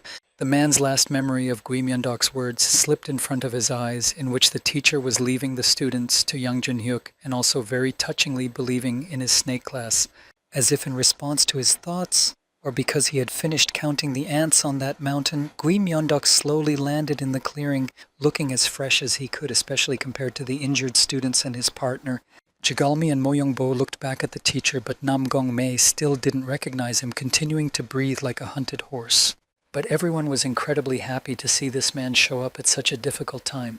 Gui Myung-dok's eyes were not the most cheerful picture, for in his absence, the students had not wasted any time and had found adventures on their heads. The mercenaries were lined up in a row of purple force shining with purple power, becoming more like walking corpses with each passing second. Not yet knowing exactly what he was up against, the teacher asked these people if they had taken anything in. However, instead of answering, they grilled back, and Gui Myung-dok realized that they were completely unconscious. The body was walking, but the mind was not functioning. The mercenaries who had gone insane rushed at Gui Myung-dok, but the mercenaries only needed one hit to render them inoperable, sending them flying. In the same second, he put on his mask, wanting to test to see if these mercenaries would be in pain and fear before they died. From something like this, even the unconscious mercenaries came to their senses a bit, wary of this man and the internal chi energy that the man was spreading. This momentary confusion didn't stop them from quickly heading towards him, attacking the man from above. Gui Myeondok wouldn't be himself if he didn't easily dispose of those that his disciples and even the Koban clan elder couldn't dispose of, cutting them into two uneven pieces. The astonished old man couldn't believe how he was able to cut them so easily with just one blow. And while everyone else was in the same state as the elder, only young Junhyuk believed in his idol and smiled as he watched him act in his usual manner. The mercenary sits on the ground and watches mesmerized as his doom approaches, while Gui Myeondok slowly approaches the man who dared to harm his students, his gaze with two glowing dots through his mask hidden from the world. Shadows and light play on his figure, creating a sense of the calm before the storm. The monster, with a surprisingly clear head considering his condition, opened his violet irisless eyes in horror and couldn't help but think that the man before him looked more like a monster. Gui Myeondok leaned over the man, and purple streams of energy reached out to him as if he was sucking them in with his raging power. Indeed, after a few seconds of such a battle of strength, the glow around the mercenary faded, and he instantly lost his strength. Moyombo felt that this strength was familiar to him. It was the same feeling he had when he stayed with his father, but surprisingly he felt that his father's strength would be lesser, and he couldn't expect such a thing from a teacher. The longtime Jagalmi who had been judging him also remained in the same state as her classmate because she could have expected even that it was just a doppelganger of Gui Myeondok. However, it was definitely him. Once again, they completely forgot about Nam Gong Mai, and the boy did not forget about them and therefore rushed forward, almost knocking down two of them at once. His ultimate target, however, was not children at all, but two powerful warriors, whose strength was just as appealing to the mind-lost Nam Gong Mai. Gui Myeondok used one hand to stop the boy who looked more like a rabid monkey. He was throwing his legs and arms at his teacher, trying to crush him. He greeted his troubled student, continuing to hold the one by the head. After sucking the power out of him just as he had with the mercenary Gui Myeondok, he threw the child to the ground and returned to where he had started. He was interested in learning firsthand what exactly the mercenaries were using and more details about the effects of the drug. Even though the strength inside the mercenary's body was gone, he still refused to say anything and just stared at Gui Myeondok with his crazy eyes that were no longer purple. Gui Myeondok snorted when he was called a monster and even laughed, saying that he wasn't the one using all the stuff that made him stronger, and he wasn't the one attacking innocent people and his little students. The man, however, resented being called a villain and said that he was forced to do all of this by hypocrites who promote good deeds but don't do them themselves, like Gui Myeondok himself, and tried to deflect blame by looking crazy. According to this mercenary, he was not interested in clan affairs at all. He just wanted to survive, and to survive and not die, you have to attack and kill first. He tried to justify his actions and said that he was made like this by the clans and the squabbles between them. Even more than that, this cursed world made him this way. Gui Myeondok laughed scornfully about how convenient it was for him to blame it on the world and pretend it wasn't his choice. He didn't really care what exactly made the mercenary this way and what exactly led him to this life. He just needed to know what they were using and the detailed effects of those pills. The mercenary said something and Gui Myeondok heard his words and afterward dealt with him in a brutal way from the outside, but it brought him instant death and relief that he was now free, albeit posthumously. Gui Myeondok didn't voice it out loud, but he felt that he could really understand at some points the mercenary because he too would one day have to be held accountable for the deeds he had done, and Nam Gong Mai was drowning in endless dark space in his memories. But even there, the same violet light that had previously greeted him that day when he had protected Jin Hyo and when his own powers had awakened. Ogoni apparently chose a rather cruel way of therapy because he reminded the boy of the time Aaron had gotten hurt because of him, and said that he couldn't even protect the person standing right in front of him, and since he couldn't protect this man, who else would he be able to protect? Therefore, it was suggested that he surrender and become a monster that couldn't even defend himself, but at least he would be able to express his rage. Nam Gong Mai felt that different personalities had gathered around him, convincing him each about something different, but they were united in their opinion that the boy could do nothing without a single talent and without a single hope for him from those around him. All those voices were affecting the boy's nervous system, and he felt like he was going crazy when a rather clear image of a woman appeared in front of his face, in whom he recognized his mother for some reason, and the woman was suddenly replaced by the image of his teacher Gui Myeondok. Looking rather stern, he asked how much longer the boy would be hovering in the clouds, and ordered him to return to the real world. A click on the boy's forehead shattered that impenetrable dark space that surrounded him and gave hope of rescue. In reality, the boy heaved himself up on the bed and stood heavily, as if trying to exhale unpleasant memories. The first to greet the boy was Aaron, who was soaking a cloth in a bowl of water and planning to put this bandage on Nam Gong Mai's head. While the boy himself thought nothing bad and was still coming to his senses, Aaron suddenly saw that because he was covered in bandages because of his wounds and part of his body was bare, and as a decent girl of that time she was ashamed to look at him. She immediately started making excuses that she had done nothing and was just treating him as if she thought she would be accused of unacceptable behavior. She promised to bring a healer, and instead of going out the door, she broke a hole in the wall to hurry out of the room. Left to himself, Nam Gongmai didn't realize where he was if his last memories were from the battlefield, and walked to the window, hearing the sounds of the city and wanting to know what was going on. He allowed himself to express his surprise aloud, but received a question from Gui Myeondok, who was sitting on the roof outside the window, about what was so surprising to him. And the man didn't start joking, but rather seriously said that he told the boy to practice reverse energy. However, he entered the monster state again. Nam Gongmei tried to apologize for what happened because he understood that it was his fault, but Gui Myeongduk didn't demand an apology because he felt that he himself was careless. Therefore, he promised to personally teach Nam Gongmei special martial arts, causing the boys genuine joy and shock. He was even more shocked when the teacher told him that he had received permission from Nam Gongmai's father, which meant that they had seen each other, and when he was told that Nam Gongmei should now follow Gui Myeongduk because he had been made a special student. However, the conversation didn't end there because Gui Myeondok asked to keep it a secret for everyone else because even though he is a snake class teacher as it is, but this secret about personal training should remain between the two of them. Then Gui Myeondok recalled the words of his acquaintances who told him that Nam Gongmei almost died trying to save the child, and contrary to Nam Gongmei's expectations, he didn't scold him but praised him with a light pat on his head. Feeling such kindness from his teacher and excited about the upcoming training from Gui Myeondok, he almost cried with gratitude. However, Aaron was fast enough, so soon Jigalmi Mo Yongbo, apparently the healer, and Aaron herself appeared in the gap where the wall used to be. Mo Yongbo took command, sending Nam Gongmei back to bed, as he had not yet departed from his illness. The boy tried to justify that he got up and stood so long only because he was talking to the teacher, but when he got up there was no one outside the window. Checking the patient's pulse, the healer was greatly surprised because no one had ever recovered from something like this so quickly before, and now the man didn't understand how the boy could be completely fine. His words were taken very seriously by Aaron and literally threatened the healer that if his words turned out to be untrue, he should answer for it with his life. As the future head of the clan that deals with advice and tactics, Jigalmi immediately asked what secret lurked in Nam Gongmei's body. Nam Gongmei planned to give her an answer, though he wasn't sure if she would be satisfied. But suddenly his attention was drawn to the ceiling cover that had been flung open. The teacher peeked out of it in a bat-like manner and pressed his finger to his lips, hinting to keep the secret here as well. So the boy had no choice but to say that he just had too much energy. Meanwhile, the legendary meeting between Han Seo-gol and Gui Myeongdeok was happening on the rooftop. When Gui Myeondok mentioned the old man's high title, he immediately began to recoil because he had been in the war for a short time and didn't consider himself worthy of the rank of captain. The old man was surprised that he was given such reverence by Gui Myeondok himself. Not possessing the kind of shyness that the younger generations might possess, the elder of the Koban clan approached Gui Myeondok and dared him to comment on his appearance, saying that the man definitely needed to work on his looks and make it at least a little prettier so that it was better without the mask. Gui Myeondok didn't react painfully to this comment because he was already used to it, but he did mention that he no longer belonged to the Black Flower faction.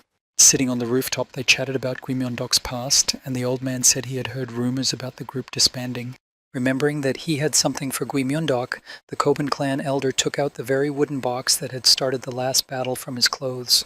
He said he only had it, but did not know the content or the sender, although his people were already searching for information on it. Seeing Gui Myeondok's surprised face, the old man was able to conclude that going to Naxal was also useless. Gui Myeondok remembered that when he arrived in Naxal, there were already decayed corpses hanging from the entrance gate, suspended by strong ropes, and in the manor itself, brutally murdered mercenaries were lying everywhere. As a professional, Gui Myeondok immediately noticed that the cuts were very smooth, which meant that the assassin was really talented, as the mercenaries were killed one by one. The room itself was also subject to tremendous damage, looking as if a herd of elephants had danced inside and out. The man went upstairs, where the main action of the battle was to take place, and saw an old man lying there in the very center with a phrase written in blood saying that Gui Myeondok was here. Returning to reality and opening the wooden box and seeing the pill there, Gui Myeondok told the Koban clan elder that they weren't a very big organization, so there wasn't much of a problem with that incident either, but he had two findings. And one find was left on purpose, and the other was accidental, which means they're covering their tracks. After getting all the information he needed, the elder of the Koban clan got up from the roof, and after receiving a question from Gui Myundok about where the old man was going, he laughed, saying that he wasn't anyone's servant and could go wherever he wanted. Kwai Myungdeok kindly offered to escort the old man out, as if knowing that there was no way he would agree in order to avoid looking old. And Gui Myundok himself, remembering what he had seen on one of his treks, suddenly realized that given all the traces he had found, it was time to pay for his sins. He was only distracted in his thoughts for a second, and the old man was already in front of his eyes and scrutinizing him. Gui Myundok didn't understand why he wasn't going anywhere, but Hunso Gold said that Gui Myundok is a very smart young man, and now it's clear why he was assigned as a teacher to look after these kids. Even though they were in a time of war, the children had not yet suffered that fate, and they were shedding blood and fighting to their last breath for their happy future, so keeping an eye on them was a very important task. Meanwhile, in Namgong Manor, Namgong Mei's older brother Namgong took up his sword, saying that 3 months had passed and it was his time. The masked men who attacked the snake class are assassins hired by the leader of one of the groups to destroy a trade caravan of the city's defense corps, and it turns out that the potion that increases strength is also their work. As a countermeasure, the Marima Union immediately assembled a team to investigate and went to the main Chungcheong City Defense Corps, where the dastardly planning of the attack took place. However, when they got there, they were in for a huge surprise because everyone involved was found dead and no leads were found. The Red Flower faction, which was under the direct control of the Murim Union, took over the investigation.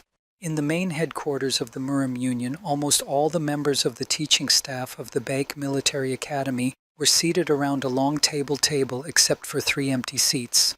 The rat class teacher laughed and was in a very good mood because practicing outside had done his class good and he couldn't help but share the news. The teacher of the tiger class commented wryly that the rat class could do nothing but huddle together in packs. The rabbit class teacher put her elbows on the table, saying that she was still hungover and asking the two of them to fight somewhere else or keep it down since there wasn't enough room to have a fight here. Before the conflict escalated further involving He Young Wee, the bull class teacher slammed his fist on the table and even released his internal chi energy to bring them to order. The teacher of the horse class quite reasonably remarked that the head of the Murim Union who had organized the meeting had ordered all 12 teachers to come, but he somehow did not see the teachers of the dragon class and the snake class here. As soon as Kwag Yun entered the building, everyone immediately stood up, respectfully crossed their arms in front of their chests, and greeted the head, but he immediately ordered them to sit down. When the leader himself sat down at the center chair, his servant quickly told him in his ear that all the classes at Baek Military Academy had returned from training unharmed and that he had listened to their reports in individuated order. Kwag Yun was indeed very pleased with the progress of the students and teachers and praised that everyone had done a great job, and he was grateful to the teachers for their hard work. The rat class teacher immediately rushed to ask his question that the head had ordered all the teachers to gather in one place, but only 10 of the 12 were present, and he wanted to know the reason. It was Gui Myundok that everyone was primarily interested in, since the teachers at Baek Military Academy are all martial arts masters and all the best of the best, but they still don't reach his level.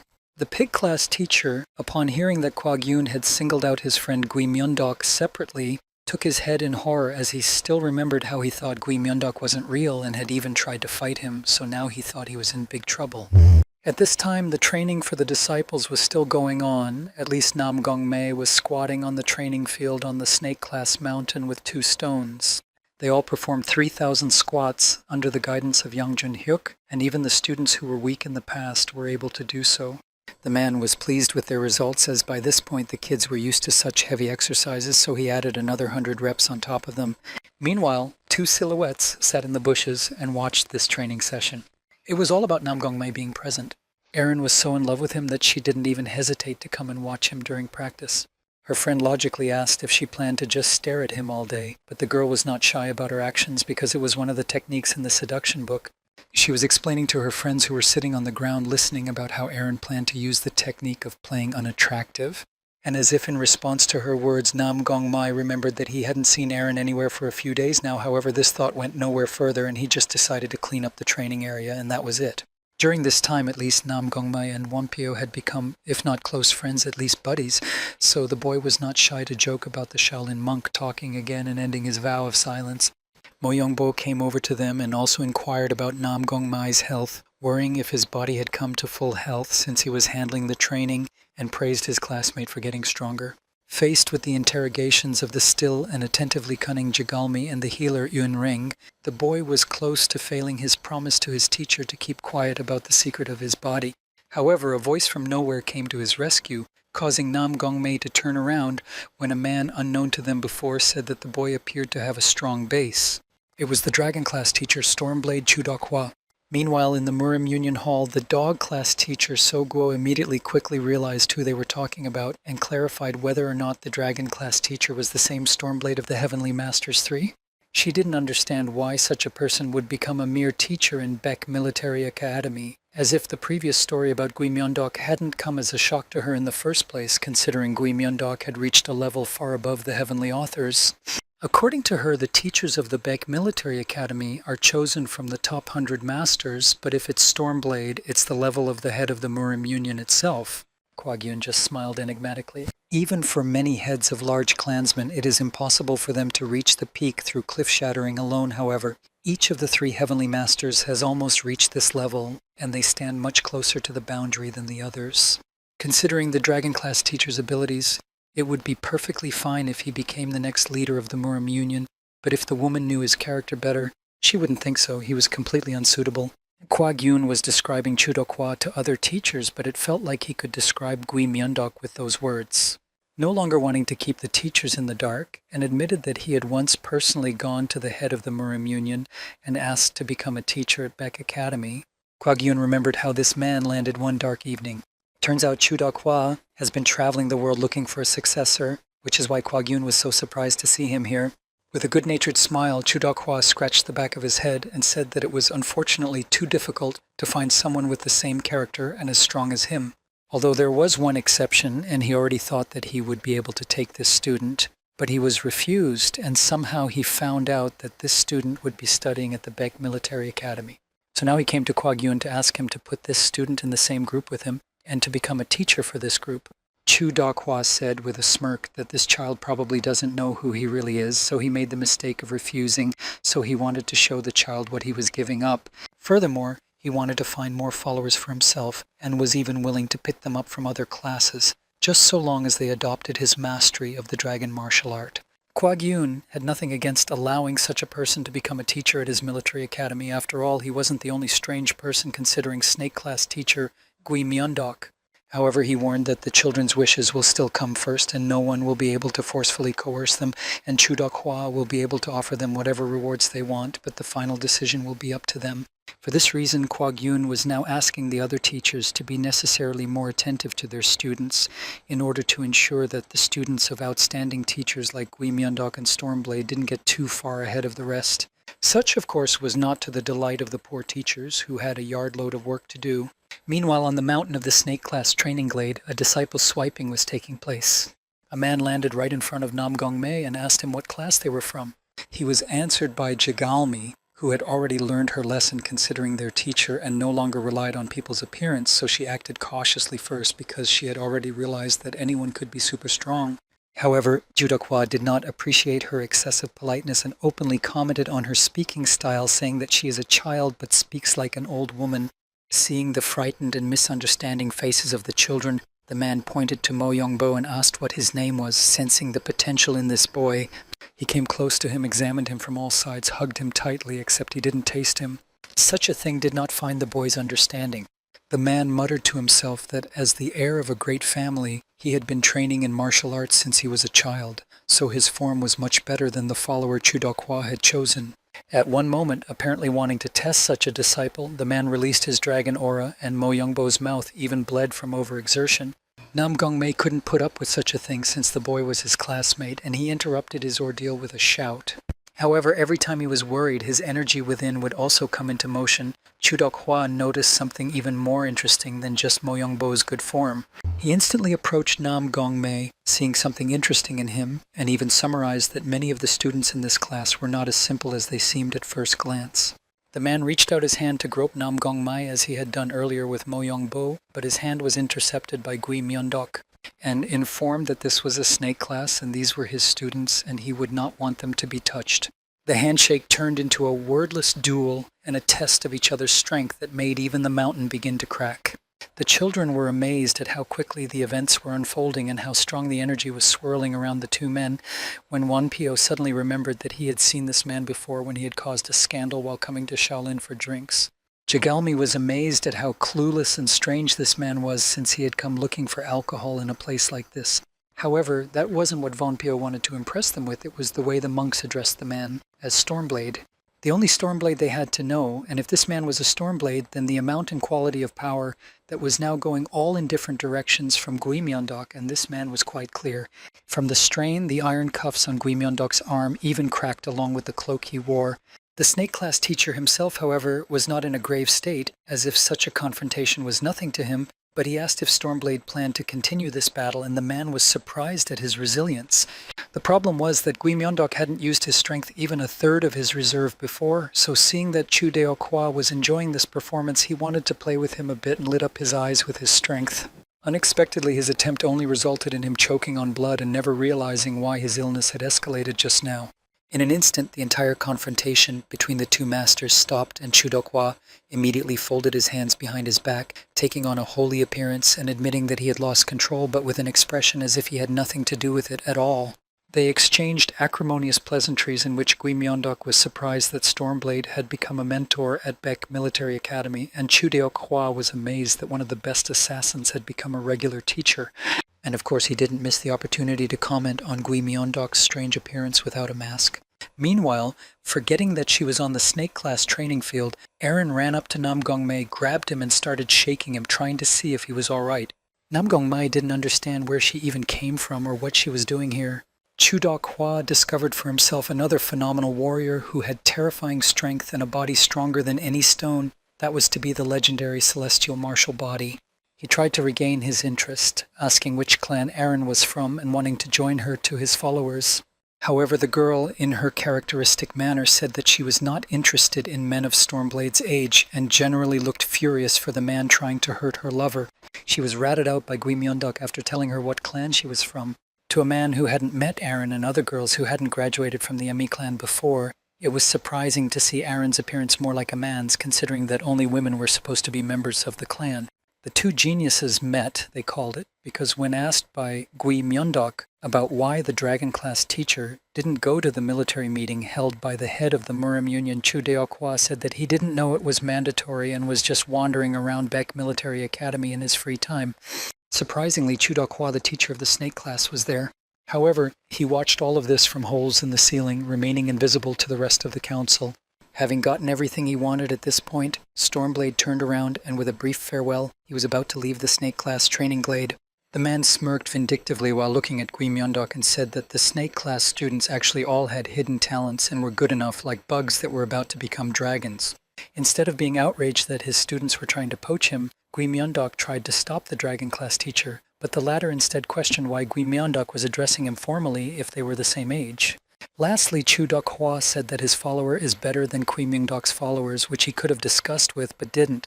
As soon as the man left, the children surrounded their teacher and began to ask if it was really Stormblade, a great warrior and one of the three heavenly masters. Letting his admiration for such a young celestial master pass by his ears, Guimyeondok seriously stated that there was a very important announcement at the meeting teachers today, stating that all the students of Beck Military Academy were to participate in a martial arts competition. This came as starting news to the students of the snake class and to Aaron, who had wandered into their ranks. Meanwhile, Chu Deokwa, while returning to his place, suddenly realized that he was being blown around by the wind somewhere. He remembered how intense the handshake had been, spreading astonishing power all around, and which had broken the iron cuffs on Guimyeondok's arm and torn his sleeve. He hadn't yet realized that unlike Guimyeondok, his clothes had been burned in a much more delicate place, so now he was shining his bare ass. A martial arts competition is a Murim Alliance competition designed to find those gifted to lead the Justice faction into the future, originally held every 3 years under the name of the Young Dragon and Phoenix Tournament. When a lot of talented people began to gather together after the construction of the Beck Military Academy, the rules and requirements of the tournament also changed.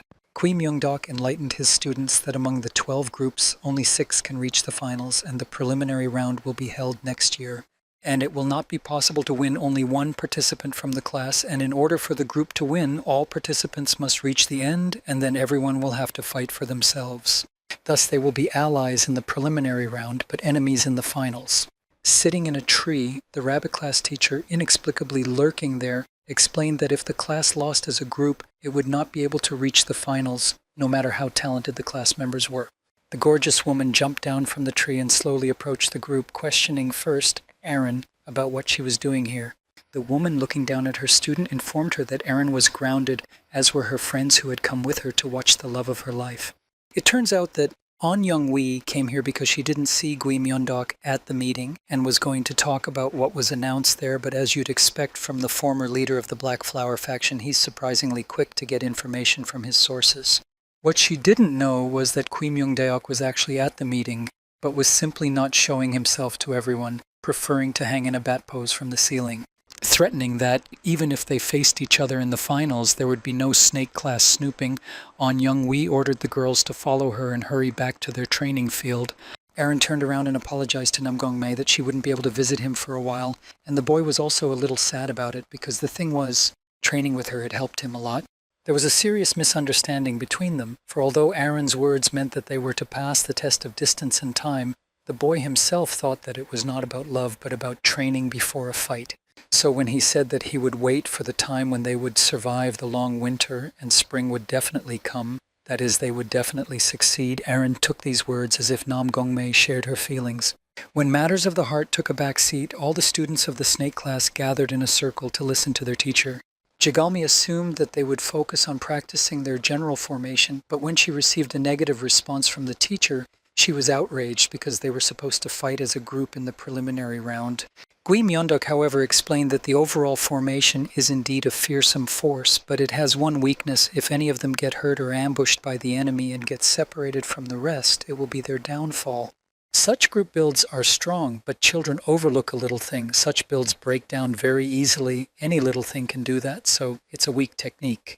When Jigalmi wanted to continue to be outraged, not convinced by the teacher's words, he used his last trump card, saying that he had previously been an assassin, and therefore he now planned to teach the children the secret techniques and training of the Black Flower faction. Mo Yongbo felt that he needed to blend in with his surroundings. While the others were still pondering over what their teacher had told them, after all, this was how the members of the Black Flower faction trained, which meant they needed to figure out how to apply it. Gui Myeondok was listing some strange terms, and then at one point abruptly took and turned around trying to scare his Chenix, and they succeeded, at least in Wampyo's case. Jigalmi's hands clenched into fists, and the veins in her face showed through because she couldn't believe that such nonsense was actually a training method used by the Black Flower faction. However, to any objection she had, the teacher had an explanation, because this training was comparable to turtle breathing training, through which children could learn how to hide their presence, and it was a basic grouping training method that could be quickly mastered. After all, they could gain an incredible advantage if they could conceal their presence in the middle of a massive battle, and that small difference could determine their fate and help them not die. Mo Yongbo and Nam Gong-mei understood and agreed with the teacher, but for example, the boy said it was more difficult than he thought because when they try to freeze, their body starts to shake. And if you stop the trembling with internal chi energy, its consumption increases greatly and concentration is impaired. It seemed to Jigalmi that she was in a circle of crazy people and was gradually going crazy herself, for this training was only a child's play for her. At other times, Gui Myeondok was waiting at the Nam Gong-mei snake class training field. The boy bowed to him, addressing him as a teacher, for he was looking forward to the personal training discussed earlier.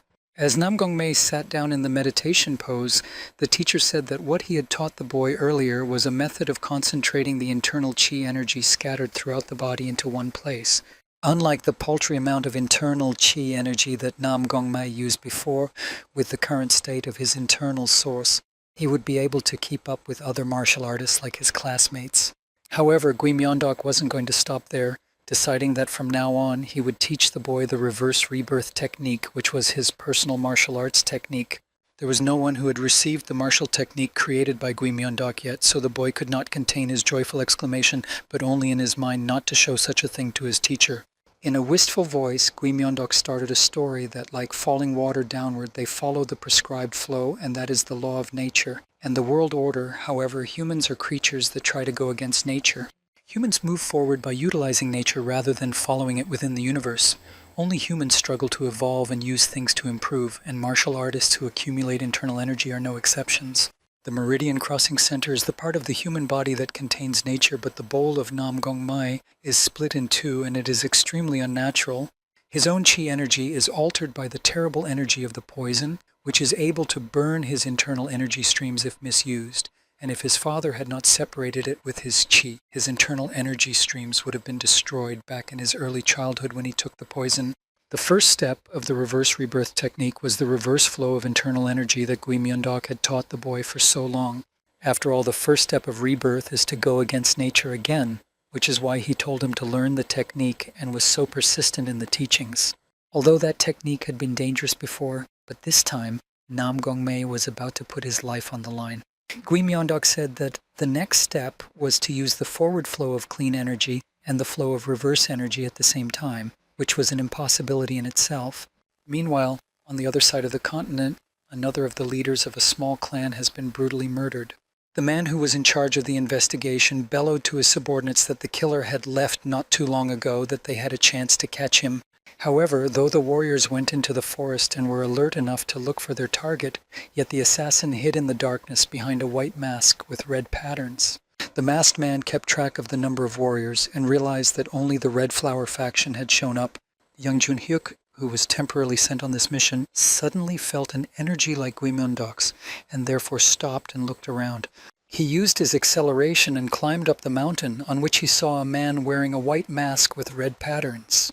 However, contrary to his expectations, it wasn't Gui Myondok, and at the very least, the fact that this person was pulling out a strange weapon from behind his back that, for one, dog didn't use, young Junhyuk was forced to realize this and quickly dodged the blows. He had lived too much time around Gui Myondok to know his own teacher and realized that this person in front of him now had nothing to do with him.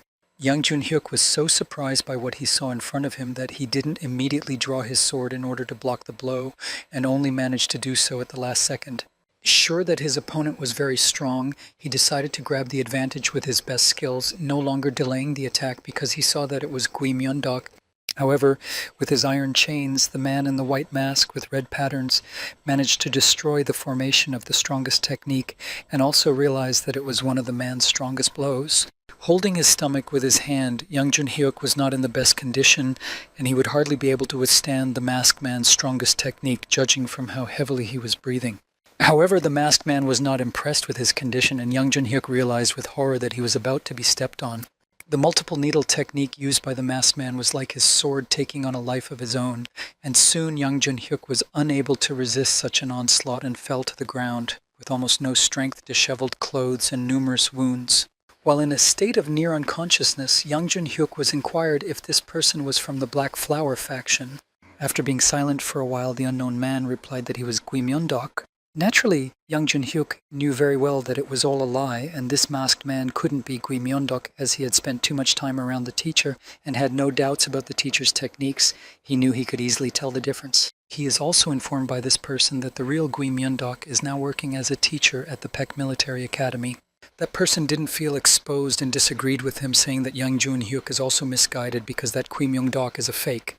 After ordering young Junhyuk to stay out of the masked man's way, he did not finish off his opponent as he had done before, but instead disappeared from the scene with a special technique, and only young Junhyuk was left lying on an empty mountain, having never completed his task. Thinking back to his childhood memories of seeing Gui Myondok in action while piercing the opponent's heart with his hand, young Junhyuk was certain that he couldn't be a fake. Meanwhile, at the military academy, it was still not yet easy to become aware of the impending threat, and Nam Gong Mai, along with his friends, went to the central square of the academy, looking at the surroundings because previously they had been training all the time and he had no time for that. Breaking his vow of silence, Wampio used rather crude language and said that their teacher made them practice day and night in change class, so they didn't have a second to look around. After hearing such rhetoric, the children could not believe that they were hearing it with their own ears and even began to doubt that he was a Shaolin monk. Wampio had shed his mask of sainthood and would not stand for the vile rumors that he looked unkempt, was completely neglected, and unlike the familiar boy could stand up for himself, so he shouted at them to stop staring at him, otherwise he would make them bald himself. Nam Gong Mai laughed awkwardly. On the one hand, he was ashamed of his friend's expressiveness like this, and on the other hand, he felt that he still had a long time to learn to this level of self-awareness. Just as the boy was getting excited because the person they had scheduled to meet never showed up, Nam Gongmei's cousin ran towards them from afar, waving his hand. Jifyun was insanely happy to see his brother and asked why they hadn't left the snake class all this time. Wampio was clearly not in the best mood, so after greeting the boy, he blatantly told him that he was somehow too skinny for Nam Gongmei's brother, so Nam Gongmei himself had to apologize for his classmate with words about how he had a sharp tongue and everything was actually fine. Nam Gongmei was curious about what was going on in the courtyard and why everyone was rushing somewhere, so Jihyun told him that it was because of the martial arts competition, and it was all about the rooster class organizing the betting on the battle winner and asking everyone to bet and choose on who would come out on top of the competition. And while the rest of the disciples were all excited about such a sweepstakes, Nam Gongmei awkwardly scratched his ear, trying to figure out how this could turn out for them. A slightly crazy-looking betting manager from the rooster class was telling us what the rules were. You had to give money to the class the person was supporting, and if the class they bet on came out on top, their cash reward would double. Since new young talents are identified at these competitions, everyone was very interested in these competitions, so it was really a very good way for the organizers to raise money. However, instead of creating and betting on which class would win, Tang Weiju came up to Nam Gongmei and said out loud that he wanted to bet 100 silver on the snake class getting knocked out at the very beginning because a boomer like Nam Gongmei had gotten among them. The servant who was walking beside the pig class disciple said something to Tang Weiju, and after that the boy looked much more confident. He laughed as he disdainfully said that there was no one to help him this time, alluding to the previous experiences of Nam Gongmei's classmates and the class teacher. However, he was slightly mistaken because standing next to the boy was Wampio, who, with his usual naivety, had spoken aloud about how Mo Yong-bo had broken this guy's fingers, reminding him of his loss. Tang Weiju's subordinate, calling Wampio a fat pig, which was strange considering they were of the pig class, demanded that the monk shut up immediately and not interfere in other people's conversations. Of course, this caused Wampio to laugh wildly, for it seemed to him that this particular servant had decided that he was onto something, since he was always following people from a famous family. There was a tense energy between these two, even stronger than that between Tang Weiju and Nam Gongmei, and one had the impression that they were about to start a battle. Namgun Jipyong tried to settle the conflict by saying that they shouldn't go that far in front of so many people, and Tang Weiju felt that this boy was familiar to him. Tang Weiju thought back to the way he had taken care of and abused this boy. Back then, if it wasn't for Nam Gongmei's intervention, his younger cousin might have been seriously injured, and he still remembered how Tang Weiju was only doing this for his own gloating pleasure. He seriously grabbed with the help of the servants who were holding the little boy on outstretched arms and was about to hit him with a folder, after that becoming the target of the hatred of the cunning and sneaky Tang Weiju. So now Jifyun planned to protect his brother. After all, that incident had happened before Nam Gongmei's internal meridian crossing source was damaged, and now he was even stronger than Nam Gongmei. At least he thought so, because he didn't know his brother's new level after training. Of course, such references and insolence on Jifyun's part didn't leave Tang Weiju unaffected, and he felt that he had been horribly offended. Seeing his brother shaking with fear, yet not backing down to protect Nam Gongmei, the boy pulled him aside and said that he shouldn't be so tense because he wasn't his opponent. At this point, the heat of passion between the servant partner Tang Weiju and Wampio reached its limit, and the boy rushed to attack the monk, but lost at the first blow. He tried to rehabilitate himself, but Wampio was able to dodge successfully, and of course such a fight did not go unnoticed, and all the other children began to wonder who was fighting with whom. For the man who represented the stakes from the rooster class, it was a goldmine. For now the class that did battle with the pig class was showing itself, and these were guys whose class had not participated in general training and who were the dark horse of the competition. Because of Wampio's constant verbal provocations, the boy screamed and even drew his sword to strike the monk directly, tired of his helplessness. Though Wampio could easily dodge this blow, suddenly the sword was knocked away by another man's dagger, and he was nailed to the ground, and all the children looked around, searching for the source that had thrown the dagger. The unknown man standing on the rooftop in a robe that completely wrapped him said that inside the Baek Academy, all fights were forbidden except for official competitions, and unofficial dastardly duels would not be tolerated by the Union of the Five Strongest.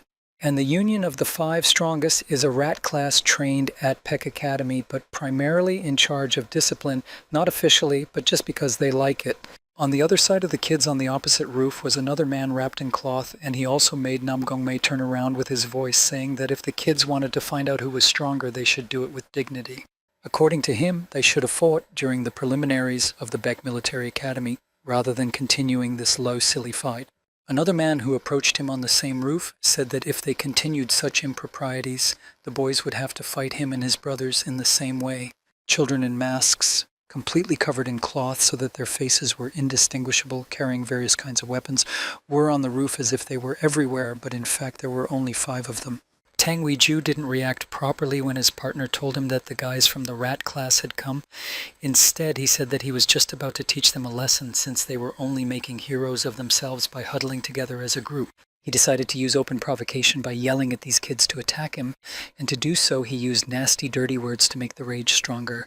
The students of the rat class were quick to respond to such cries with an attack and would not back down from an open confrontation. According to them, they guard justice and are an alliance of the 5 strongest, and now they want to stop those troublemakers and disciplinarians at Bake Military Academy. For the person who organized the bets from the rooster class, this situation was even more pleasant because since the guys from the rat class joined in, everyone could see the fights even before the start of the competition and draw conclusions about the upcoming winners and place bets. The kids didn't mind a good show either, in which they remained mere spectators and didn't have to participate. Tang Weiju decided to attack first and rushed towards the rat class disciple. He managed to incapacitate one apprentice with one sneaky swipe of his fingers, leaching poison into his weapon. However, there was a whole group of them, so the kids' partners quickly remembered and rushed at Tang Weiju. For example, one of them drew double swords, and only at the last moment did Tang Weiju manage to block the attack with his daggers. For Nam Gongmei, it was a great opportunity to observe how real life, albeit ordinary students, fought in real life. And Wampio noted the striking power of the joint offense because they were brothers and their interactions were as good as any other team. Jifyun, as the person who had been studying the history of the other classes all this time, because their class, unlike the snake class, could go out to train with other groups, said that the rat class's individual abilities were not particularly outstanding, but if they used cooperative techniques, their skills were rated as comparable to great masters, and they were unrivaled in battles. However, unlike Nam Gongmai, who tensed up at this news, Wampio only said disdainfully that these kids could only bunch together instead of practicing their individual skills normally. Tang Weiju wasn't going to give up and took out his blades and sent forward a blade rain technique to attack the rat class disciples. However, as mentioned, they had amazing teamwork and honed techniques, so using their swords as shields, the boys quickly repelled this attack. Tang Weiju snorted at them, saying that the rat class with their joint attacks were in this particular class for a reason. With this, he wanted to hint that they were like rats that attacked in a pack. He had to interrupt his thoughts because his partner had already been hit and fell to his knees, letting go of his sword. It was a total defeat for the boy, and he was the only one seriously shaken compared to the rest of the rat class. And now the guys had gotten to Tang Weiju, and now they were already snorting disdainfully because of his ability to attack from behind someone else's back with daggers and poisons instead of an open attack. Alas, they said this to Tang Weiju, whose pride and ego were too high, and so they provoked him into another attack in which he had already summoned his poison ability. As someone who was very familiar with his rat-like nature, Nam Gongmai advised everyone to hide immediately, already anticipating the problem of the poison attack. This started the children and they immediately made a fuss, and they tried to run away from the yard as quickly as possible, almost dropping each other in the process, just to get out of the trajectory of the poison, for they wanted to remain only spectators and not accidentally injured participants. Tang Weiju was no longer unstoppable, and green droplets were dripping off his fingers as a harbinger of the imminent death of one of his opponents. Seeing such a thing, the 5 rat class students immediately began to form up so that they could repel this attack and the surrounding people wouldn't get hurt. However, considering that the poison in Tang Weiju's hands fueled his rage, it was not such an easy task. The entire 5 became like this in order to surround Tang Weiju and the vortex he created from all sides, and also to concentrate their internal energy and block the poison with it. However, Nam Gongmai, as a pretty good strategist in the martial arts, realized that if one simply blocked the poison, it wouldn't accomplish anything, and if one couldn't end things instantly, too many people present would suffer. This was the case because even though the internal chi energy was not bad at holding back normal attacks, something as buoyant and drafty as poison could penetrate not just the human body as a weapon, but as a poisonous substance. It only needed a small slip-up. The sword of one of the 5 shattered from the exertion exerted by the disciple himself in order to stop the poison. He should have crashed into the ground or the wall opposite with tremendous force, but Nam Gongmai picked him up in time, sensing the danger. An awkward situation occurred when Nam Gongmei picked up a disciple, and it turned out that his collar was torn, and it turned out that it wasn't a guy at all, but a girl hiding under a mask. The remaining 4 now had a dilemma because one of their group had dropped out, and considering that they were only maximally strong when there were 5 of them, fewer members weakened them, and very much so. So one of the rat class planned to sacrifice itself in order to stop Tang Weiju and give the others time to escape. However, his brother disagreed with him. Nam Gongmei realized that the poison had made it much harder for them to move, so their attacks were not able to show their full strength, and one of the participants had dropped out. After deciding something in his head, Nam Gongmei called out to Wampio and threw the girl in his arms to him in order to free his hands. Wampio, although slowed down in the first second, managed to catch the rat class student. Now Nam Gongmei applied his internal chi energy, which he had already learned how to control. Extending his hand with poison forward, Tang Weiju came dangerously close to one of the rat class students, planning to poison him now. However, both of his hands were intercepted by Nam Gongmei, his fire burning away his poison and stopping him right in front of his disciple's face. He tried to stop the boy before it was too late, but Tang Weiju was only annoyed and angry, for he didn't understand how a lowlife like Nam Gongmei dared to stand in his way. Finally, such a noise caught the attention of someone from the administration, and a teacher stepped in between the boys. Nam Gongmei and Tang Weiju were thrown away from each other in different directions by an amazing force, and the dog class teacher ordered them and the rat class students to follow her to the mentor hall.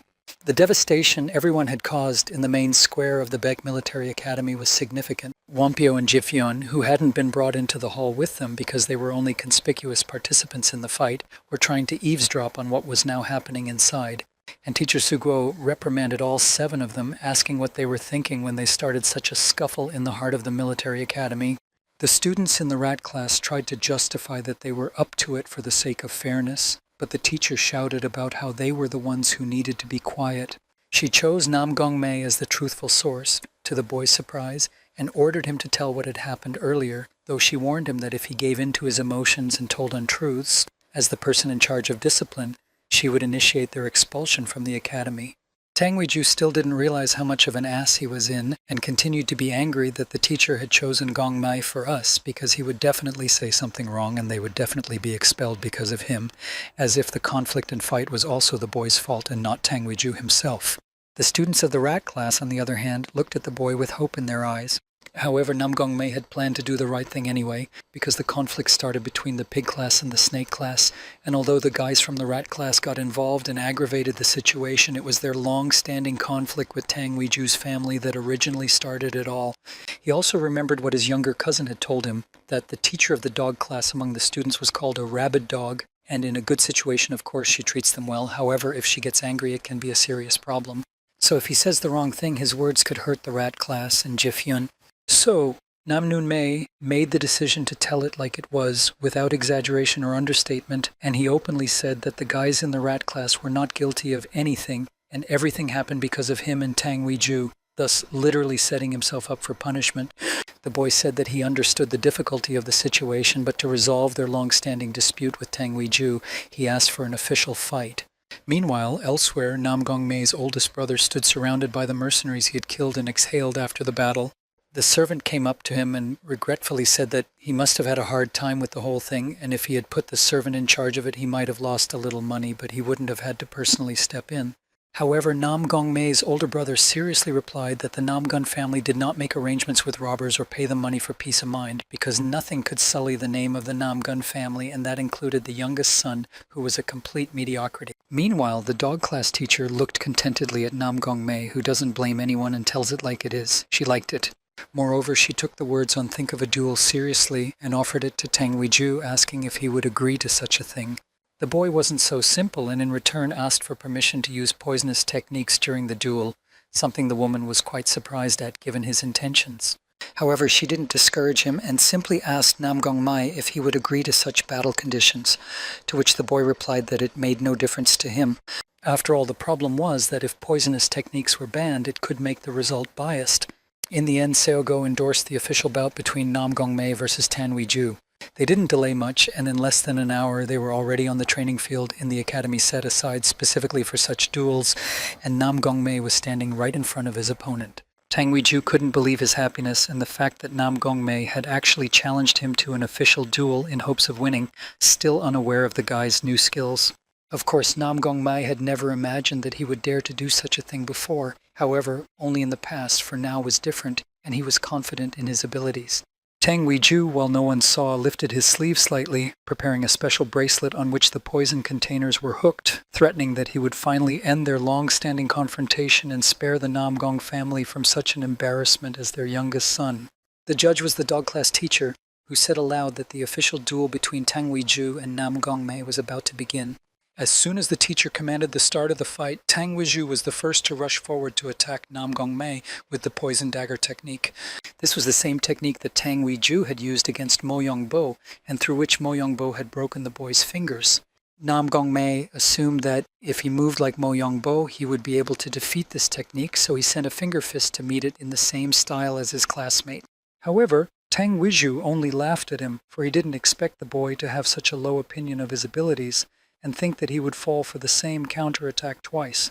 So he intertwined his arm with his own hand, and with his other free hand, having had the opportunity to strike him in the side without the possibility of a counterattack, he began to approach with a hand full of poison. Naturally, Nam Gongmei couldn't dodge it and was hit in the chest with poison. Holding on to his wound, the boy realized that he wasn't the only one who had grown through training during this time. However, he shouldn't have stopped, for Tang Weiju didn't plan to end things with one punch, and without a pause tore at Nam Gongmei to punch him in the face. Wampio quickly realized that Nam Gongmei had been struck with poison from the start, which meant that the longer the duel lasted, the worse it would be for him. However, surprisingly, against all their fears that the boy would be very bad, the 5 rat class disciples said that Nam Gongmei was not losing yet right now, so they should be quiet and not shout early so as not to disturb the fight. Jifian tried to explain to these students that after being poisoned by poison, the body becomes unruly and it is much harder to control the internal energy, but the rat class students roared at him about how justice is not destroyed so easily.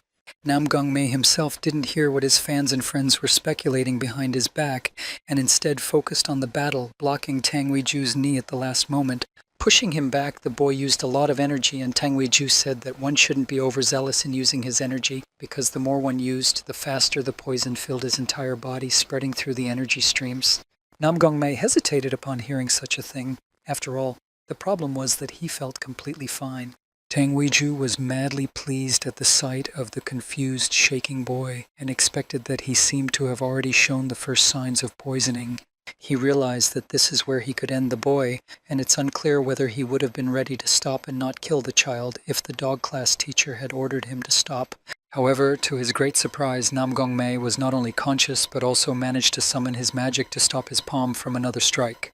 The guy himself felt that it was darn no. After all, he had no problem using internal chi energy, and he knew perfectly well the degree of poisonousness of this poison.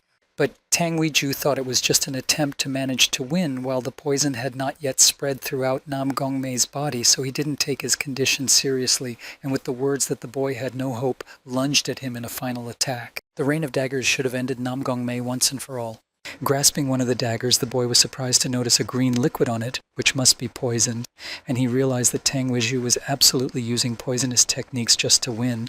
Trying to understand what exactly happened, Nam Gongmei speculated that perhaps while the poison was entering his body, the yang energy in his abdomen was destroying the power of the poison, and that's why he didn't feel so bad, because the poison works like an antidote by the substitution effect. To get rid of one poison, another poison is used.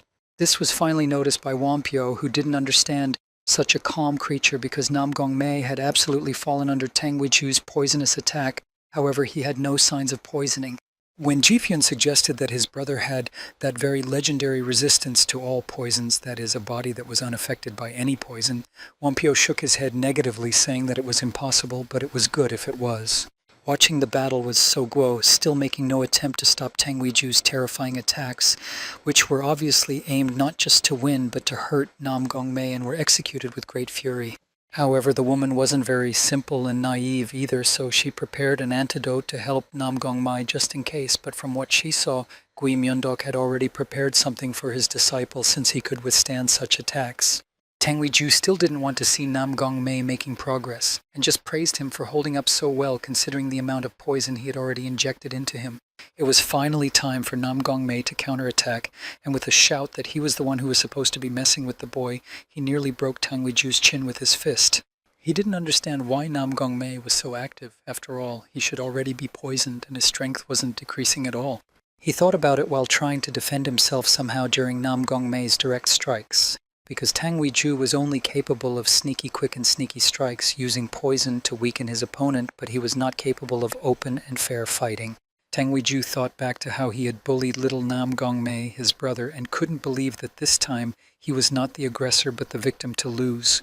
Completely maddened by this thought, he decided that he had no choice but to kill Nam Gongmei with one of the Tang family's 8 most terrifying poisons, the instant death poison. It was a poison that is extracted from the 2-headed millipede, and as soon as it touches the skin, it immediately spreads through the meridians, and if you don't drink the antidote within a couple hours, the person dies. It was one of the 8 terrifying poisons that only the future head of the Tang family was allowed to possess, and Tang Weiju had it. With one of the 8 most terrifying poisons of the Tang family, he had no idea yet what insidious method Tang Weiju had hidden up his sleeve, but he felt that something had changed in the way his opponent behaved. A pig class student threw a special artifact that created a poisonous fog and hid him from view for a while. Xiao Guo was not an ordinary teacher and immediately realized what was being talked about, so she ordered everyone present to cover their mouths and noses, and ordered everyone to move as far away from the battlefield as possible so that the students who were not involved in the battle would not be affected by this poisonous mist. Nam Gongmei was alone in the middle of this haze, having lost the ability to see around him, for the fog blocked his entire view. Suddenly, daggers flew at him, and Nam Gongmei successfully dodged them, but it wasn't that simple. After all, it was a deceptive maneuver, and on the other side, Tang Weiju was already jumping out at him with a deadly poison on his dagger. Even the fog didn't stop teacher Xiao Guo from seeing such a thing, so she instantly dispersed the fog with her clothes, but it was too late. The fog was dispersed, but Nam Gongmei was already lying on the ground, struck by the deadly poison, and all the veins on his body were swollen. Such a picture was very shocking to all the students, who immediately shouted in order to bring him to consciousness. The boy, on the other hand, felt his body being shaken by a terrible pain, and the thoughts in his head becoming confused. He was reminded of the same lesson from Gui Myeondok when he had shown a student how to control both the forward and reverse flow of internal qi energy at the same time. When controlling the flow in the opposite direction, there is a danger of damaging the energy channels, so that controlling the forward and reverse flows at the same time carries an incomparable danger. It is comparable only to when the body turns into a powerful bomb. Gui Myeondok explained that the revolutions of energy are done at the same time, so they have to share energy channels, and although they are one, they are different and cannot meet but must join together so that not even the slightest mismatch can be allowed for a second. And in case there is still a mistake, there will be a big explosion and there will be no more little boy Nam Gongmei. Leaving the jokes aside, the man explained that where the forward and reverse flows met, the energy channel would simply break. Hearing that Gui Myeondok told the boy not to worry, Nam Gongmei thought that such a thing was possible with the help of a teacher, but contrary to his expectations, Gui Myeondok smiled and said that he had prepared a needle and potions in case his student was torn. Seeing how angry Nam Gongmei was by such words, Gui Myeondok asked what more he could do for this child, and he tried to explain that he would like to learn the theory first. Gui Myeondok only said that as a snake class teacher, he taught the children not to lose concentration in any situation, but also supplemented their basic knowledge in what they still lacked, such as practical combat training. It could be said that their training was only the first tryout, but Nam Gongmei is no longer primarily from the snake class. He is now first and foremost a personal disciple of Gui Myeondok himself, so he will teach him the principles he created himself. Returning to reality, Nam Gongmei remembered the principles his teacher had taught him, so he felt the poison spreading through his body and realized that he needed to act quickly. He had destroyed the old poison, and so he would destroy this new one, and he would do it with the method the teacher had described. He felt 2 energies, fire energy and ice energy, that raged within the boy, destroying his energy flows. The only way to defeat such a poison now was to be able to master the technique taught to him by Gui Myeondok himself.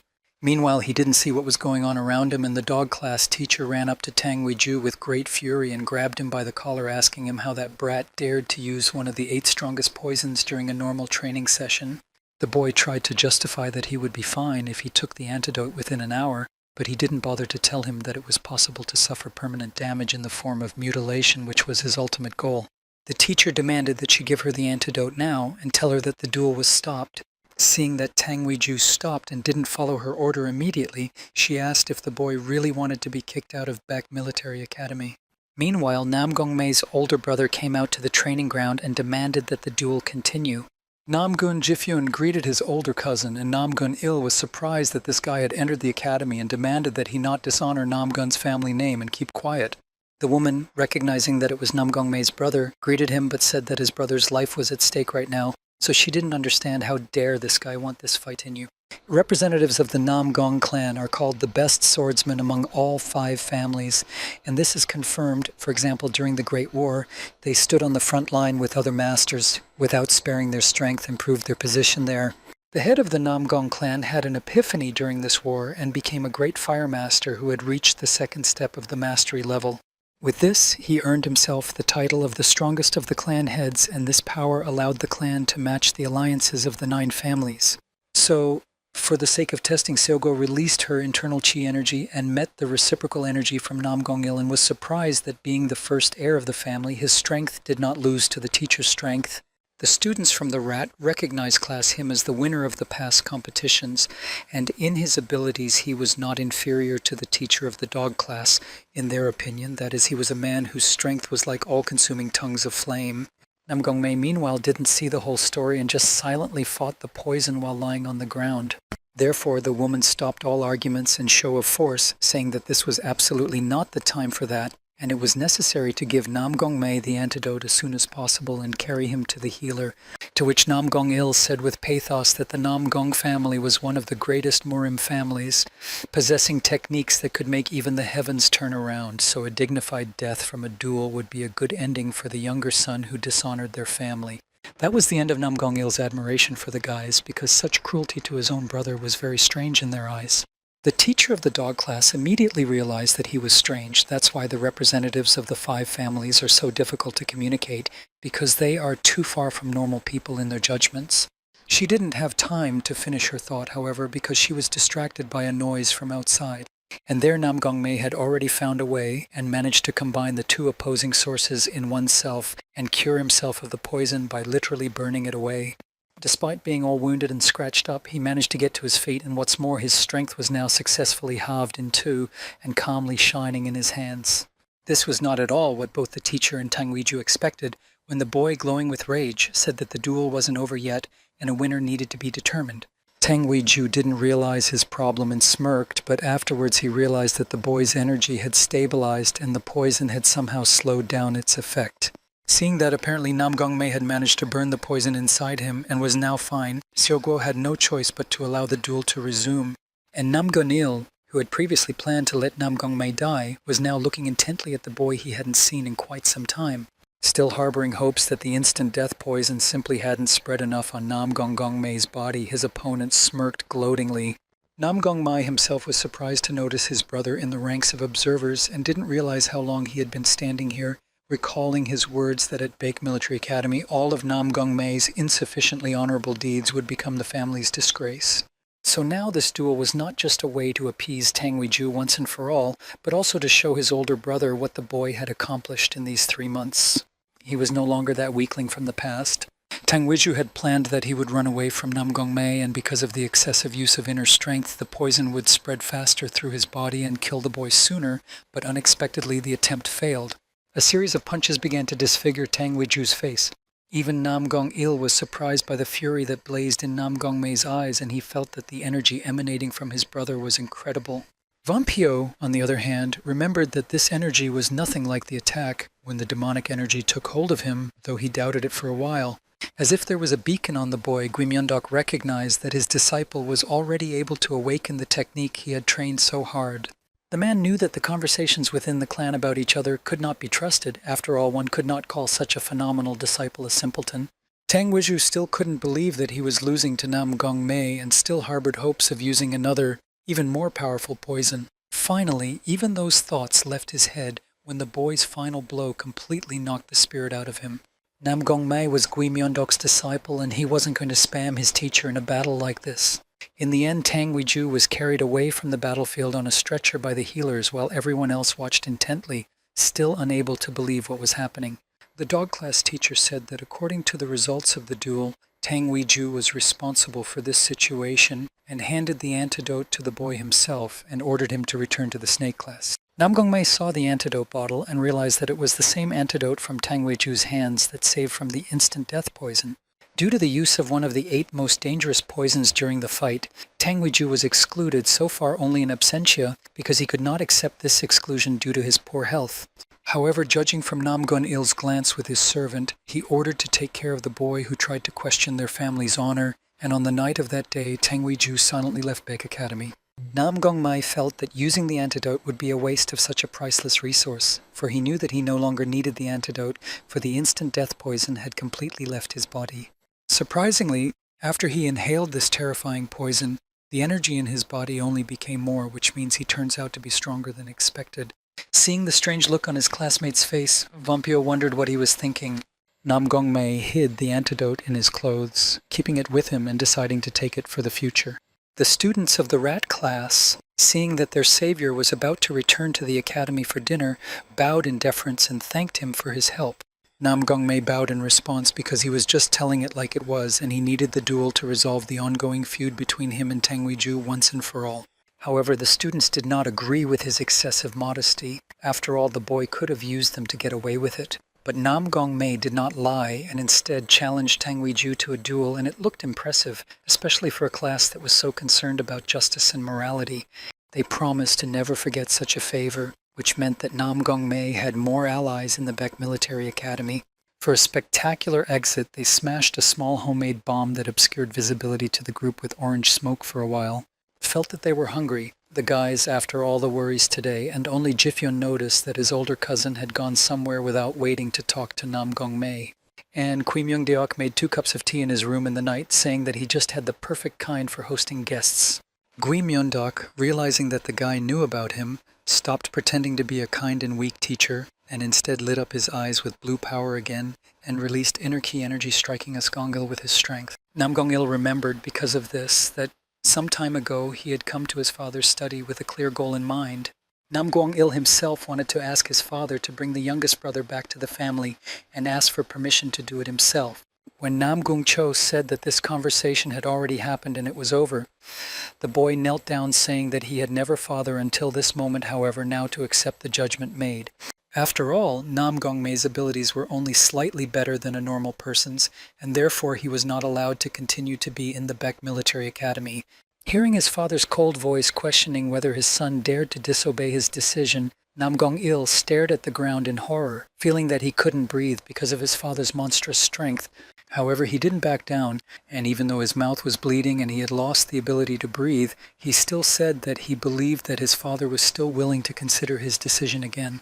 Nam Gong-cho had no choice but to question why Il disliked his younger brother so much. The only assumption Nam Gong-cho had was that he hadn't announced the name of the future heir yet because of his youngest son. He had to say that until the future heir was announced, it had nothing to do with the youngest son, because even the rest of the family members were now improving much faster than Nam Gun-cho himself in the past, and therefore he couldn't foresee which of them would become good enough for the position of clan head. After all, the head of the family cannot become the head of the family with only fighting skills, because the head is the symbol of the family. Nam Gong-il reasonably objected that in Murim the strength of the head determines the strength of the entire family and is the basis for how the family's power is judged, which meant he didn't understand what other conditions besides strength there might be. Seeing that he couldn't change his eldest son's mind, Nam Gung-cho said that Nam Gung-il could indeed take his younger brother, but only if he went to Baek Military Academy and made arrangements with the teacher and his brother himself. Nam Gun-il explained all of this to teacher Gui Myung-deok, saying that he came here to discuss the possibility of taking his younger brother out of Baek Military Academy. Surprisingly, the man had nothing against it, saying that he approved of such a thing, but only if one condition of his was met. Nam Gong-il had already rejoiced at such an easy victory, however, he just hadn't listened to this condition yet. And the next day, the first thing Nam Gong-mei was surprised to see was the person their teacher introduced to them. After all, for a while, Nam Gong-il would temporarily fulfill the role of assistant teacher. Nam Gong-il had no way of knowing why he had gotten involved in this adventure. He remembered how last night Gui Myung-deok had said that this was the only condition If Namgun-il wanted to take his brother out of the military academy, he needed to play the role of teacher's assistant because Gui Myeondok's current assistant had gone somewhere for work and hurt himself. According to him, he needed to take a month off, and it was very frustrating for Gui Myeongdeok. Namgung-il was disagreeable to such a condition because a month is a very long time, and he promised to send any good master from the Namgong family so he wouldn't waste his own time. After calculating out his cunning plan, Gui Myeongdeok didn't let him slack off and meticulously told him that it had to be Namgun-il. For just a month, he'll serve as an assistant teacher, and then he can take us Gongmei or do as he wishes. Nam Gongmai was tearing his hair in despair, for he didn't understand why his brother had become an assistant teacher. It was time for training, and Mo Yongbo was relearning the workings and principles of sword work because he needed to give up this attainment of strength to instead awaken softness with the old blade. While doing so, Nam Gong-il came up to him, and Mo Yongbo was forced to bow with his hands in front of his chest and pay his respects to the assistant teacher. Nam Gong-il, despite apparently knowing Mo Yongbo quite well from the rumors, however, he was not going to become quiet and obedient, and instead said that he approached the boy since he was assigned to teach the children, so he was coming over to look at everyone. And afterward, he asked a question that would be difficult to ask if Nam Gong-il didn't understand the true essence of Mo Yongbo's doubts about why he was trying to give up the very idea of strength. According to the assistant teacher, if Mo Yongbo only pays attention to softness, he will gain neither softness nor strength. Mo Yongbo wasn't too proud, so he was happy to accept help from someone a level above, so he listened attentively as Gong-il told us that strength and softness don't exist separately, and one must create a movement that allows the ball to pass smoothly, strongly, and softly. Even while maintaining softness, one must not rub strength. The man picked up a branch from the ground and managed to put his internal chi energy into it. However, after such an action, the branch remained perfectly fine, something Mo Yongbo could not achieve even with his iron swords. After all, it was a brilliant idea. Put the energy of force inside the weapon and set the movement with softness. Nam Gong-il quickly appreciated the way the disciple was thinking and realized that this boy seemed quite capable. Jigalmi walked up to him and greeted him by saying they hadn't seen each other in a while. Nam Gong-il was calmly talking and instructing everyone who approached him, and Nam Gong-mai did not understand this idol because he had never seen such an expression on his brother's face. There was only dissatisfaction on his part. Yun Ring noticed that Nam Gong-mei was keeping aloof from his older brother and asked this question to the boy. Why aren't they so close? After all, they are brothers. Nam Gong-mei said something about just being uncomfortable and needing to sort out his thoughts. However, what he was really thinking about was that he expected Nam Gong-mei to be taken home from his brother's arrival. However, for some reason, he decided to become a helper in the snake class.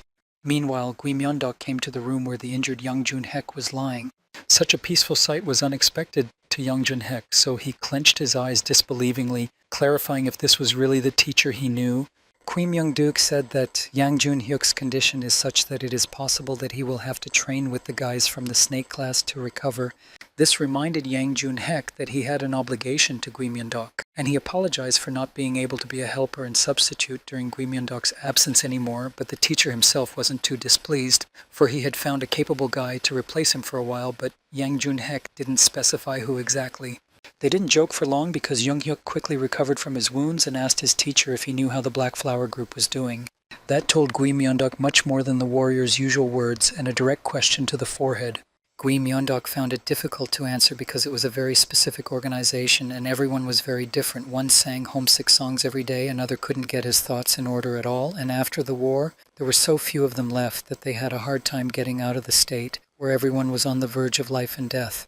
Therefore, Gui Myeondok could assume that since they were alive, they were doing pretty well now. Although Yang Jun-hek was unhappy that he needed to upset his teacher, however, he was forced to admit that the one who had attacked him and brought his body to such a sad state was one of the Black Flower faction. Meanwhile, in a faraway place in the Great Mountains, a man was climbing a sheer cliff. He climbed in order to reach his master and report to him that someone believed to be Gui Myeondok had been destroyed. And in the dark depths of the cave, two mysterious lights glowed red, resembling eyes. Based on the servant's report, the unknown person in the darkness of the cave could sense if the real Gui Myeondok was dead. So since they had taken out the man in the white mask with red patterns, but it was not Gui Myeondok, it meant that their work was still not finished. And although they had made contracts with many people, such as the heads of military corps or different families, they still had a long way to go before overthrowing Gui Myeondok. Still kneeling before his master, the servant informed him that they would begin negotiations with all those with whom communications had already been prepared. The master was a little tense when he heard that they risked being caught if there were too many new allies, but his servant said that was why they were going to act simultaneously, because if there were bloody explosions in all the important areas, it could be an obstacle to the search and they would have more opportunities. Meanwhile, the snake class finished their training today. Wampio and everyone else were terribly pleased with Big Brother Nam Gongmai and talked about their impressions of working with him. He was especially fiercely defended by Wampio, of course, who was explained everything about his skills in great detail, and Mo Yongbo, who was certainly helped by Nam Gunil. They were also joined in their opinion by Jagalmi, who joked about the monk, saying that it seemed he had been in Shaolin for too long, so he wasn't aware of the clan's affairs, but Nam Gongil was already far beyond the young talent's status. Moreover, her mother had told her that such a genius in martial arts did not appear more than once every 100 years, and all the direct descendants of the Namgong family were like that. The second child of Gongsun single-handedly handled the Anki Fortress detachment in 5 days. The son third challenged the hereditary master, who was behaving inappropriately in a drinking establishment, and everyone knows it ended in a draw. The fourth child was a martial arts genius born once every 100 years. All of these children were not much older than the snake class students, so surely the name Namgong in the Peck Academy would be the name of the mountain that each of the students wanted to conquer. Everyone else couldn't help but look at Nam Gong Mei, who sat beside them and silently listened. Wampio, as a man who had not been able to restrain his comments since he had forfeited his vow of silence, commented on Nam Gong Mei's appearance, saying that all the members of Namgung's family he had seen were much more lean. Although the boy wasn't too pleased to hear such things, he had been subjected to such comments so often that he didn't even react to them this time. Yun Ring tried to calm his classmate down by saying that we don't all have to be geniuses, but her words only emphasized the huge difference between us and his siblings. Having managed to become friends with his class throughout their time practicing together, the others also joined in the words, and Yun Ring Tutho with less enthusiasm and watched the whole thing from the side by Big Brother Nam Gong Mai. So the boy laughed along with them, not feeling like an outcast at all. Nam Gong Il thought about the fact that at home, this child never laughed and didn't understand what exactly had changed about him. Nam Gong Mai was a child different from his brothers and sisters. The other younger ones could understand everything and more, but the youngest one could hardly understand even the simplest explanation. Nam Gong Il admitted that maybe his brother did change a bit, but his decision to take his brother back to his family remains the same. The guy was thinking about the fact that Kui Myung Deok had left the kids on him and went somewhere else, but Kui Myung Deok didn't just leave to rest. He thought about the words he heard from Yang Jun Hyuk. In order to find out who exactly from the Black Flower group attacked Yang Jun Hek, he first needed to track down Cinnamon Flower Black Flower, one of the members of the group. Meanwhile in town, an unknown man gave the boy a silver coin and ordered him to escort him to the second floor of a restaurant. When the food was already on the table, the gentleman hiding his face behind a fan said he was missing something. It was a flower whose fragrance spreads 100 kilometers away, but the boy did not understand what he was talking about and said that the inn did not sell flowers. The Lord said it looked like he had mistaken his name, but when the boy was out of his sight, he looked back with mad eyes. And after the unknown man, who continued to hide his face behind a fan, when he had eaten and left the courtyard, the robbers came out to find out what was the reason for the search of the gentleman, who was called by the password that was told to the waiter. After folding the fan, the unknown gentleman finally revealed his face, and it was Gui Myeonduk, dressed as an aristocrat, who told the bandits that he had come to the right place. As soon as the brigand saw the face of the gentleman hiding behind the fan, he immediately ordered his accomplices to step back. Bowing down to Gui Myeonduk, he said hello and apologized for disturbing him because, judging from the man's appearance, he wasn't feeling well. Thus Kwang Sadopai, nicknamed Crazy Swordsman, who was one of the hundreds of Murim masters, and although he was an ordinary vagrant by origin, but once he had a drink, he became a representative of excellent fighting techniques. Now he was not drunk, and therefore polite, he ordered his men to leave. Gui Myeonduk didn't understand such an act, so he had to stop those men from leaving, asking Anu for a meeting with Osmanthus and ordering him to escort him to Mr. Osmanthus. The mad swordsman didn't hesitate to say that the gentleman who looked like a complete weakling shouldn't ask about Mr. Osmanthus, and he would pretend he hadn't heard about it, or else you might die without a mouse or a knowing bird about it. The one who got beaten up in the end, of course, was Kwang Pei himself. Gui Myeonduk ordered him to take him to Osmanthus one last time. According to him, Kui Myung Deok and Osmantha had a long-standing friendship. At night, the villagers in the village watched fearfully as the small procession of both the mad swordsman and his mysterious black-clad wrapped guest. Seeing where he had come, Kui Myung-duk asked, since when did Kwang Pei become one of Hauman's group? Hauman is a group organized by the lower class, considered more of a bribery and information-selling group even. And while Keban's vagabond clan of beggars usually managed information during the day, Halman manages information on the dark, cold night. The boy opened the door and let the two people in, but was surprised that they came alone and not just the crazy swordsman. Guimyeondok glared at him with his eyes, promising that the boy would have to pay for telling on him. Afterward, he pretended it was only a joke and smiled kindly. In the Guimyeondok building, with the help of the mad swordsman, he ordered the child to prepare a message for Osmanthus, and to his surprise that today was not a reporting day, he replied that he needed to find someone. The man refused to fill out a formal order request to the Halman clan and walked instead to one of the walls, placing his hand against it and summoning his power. The wall obediently crumbled with stone chips and revealed a space leading into a room and a chair where someone was sitting. While the mad swordsman was marveling at Guimyeondok's strength because he was able to destroy the wall of a neighboring house and assumed that the wave of destruction was not only in this place, the man who was sitting on the chair in the darkness turned around slightly and hummed, saying that Guimyeondok was smart enough to recognize where he was. A good-natured smile never left the snake class teacher's face. Meanwhile, on the snake class training field where Guimyeondok and Nam Gong-mei usually trained, instead of the teacher, there was only a note that said Guimyeondok had some business to attend to, so he needed to leave for a while and instructed them to train not half as much as he felt that the teacher was not around. The boy sighed but began to stretch his muscles because the first stage of reverse flow control, if you consider the simultaneous control of the forward and reverse flows as the next stage, then all of what he had been doing before could only be considered a preparation for the real Guimyeondok technique. He had planned to approach the workout itself after warming up, but suddenly something caught his attention. Nam Gong-mei looked around and noticed his older brother flying at him with bright, burning eyes. It was surprising, yet with such a grim expression on his face, the man just wanted to talk to his brother. Their conversation started when Nam Gong-mei was forced to block his older brother's punch. However, even at this, Nam Gong-il was not going to stop, and with one hand clasping the boy's hands, he was going to hit him hard, using his inner strength. Nam Gong-mei had been making huge strides recently, but he needed to enter a special state to do so. And in addition to that, there was an injury in him now, because he couldn't and wouldn't go against his own older brother. However, even the fact that Nam Gong-mei withstood these blows made his brother realize that he was not using the family's blue sky technique. And with the next blow, Nam Gong-mei literally flew upwards from the force and fury with which Nam Gong-il had tossed him. And the man was curious about Lil then what kind of spiritual technique that didn't even belong to the Nam Gong clan he was using, and how he even dared to do such a thing.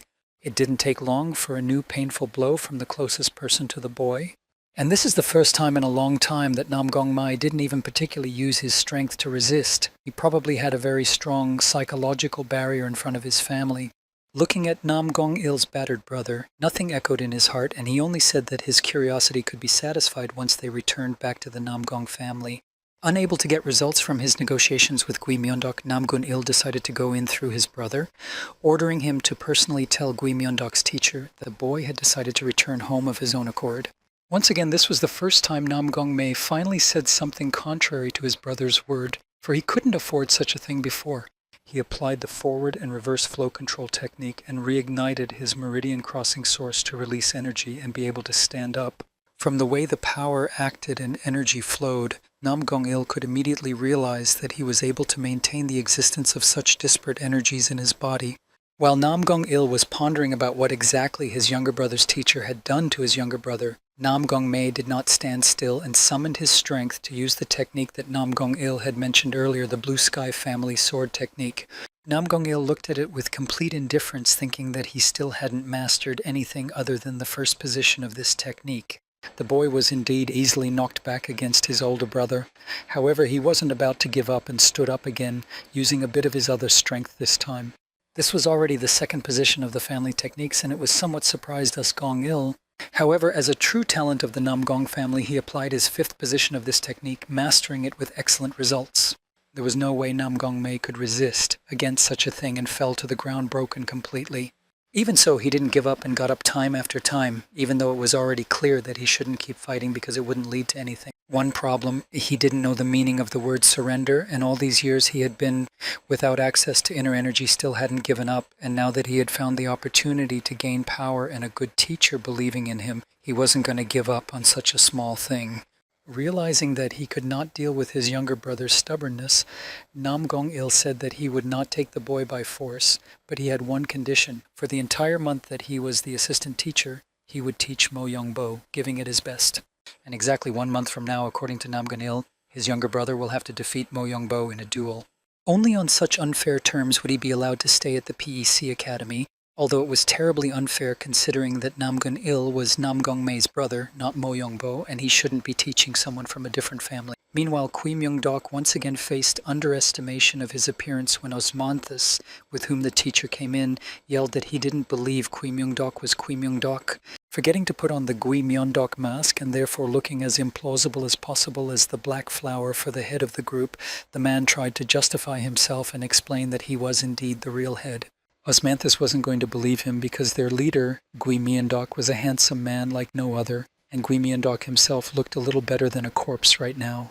Gui Myeon-dok had never encountered such a rumor before. He didn't understand where such rumors came from if he hadn't shown his face to anyone before, but his expression now was misunderstood by Osmanthus. But the Black Flower Group member was not going to give in to his words, saying that even though he had not seen Gui Myeon-dok's face, there were ways to find out, and continued to call the man a pathetic fake. The short battle that followed forced Gui Myeon-dok to dodge the persistent attack, and the man couldn't help but recognize that the man's movements were quite fast. However, he had a trump card up his sleeve, so he pulled out a special coin and smirked, wanting to see how Gui Myeon-dok would dodge something like this. Gui Myeon-dok looked back in surprise, where the coin had hit and caused a huge explosion and also had to dodge the next attacks very quickly. After all, the coins in the hands of the man in the white mask with red patterns were enough to destroy the entire village altogether.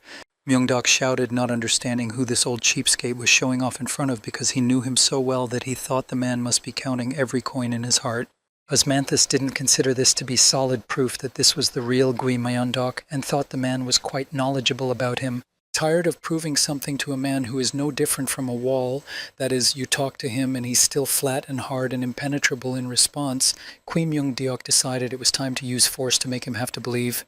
Releasing his internal chi energy, he immediately changed Osmanthus's attitude, for only their commander had such a ghostly technique. The blow came right across Osmanthus's torso, and he couldn't dodge it, so he was split into 2 uneven pieces, and the most unfortunate of all was his cloak, which couldn't be repaired. Osmanthus did not die, however, and when Gui Myeon-dok hinted to him that it was time to get up and not play the victim, the man quickly got up on his hands and used his strength to attack Gui Myeon-dok again. He slowly stood up, saying that this unknown man had gotten to know about ghost techniques and had even attacked the commander's ghost technique, which meant that in that case he was indeed the commander. He was already healed, though his 2 legs still lay apart from him, but he had grown 2 new legs from somewhere, and the man even reached up to remove his mask. As soon as all passions were settled, Gui Myeon-dok sat on a rock on top of the mountain and resented why Osmanthus had been away for so long. The man replied that he had brought meat and drink, but Kui Myung-dok immediately took him at his word, saying that he must have been late because he was picking up the coins he was throwing at the man. When the conversation took a calm tone, Osmanthus couldn't help but wonder what had happened to their commander, for he used to be strong and alert, but now he was a weakling, thin and unattractive looking. When Gui Myeon-dok asked why they were talking about how handsome Gui Myeon-dok was, Osmanthus said that one of the members of the Black Flower faction had once seen the head of the faction without a mask, so Osmanthus drew the man based on his words. The man didn't come here to talk about his own appearance, however, so he got straight to the point, asking his former partner if he knew how the other members of the squad lived. Since Osmanthus had information connections all over the world, he immediately realized that Gui Myeon-dok's interest was related to the monstrous incident in the clans. Cinnamon Blackflower suddenly said that even though Gui Myeon-dok had abandoned them, he didn't have any unpleasant and hostile feelings towards their former captain. And he said that because while it was natural to help the commander when he was part of the Black Flower faction, it wasn't so now, so if Gui Myeon-dok wanted Osmanthus's help, then he had to pay well for that order.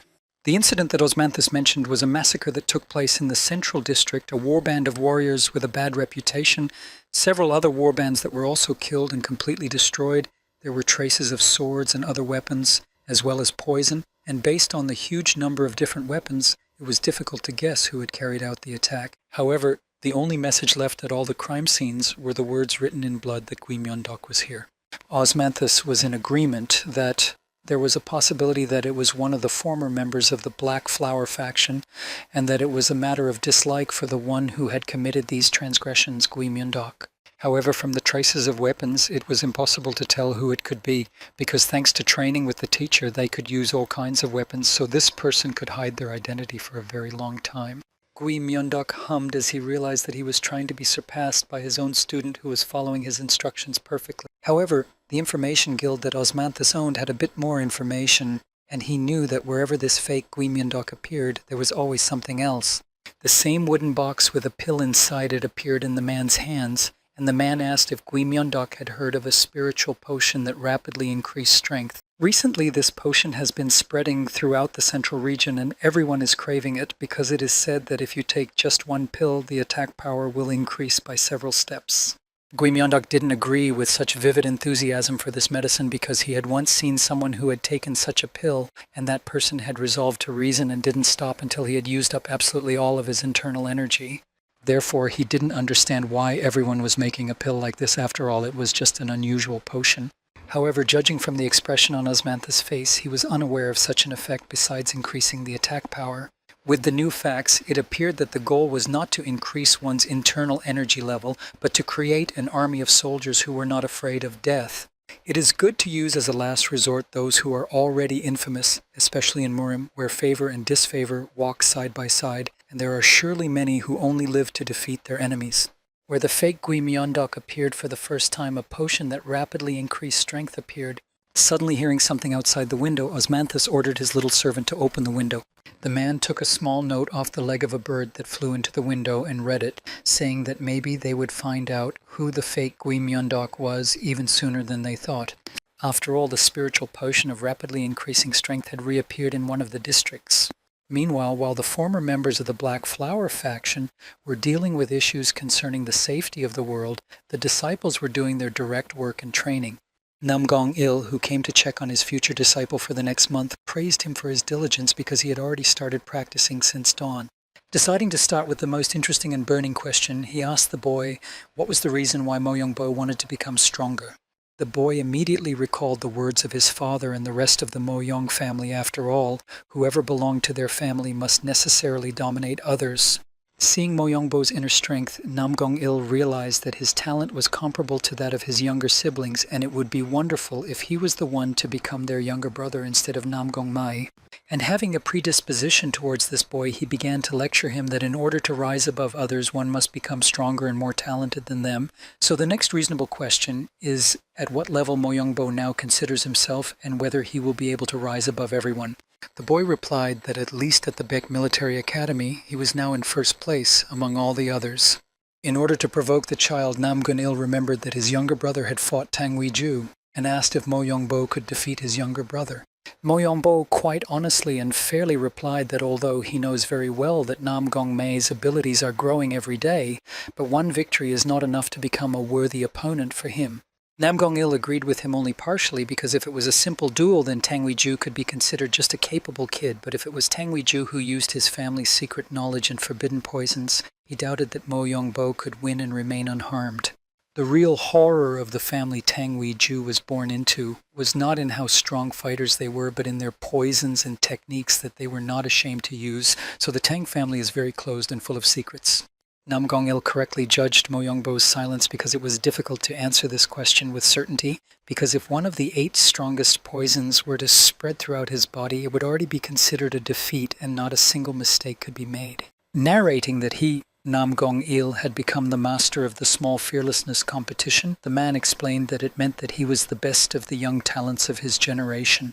And such a person, said Mo Yongbo, who pursued the goal of rising above everyone else, said that he would help and the boy would stand above everyone else in Baek Academy and even beyond, however, asked for one favor in return. The snake class students' training continued, and this time they had to stand on bamboo sticks on one leg and catch their balance. Wandering below them, Namgong-il lectured them about spreading out their senses of energy and that it was impossible for their concentration to dissipate at any given moment. To make their concentration lesson more difficult, the man picked up rocks from the ground and threw them at the students, causing Jigalmi to jump up on her stick to kick those rocks away.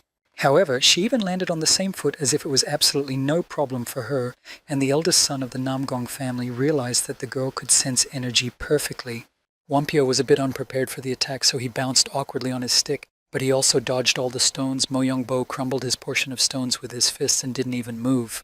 This gave Nam Gong-il the realization that the other guys had a well-prepared base as well. However, it was time for the one he disliked so much. Stones were sent in his direction with special fondness and special force. However, to the surprise of everyone, especially Mo Yong-bo, he also dealt with these stones without much difficulty in the same manner as Nam Gong-mai. Everyone who was watching him at that moment realized that since that fight, they could sense a huge progress from Nam Gong-mai. Thinking about how to hurt his little brother, Nam Gong-il threw stones at Un-ring as well, and it was the first person who failed his test today, and as she fell to the ground she trembled from the height she landed from. Considering that they had become good friends in all the time that had passed, Jagalmi and Wampio immediately got excited on her account and shifted in their seats, eager to help her. However, Nam Gong-il had a terrible temper and therefore ordered everyone to stay in their seats and continue the trial. Not realizing that each and every one of the snake class students had come here under the special order and plan of Gui Myeon-dok, the man approached Yun-ring with a gloomy look and asked what family she was from since she didn't even have a base laid down. When the girl answered simply that it was a family of healers and without details of its prominence, it was clear to the man that it was nothing great. Confirming his title of chief asshole, he didn't listen to her story. Instead, he angrily inquired as to which family didn't even give her basic skills and raised such useless fools. Finally calmed down a bit, he said that he knew that Un-ring had the sharpest sense of energy of anyone here right now, but if her body didn't obey her, it could be considered a lack of such talent. And confirming his earlier words that this was just the calm before the storm, he yelled at her, using his internal energy to intimidate her even more, saying that even more hopelessly he considered her attitude. With such pressure, the poor girl of course couldn't cope, and it brought her to tears. However, this is where Nam Gong-mai finally couldn't stand the bullying of his classmate and left his position on the bamboo stick, standing in front of Un-ring in a protective stance and asking his brother to stop. He also said some amazing things about how this is not the home of the Nam Gun family, and therefore it is not appropriate to behave in such a way with the local students. Surprisingly, Nam Gong-il backed off and said he would stop since Nam Gong-mai was asking. And he added an interesting line about how, out of all the guys, only Nam Gong-mai stood up for them, making everyone wonder what exactly their training today was, standing on bamboo or a similar provocation. The way he was looking at Mo Yong-bo, it felt like he was giving a secret sign to his disciple. Returning that day, when Nam Gong-il informed Mo Yong-bo that he was offering them a temporary alliance to each achieve their goal, Mo Yong-bo was stunned that the only condition in the help from the expert was to fight a battle about defeating Nam Gong-mai. The boy, however, thought that it was illogical after all. The fact that Nam Gong-mai had defeated Tang Wei-ju using secret techniques and poisons deserved respect. However, he had been watching Nam Gong-mai all this time, and the fact that he was not affected by the poison was just a testament to his successful physique. Nam Gong-il, as if it wasn't a family secret, confirmed that it was that unknown energy that leaked out from the dungeon, and they had made it so that the younger son couldn't control his energy, and his victory over the deadly poison was surely due to the fact that this energy had destroyed him. However, in the mind of the eldest son of the Nam Gong family, the picture of how their mother had died because of this unfortunate energy was still fresh in his mind, meaning that he needed to make sure that his brother could no longer use it and develop it. Nam Gong-mai has only been at the Baek Military Academy for 3 months, which means that in that time his progress is so great that he can even expect to have a fair fight with Mo Yong-bo given his current achievements.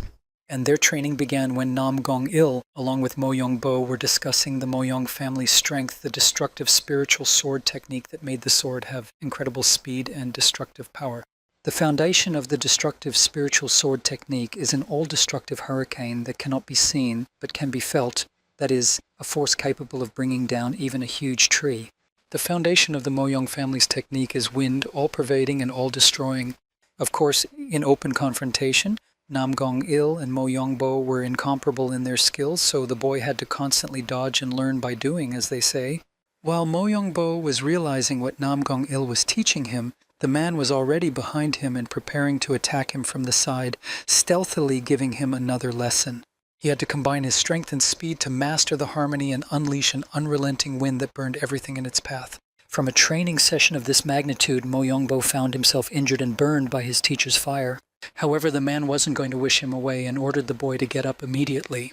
Mo Yong-bo felt that the title of the first young talent of a generation was not given for nothing, and mimicking the foundation of his family's destructive spiritual sword technique could not be given to anyone easily.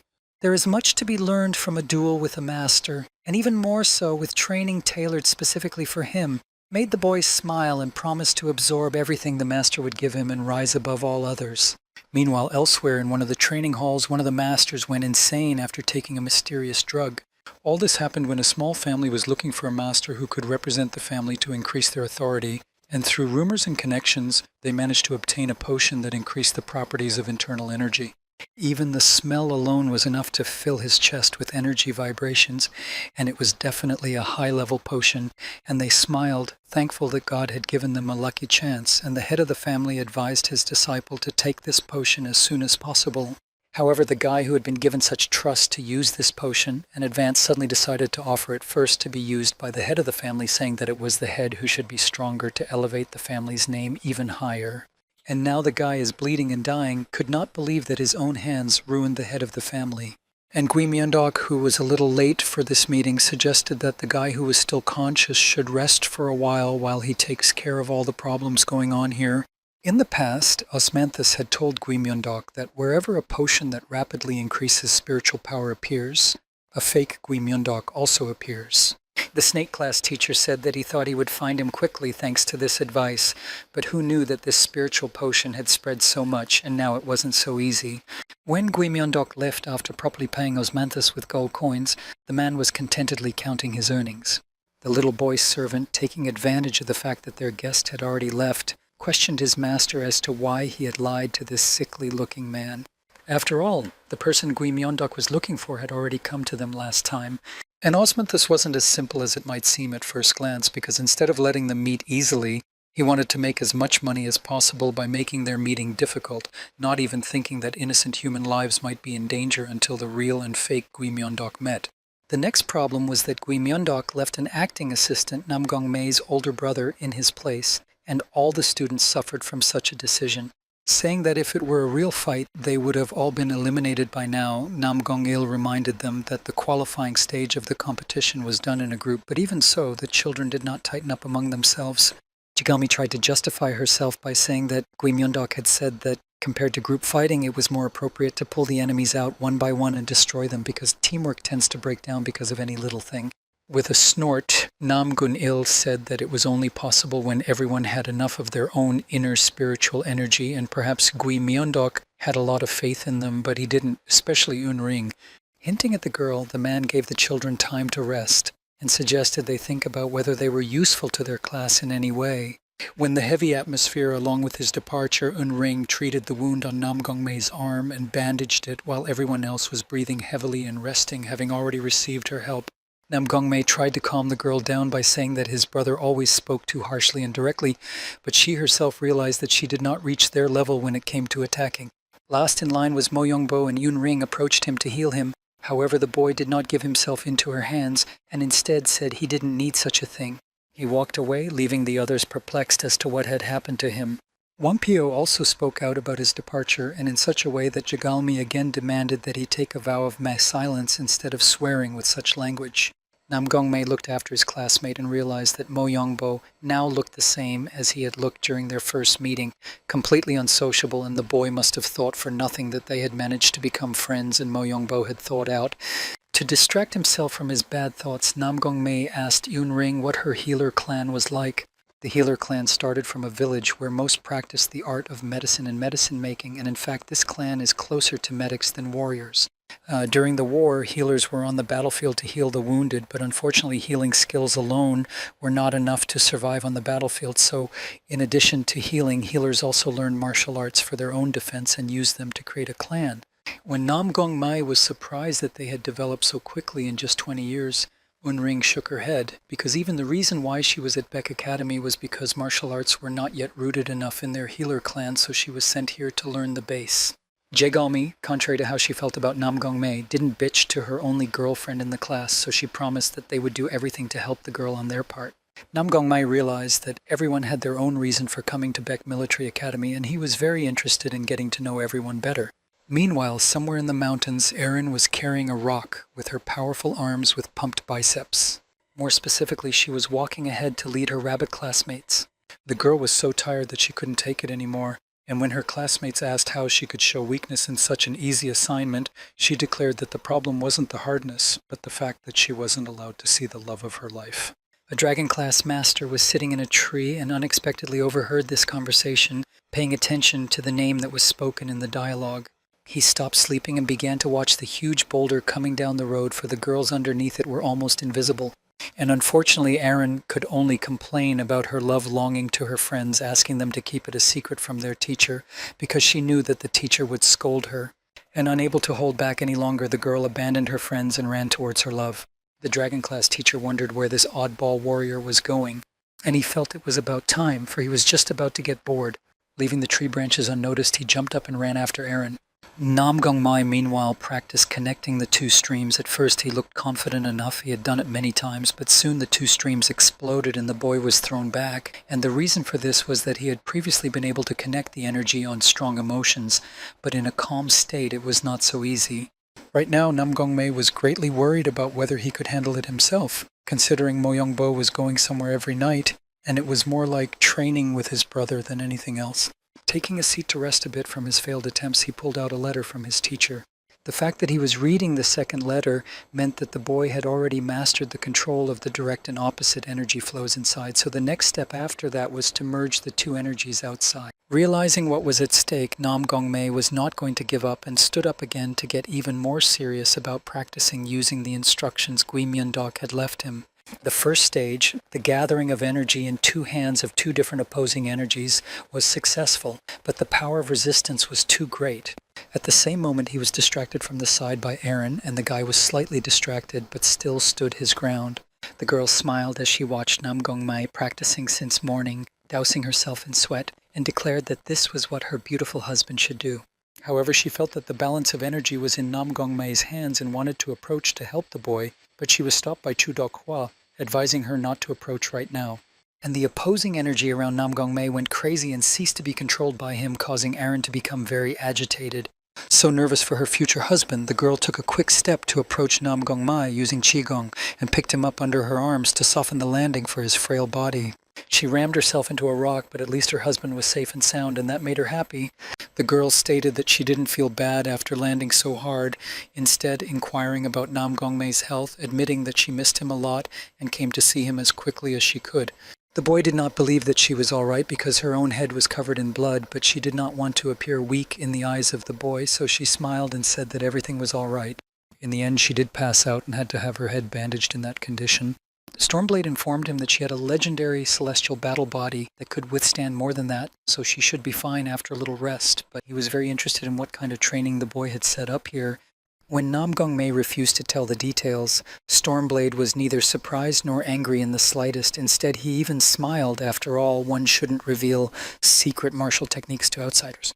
After pausing the problems, Nam Gong Mai told Chu Dok-hwa what he could tell, because he knew that he was a teacher and he would understand and be able to give him some advice, especially about the fight with Mo Young Bo. While Gui Myung-dok was busy with world affairs, his student was being taught by the Dragon Class teacher, telling him that his training looked as if the balance was off, that is, there was too much extreme yang energy inside, which was destroying the basic balance. To curb this energy would require an equally strong yin energy, so he wondered how to awaken this energy within Nam Gong Mai. At this moment, Erin abruptly got up from the ground, completely forgetting that she was actually sick here. The bottom line is that strong yin energy was considered a feminine energy, and therefore she was perfectly familiar with it due to her origins. At other times, the whole company was walking through Beck Military Academy, and Wampio didn't understand what had happened here that the students had made such a fuss. Jigalmi, as always, ordered him not to grumble, for it made him stop looking like a monk. They were on their way to check the group table for the Peck Military Academy's preliminaries. As soon as this table was posted, everyone immediately rushed towards it as if free gifts were being given out there. All the kids were worried about what their opponent would be like and prayed that they would have an easy class to win. The snake class was basically ready for any opponent, and when they found out that they would be fighting the bull class, they realized that they hadn't crossed paths with it much until now. However, they weren't going to be left alone, and instead of separating peacefully, the bull class wanted to laugh at the snake class because they hadn't seen them training before. After all, the snake class training was individual training in an enclosed area, and therefore thought they were weaklings and thought that this competition had already been won. Of course, to hear such a thing, Jigalmi was not ready, so she slowly, like in horror movies, turned around and gloomily looked at those guys who dared to say such a thing. However, Young-un didn't take her words as a threat seriously, calling her a cutie with a temper. So after a lot of comments about her origins, Jagalmi got all hot and bothered, telling her who she was in a harsh way, so that at least the name of her clan would explain to the guys that she wasn't worth messing with. However, they didn't realize the trouble they were in, and Young-un even said that he thought everyone in the Jiggle family was just sitting around reading books all day long. After hearing the unpleasant words towards her clan, and the fact that not only her but also Unring was now being harassed, the girl realized that such people needed to be taught a lesson by methods they would understand. So she slapped the boy with a swinging slap, even if she had to jump up because of the height difference. Young, he was terribly displeased because it hurt his fragile male ego, and he decided to punch from his fist in retaliation.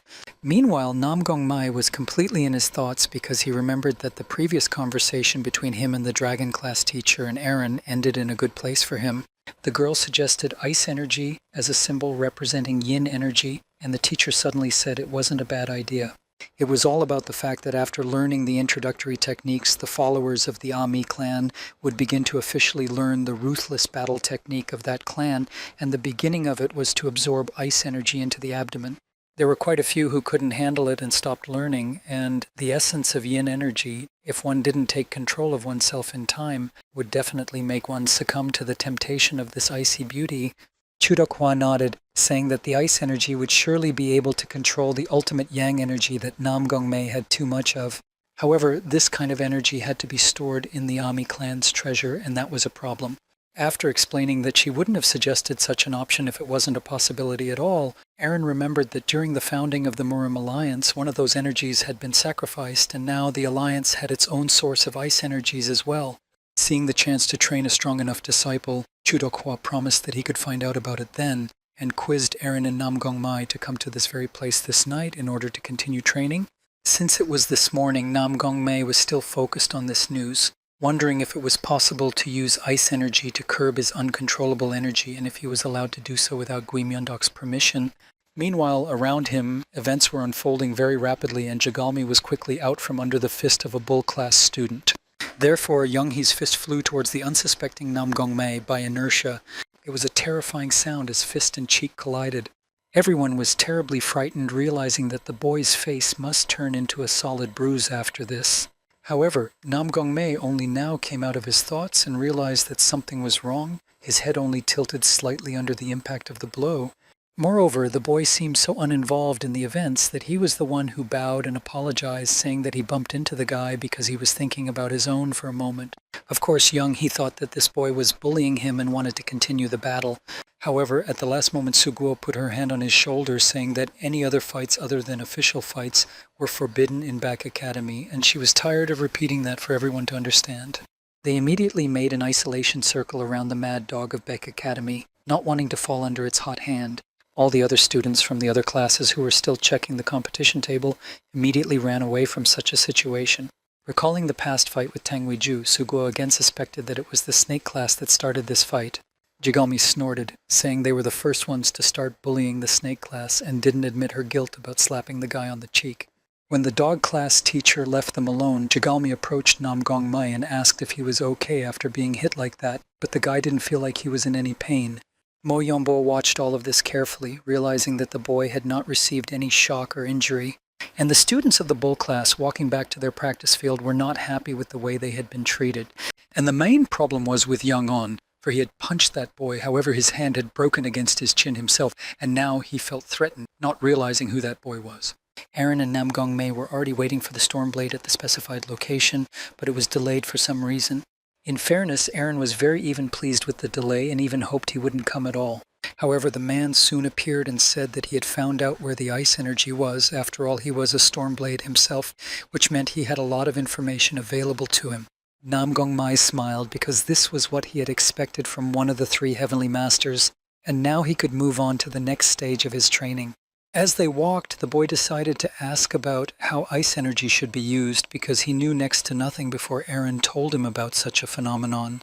Taking the position of the elder, Chudokhwa spoke of how the ice energy with its mere presence would freeze everything nearby, and even basic energy management skills would be enough to gain strength from it. Nodding steadily, Aaron confirmed the master's words, for it was roughly the same when she had to take the test in the Ami clan. Ice energy is called the treasure of the Northern Sea. And the essence of Amy's ruthless martial technique is to transform one's own internal energy into yin energy. The teacher asked if they were not violating the balance of yin-yang, but the girl objected, saying that the Ami clan's martial techniques had nothing to do with this balance. The clan was established on the basis of Buddhism so that all its members follow the teachings of Buddha, and due to the fact that they go beyond the mundane and create the natural order, a new balance emerges. And following this, in order to reach the pinnacle of ruthless martial technique, Ami, it is necessary to break the shackles of the modern world, and only then it is possible to achieve true completeness.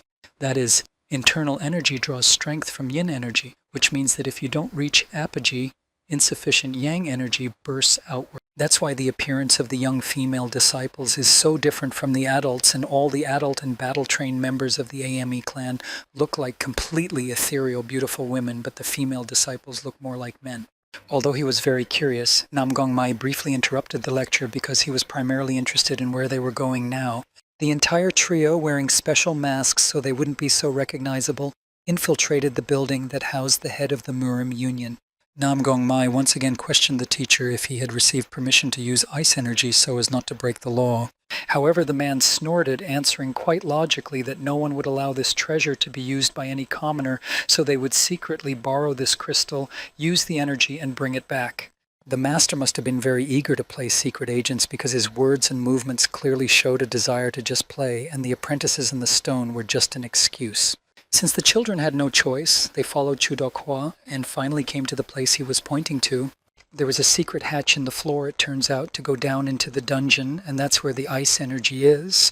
Stormblade did look a little crazy, insanely excited about the adventure they were on, and the man even boasted about how who would have thought he had a talent for scoping out places like this. His smile was suddenly gone, however, for he heard a man coming toward them somewhere, and so he ordered the children to go alone, while he himself was to go around the neighborhood. When Nam Gong Mai was worried that the teacher would be in danger, he received a slap on the wrist, because no one dared to underestimate the strength of one of the three heavenly masters. Even before Stormblade managed to flee the scene, however, it was after he had shoved the children into the underground passage and closed the door down behind them that the head of the Murim Alliance himself came upon him. Trying somehow not to give the appearance that he was here on purpose, the man offered his teacher a bottle of alcohol and suggested a drink to a good evening. Kwag Yun happily agreed, but he could not be escorted out and noticed that the door to the dungeon was open. Meanwhile, the kids were going downstairs, and while Nam Gong Mei's descent wasn't a problem, Aaron's descent was much slower, sticking to the wall because of the pitch darkness. Then Nam Gong Mei went back up a few floors to approach Aaron and realized that it was just the darkness. So he reached out to help her. It seemed to Aaron that the boy was suggesting that they hold hands, as if they were lovers, and she shook with the excitement of the upcoming contact with the man who cared about her. Kwag Yun and Chu Dokwa chose a spot on the terrace and settled down at a table for a drink. It all started when his master started approaching from afar, asking if Chu Dokwa had found a candidate boy to be his disciple. Not yet sensing a catch, Chu Dokwa said that he really liked a few boys. That was when Kwag Yun caught him, asking if this list included the guys that the man had brought here and hidden away. Of course, the experienced leader of the Murim Union was not to be fooled by Chu Dokwa's inept acting. Suddenly the man stopped, apologized to his teacher, and said that he didn't intend anything wrong. Kwag Yun was surprised to receive an apology from the Stormblade himself. He hadn't expected to hear such a thing for the rest of his life. Realizing that he had already been exposed, Chu Dokwa did not refuse any further and briefly told the whole story, summarizing that they had come to take the ice energy for a while because there was a kid who needed it. Kwag Yun agreed that this energy was quite willful, but if the kids had someone like Chu Dokwa by their side to help them control it, there shouldn't be any problems. And the man was already glad that his teacher was giving his consent to use the ice energy. However, it was so easy when he would keep up with him, and he smiled slyly, saying that he couldn't just lend it to even his student. Chu Dokwa was trying to figure out where he got the wrong answer and if he was hearing correctly. And in the dungeon, in the darkness, Aaron's face was so red that it was visible even through the darkness, and there was no way their hands could meet because she was very shy to hold hands with the love of her life. Misinterpreting her expression, Nam Gong Mei said that if it was awkward for a girl to hold his hand since they were different genders, boy-girl, then she could hold on to the edge of his clothes instead. In order not to reveal the secrets of such strange behavior, there was nothing left for Aaron to do but obediently do just that. She cried in the shower and lost the opportunity to hold hands with Nam Gong Mei. However, nothing could be changed anymore. The girl was surprised that Nam Gongmei's eyesight was sharp enough that he could see even in such darkness, but the boy said that his teacher also praised him for his sharp eyes. Ever since the boy was a child, he had been thinking about what more could be done if there wasn't enough internal energy, and that was how his eyesight had developed. Remembering that her mentor had said that his eyes were the most important in real combat, Erin marveled once again at how brilliant Nam Gongmei was, and she was glad she had fallen in love with just such a man. They finally descended to the lowest point and found themselves in front of a strange gate that had a blue glow coming out of it, and the temperature below was much colder than above. Nam Gongmei opened the gate, and they were met with a huge barrage of icy energy. The boy was practically blown away, yet he continued to stand firmly on his feet, refusing to take even a step back, and tried to figure out how he would properly utilize it. However, just when he thought that everything was fine, now all that was left was to find a method of use. He realized that Erin wasn't answering his questions, and it appeared that Erin's irises had completely brightened, and her eyes lit up with an unearthly icy light. She was walking towards the icy energy as if mesmerized. When Nam Gongmei tried to stop the girl with his words and hands, she swung her fist at him and sent him crashing into the wall. After all, her strength was quite great for a boy who had only recently realized his power. Making a mayhem inside the room, breaking the crystals, Nam Gongmei awkwardly pushed back, meaning he was knocked to the ground, feeling that even though he had closed in, the force of the blow was still too great. And the girl continued to approach the single source. And remembering her story about how she had passed her trials in the past, the boy realized that once she touched the icy energy, she would freeze to death and forever. Nam Gongmei had to quickly summon his strength and control the two streams to at least somewhat withstand the confrontation with Erin. However, the moment he was about to hit her with his powers to push her away from the source, he was unable to do so at the last moment. He remembered the smiling girl, and his hand simply did not rise. Because of his lack of emotion and because of his insecurity, the strength in his arms went out, and Erin finally paid attention to him, but not quite in the way he wanted. For if he couldn't hit the girl, under the control of the energy, easily pushed him away from her and pinned him to the ground, and herself returned to the ice spring, to which there were only a few steps away. Nam Gongmei was ready to stop her by any means necessary, but nothing helped. The eruption of energy of such power was heard and felt even by Chu Dokhwa, who was just waiting for his children, and he realized that something had gone wrong. Naturally, the small compared to the current Erin, Nam Gongmei didn't have the slightest opportunity to stop the girl, and he realized that she was about to touch the ice spring after all. Knowing that there was no way she could not touch that ice spring with her bare hands, and Erin's life could not be allowed to be in danger because of him, he would be eaten up by a sense of conscience. So Nam Gongmei makes the decision to put his own life in danger and rushes towards the crystal to grab it in front of Erin and prevent her from being able to touch it. The boy succeeds in doing so because he wasn't exposed to the hypnotic ice energy and was therefore a bit faster. However, his hand and entire body are consumed by the monstrous cold, and they plunge him into his own subconscious. There he sees a picture of a woman sitting on a bed in a terrible state with a little boy crying beside her. He blames himself for his mother's condition, and it is not yet clear why it is so bad and why he looks at the woman with such frightened eyes. However, seeing her appearance, then comes the realization that although the woman said that it was not the boy's fault, yet he is indirectly involved. Nam Gongmei suddenly realized that this boy was himself and the woman was his mother, and these were his memories that he was deprived of the moment his meridian crossing source was blocked by his father. The next memory is the powerful slap of his older brother and the accusations that it was because of Nam Gongmei that their mother died, and the fact that the Namgung family was weakened all because of the child. Once again, the same purple fire that seemed to mock the child, hinting that he was once again powerless against his past. There was no longer any doubt, and the boy felt that there was something else he couldn't remember, and because of that he wondered how he could unlock his remaining memories. But this time the fire did not mock him, but only told him that he would soon be able to remember everything, and this almost mesmerized the child. Meanwhile, in the dark space, the ice crystal grew bigger and bigger, filling up the empty space. In reality, it was very difficult to withstand this kind of power from Nam Gongmei, as it was simply a monstrous energy. However, at least one was rendered unconscious and no longer sought to approach the crystal, depriving at least one of the boy's problems.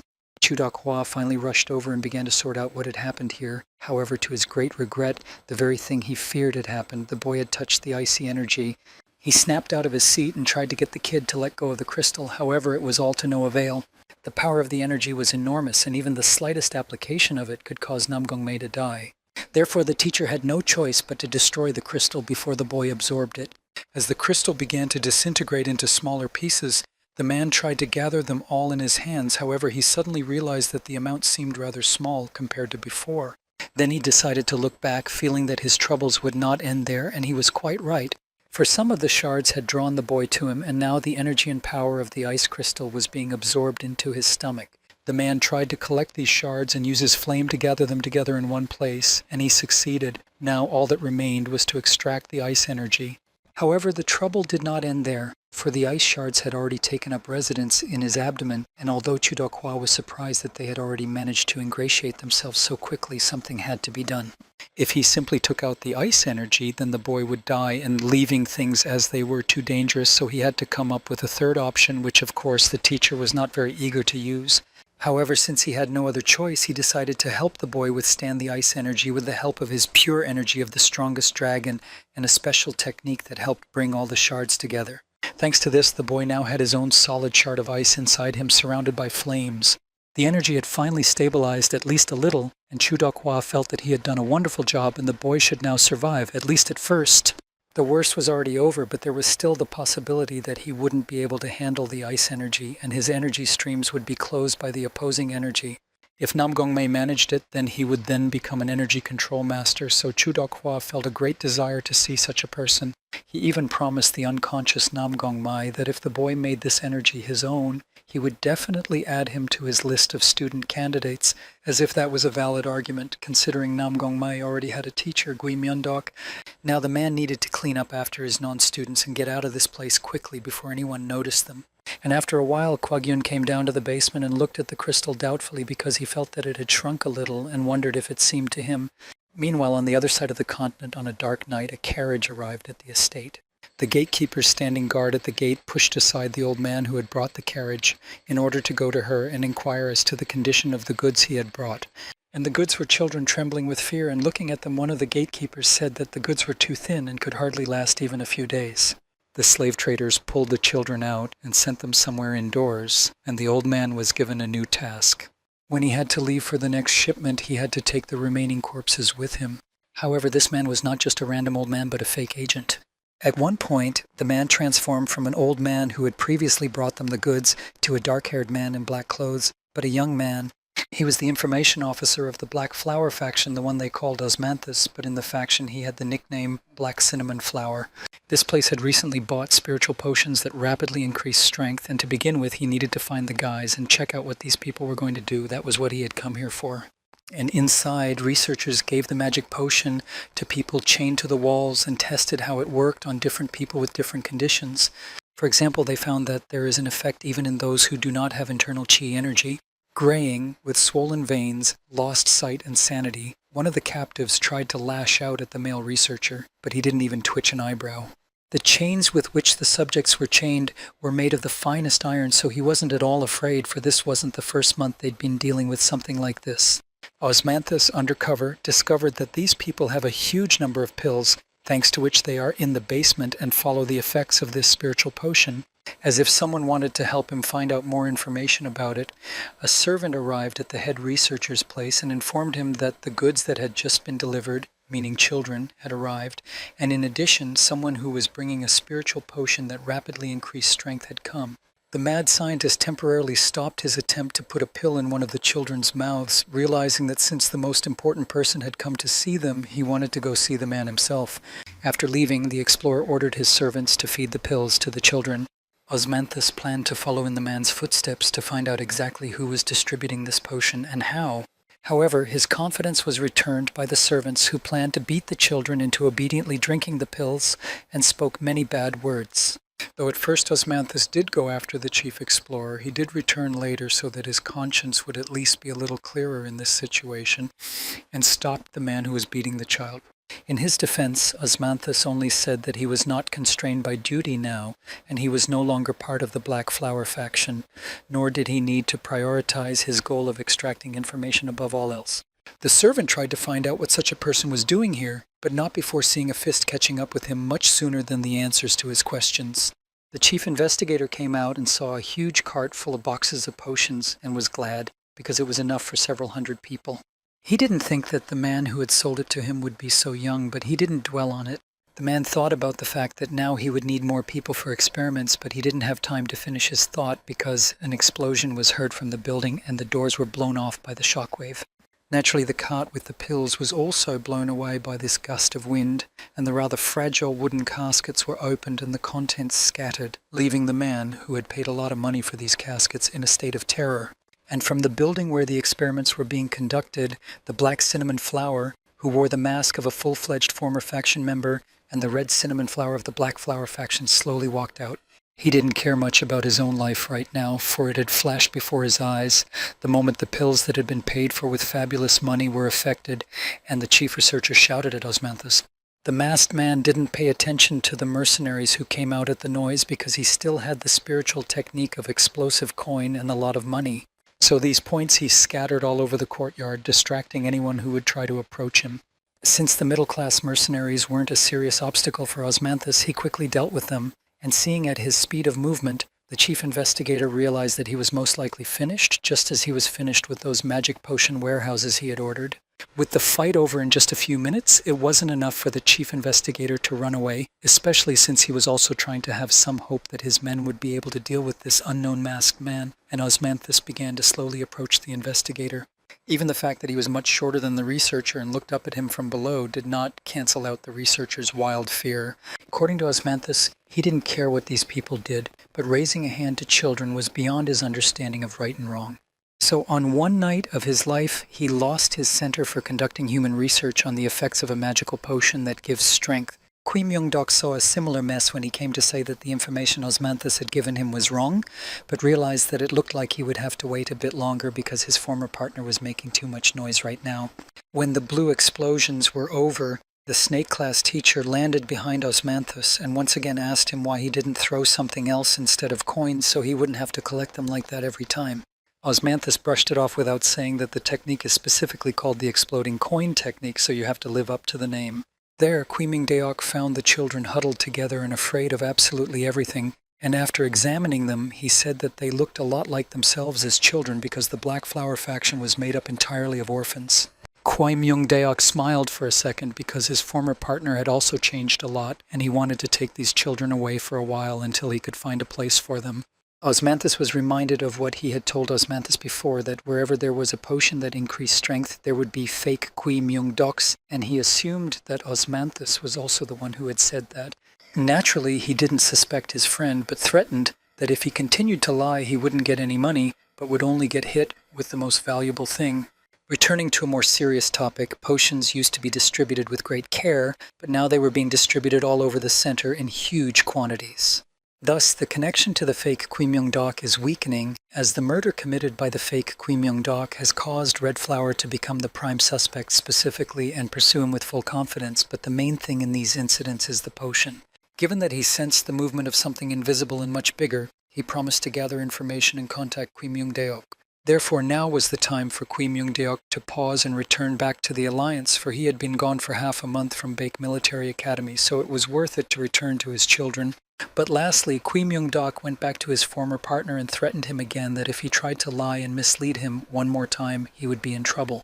Although Osmanthus promised not to lie anymore, but right now, he couldn't let the fake and the real Kui Myung-deok meet because he had something to assign him. Meanwhile, on the mountain, those people who had recently sold the magic potion to the research center were watching everything collapse there. However, the one who was in charge of transferring the goods ordered the rest of the servants to ignore it. After all, they had a long journey ahead of them, and about their duties ending at the transfer of goods, which meant that what would happen to him didn't happen to her. It was none of their business. And the main problem was that this person turned out to be the Academy's expelled Tang Weiju. In the past, Tang Weiju went back to his father and knelt before him to tell him everything that had happened to him at the Academy. The man interjected if it was true that he was kicked out of the Academy by Baek, it was the head of the Tang clan. The boy tried to justify himself and say that because of Nam Gong-mei's technique, he had to use poison, and that was why everything was resolved this way. However, this only caused his father to get angry again. After all, even using one of the 8 strongest poisons, he had managed to lose to the one in whose veins the family corner river flowed, and this was one of the worst sins of the Tang clan. The man used his own power as the head of the clan, and because of the poisonous structure of that power, his own son began to spit blood, unable to endure such pain, and the man made the whole situation worse by saying that he was very worried about what people would think of their family. He also thought his son was a weakling because he had crawled back to the clan without even taking revenge on Nam Gong Mei. Tang Weiju was a real disgrace to the Tang family, so the man angrily said that he was depriving his son of his place as heir to the head of the family. The boy had no choice but to bow his head and leave the hall, for his father didn't even want to listen to him. In addition to the problems with the heir, he also had concerns about the preparation of the goods. But the servant reported that the preparation was going on in the fortress there without any problems. According to him, their main customer wants to increase production due to the fact that that person has someone sitting on his tail and is about to catch his hand, so he asked for help in distributing the potion. The head of the Tang family realized that it was all to spread out, to avert the eyes of the person who was after his client, and that person clearly definitely knows how to use his head. The servant then suggested that the heir be given the responsibility of distributing the goods. They would need someone they could trust in any case, and if Tang Weiju came running in with the Tang family's hidden squad, he would be safe and still have something to do. The man agreed, and they didn't suspect that Tang Weiju was eavesdropping on them at the open door. He feels that this is his last chance, and this job entrusted by his father, he will definitely do it no matter how much effort it costs him. And in the morning, without even realizing what tragedies had been going on all last night while he was unconscious, Nam Gun Mei woke up on the bed at the bedside lying next to him. He was inquired about the health of a remarkable beautiful girl, and the guy even called her a goddess in his sleep. However, it was Aaron, and upon hearing such a thing from Nam Gun Mei's lips, she was unable to contain her emotions and blushed terribly. For the same reason, when she decided to playfully slap the boy's chest, she did not calculate her strength and slammed her fist into his chest with all her might, making the boy feel sick. When Chu Dokhwa entered the medical room, who thought Nam Gun Mei had regained consciousness, he saw a horrible picture of Aaron shyly turning away from the boy and Nam Gun Mei spitting blood. After all the problems with the healer were resolved, Chu Dokhwa sat behind Nam Gun Mei and began to analyze him to understand his state of health from the inside and the state of his internal energy. As he thought the operation was successful and the pure energy of the strongest dragon enveloped the ice energy so that the ice energy did not spread out. However, the guy still had to be always careful because right now in the state was dangerous and that it was unknown when the ice energy would break. The already recovered Aaron apologized, for it was she who had reached for the ice energy, and it was because of her that Nam Gong Mei had almost lost his life. And here she found a silver lining, because in that case she had to be responsible for Nam Gun Mei for the rest of her life. Not understanding what exactly she wanted to say, and thinking that the girl was just blaming herself for everything, Chu Dokhwa said that there was no need to because she didn't do it all on purpose, and everything had been resolved safely anyway. However, such words gave Aaron the feeling that the teacher had once again gotten in the way between her and her love for Nam Gung Mei. Although the boy heard the teacher's words and realized that he had a time bomb in his chest right now, however, he only felt lightness in his body. After letting his partners from the last night know that he quickly wanted to check something out, he came to the training clearing and stood in the pose that Kui Myung-dok had told him about. Indeed, just as he thought, the Yang ultimate energy was no longer beating, so now he was able to have a series of changes because the Yin energy from the ice crystal was complementing the Yang ultimate energy. Chu Dokhwa looked excitedly at the person he wanted to take as his disciple in the future, because absorbing the ice energy was a source of new possibilities for him. Kui Myung-deok, who had just now returned and wanted to see his disciple, looked at it all with sad eyes, not understanding what the hell was even going on here. Nam Gun Mei felt that everywhere following him, his teacher's gaze was strongly judging him, as if he was guilty of some terrible atrocity. Kui Myung-dok circled over the boy for a long time, clarifying some details of his story because he was still trying to realize what exactly he had missed. He saw that at the meridian crossing point, his disciple had the treasure of the north, that is, ice energy, and in addition to it, the pure energy of the strongest dragon was icebound. This is what allows stabilization of the ultimate yang energy.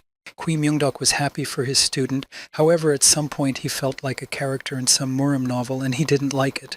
The boy happily said that he had managed to achieve the Rose of Change, and that was another reason for Kui Myung-deok to be shocked, because he hadn't expected the boy to master the technique so quickly.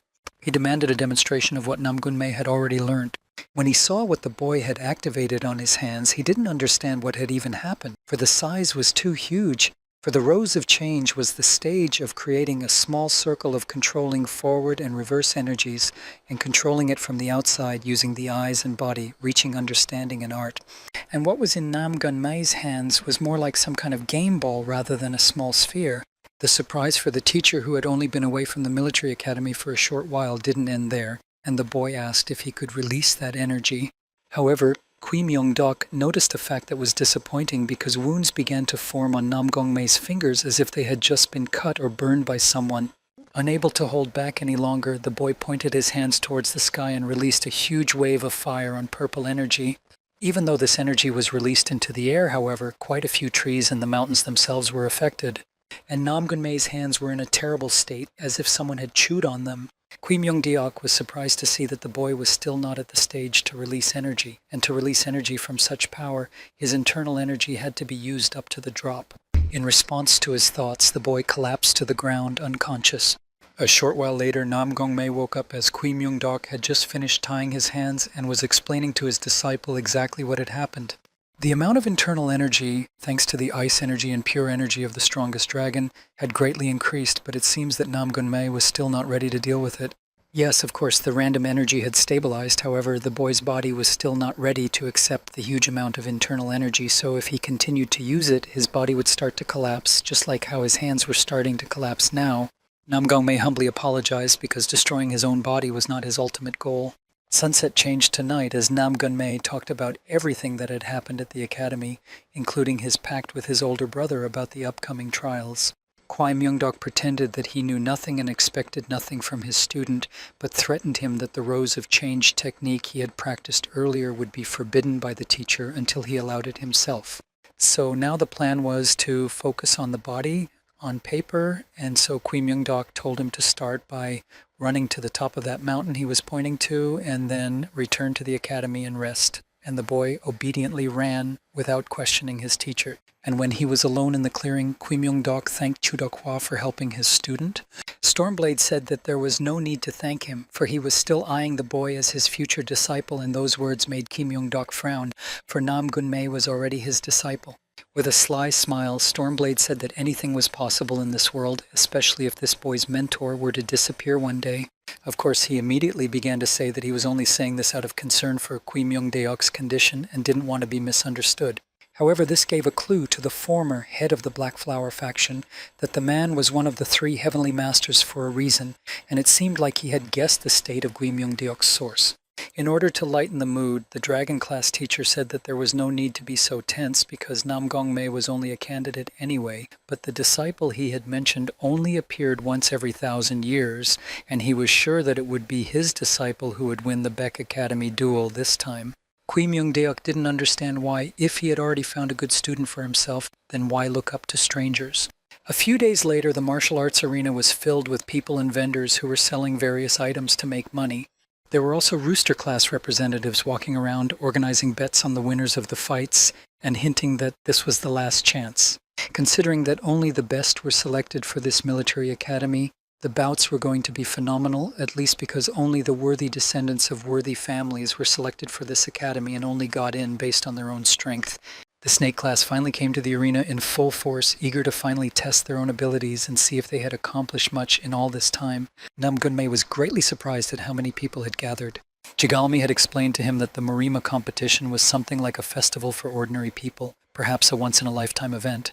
Wampio realized that some of the Shaolin monks might come to this competition, in which case if anyone found out that he had broken his vow of silence, something terrible would happen. So from now on, Wampio once again locked his mouth shut and pretended that he hadn't broken anything. Nam Gong-mei thought about the fact that from Shaolin, only the monks of the main path could do something as punishment to his friend. However, their company was still incomplete. They were missing Mo Yongbo, who had gone somewhere else since the morning, and next to him, he hoped that the boy would show up by the time the competition started. Nam Gong-mei had doubts about whether or not his classmate was undergoing special training, as he returned late every night to meet his older brother. However, conflicts are also easily created in the hype. Up ahead, the Bull class bullied a beggar who dropped his food right in the path of this class. Young, he glared angrily at the small child, not understanding how, for such an incomprehensible reason, he decided to get in the way of someone who was rushing to the Murim competition, fully feeling his superiority. The poor man turned out to be brazen as for his status, shouting that one of the students was going to kill the poor man, drawing attention to himself and asking for help. That's how the snake class got in their way, and Wampio stopped the bullheaded class leader's charging arm. Youngon's friend told him that there were too many extra eyes here, so as they would meet the snake class in the preliminaries, they had better go and stretch now, and not draw so much attention to themselves. Seeing that the boys had left, Wampio made a face. Considering that he couldn't fully speak right now, Nam Gunmei rushed to the poor man's aid. The poor man was astonishingly insolent, and this was the second such situation, for he thanked the boy for his help, but said that since he had helped, he was obligated to help all the way. So Nam Gunmei lost all his money, but the poor man got enough food to fill himself up and thanked very warmly the young hero who had saved him. The group finally reached the competition arena and approached Kui Myung-dok, who was already waiting for them at the designated seats for the snake class. Although it was only a preliminary competition, there were a lot of people gathered here. The boy was curious about how well the other classes had prepared and how their techniques and training principles differed from Ki Myung-dok's. The bull class was even in their seats, and they were glaring viciously at Nam Gongmei. Each of the members of this class looked like they had been a jock since they were 3 years old. The boy didn't understand why they looked so vicious. It was about time for the competition to begin, so Kumho, as the host of this competition, thanked everyone for coming to the Martial Arts Military Academy, even though this was only a preliminary competition. According to the rules, these competitions will be for 2 days, and from then on, the preliminary trials will begin with the duel of the horse class and the sheep class.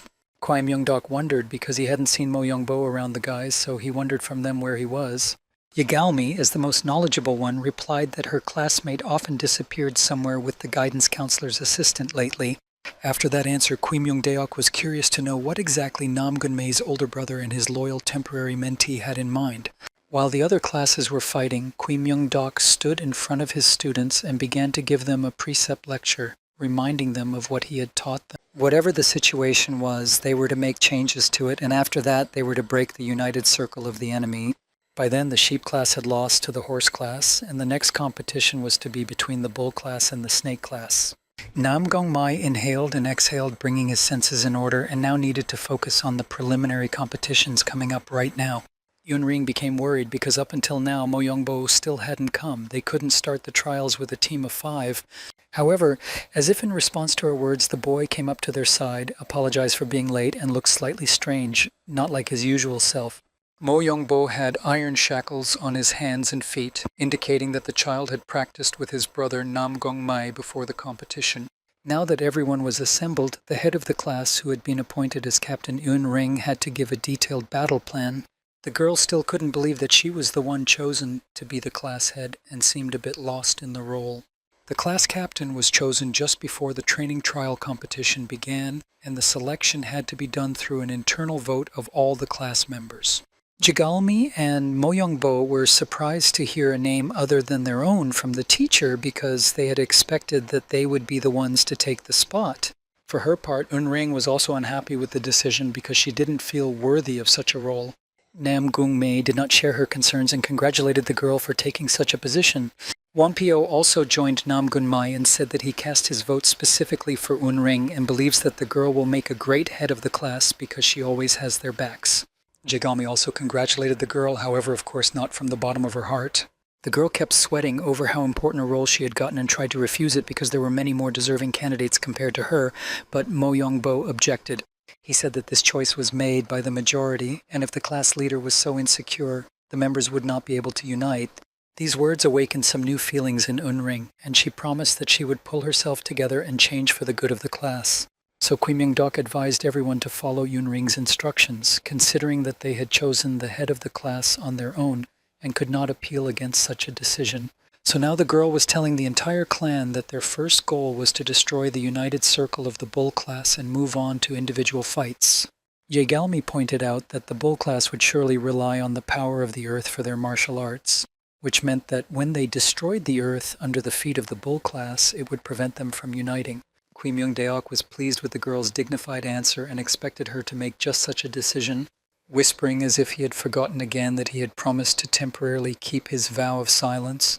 Wonpyo stepped into that role of Earth Destroyer. As the Bull class looked at those in front of them, their commander said that still Mo Yongbo was their strongest, and the rest were just weaklings, and there was nothing to worry about. The strongest member of the Snake Clan and the Snake class in general was promised to be dealt with by the head of the Bull class, Yang San. Yonghe, who had already faced Nam Gongmei, thought he was also a strong opponent, but he did not voice his doubts out loud. Next, three things happened simultaneously. Kumek Ho announced that the competition was starting. The head of the Bull class shouted to his subordinate partners to command them to go forward and maintain the battle circle, and Jigalmi shouted for everyone from their team to jump. As the four men soared into the air, the monk used his wave of destruction technique to shake the ground beneath the opponent's feet. Nam Gongmei was incredibly pleased because, as they had planned, they did not allow the Bull class disciples to take advantage of the ground. However, it turned out that this class had perfectly formed teamwork, and they lined up behind each other to apply the circle of unliftable chains technique, which allowed them to stay on the ground even from the Wonpyo earthquake.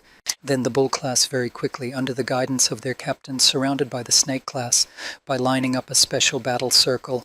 Now the guys' plan was completely ruined because they had to defend themselves from the fists, and there was very little time to think and find a solution to this situation.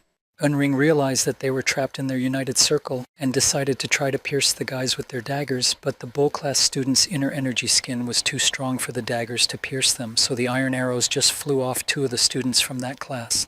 Another solution occurred to Jigalmi, and she suggested that they needed to achieve in one place, and then they could get out by asking Wonpyo to pierce that circle in one of the places.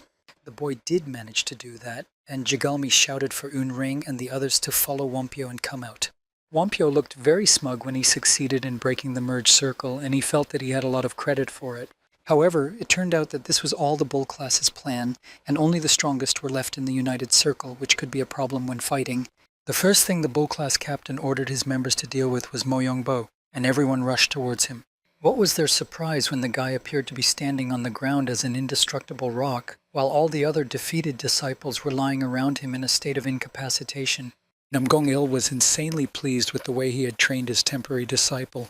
That Mo Yongbo had tried hard, and the man himself had trained him quite well, even Kui Myung-deok recognized.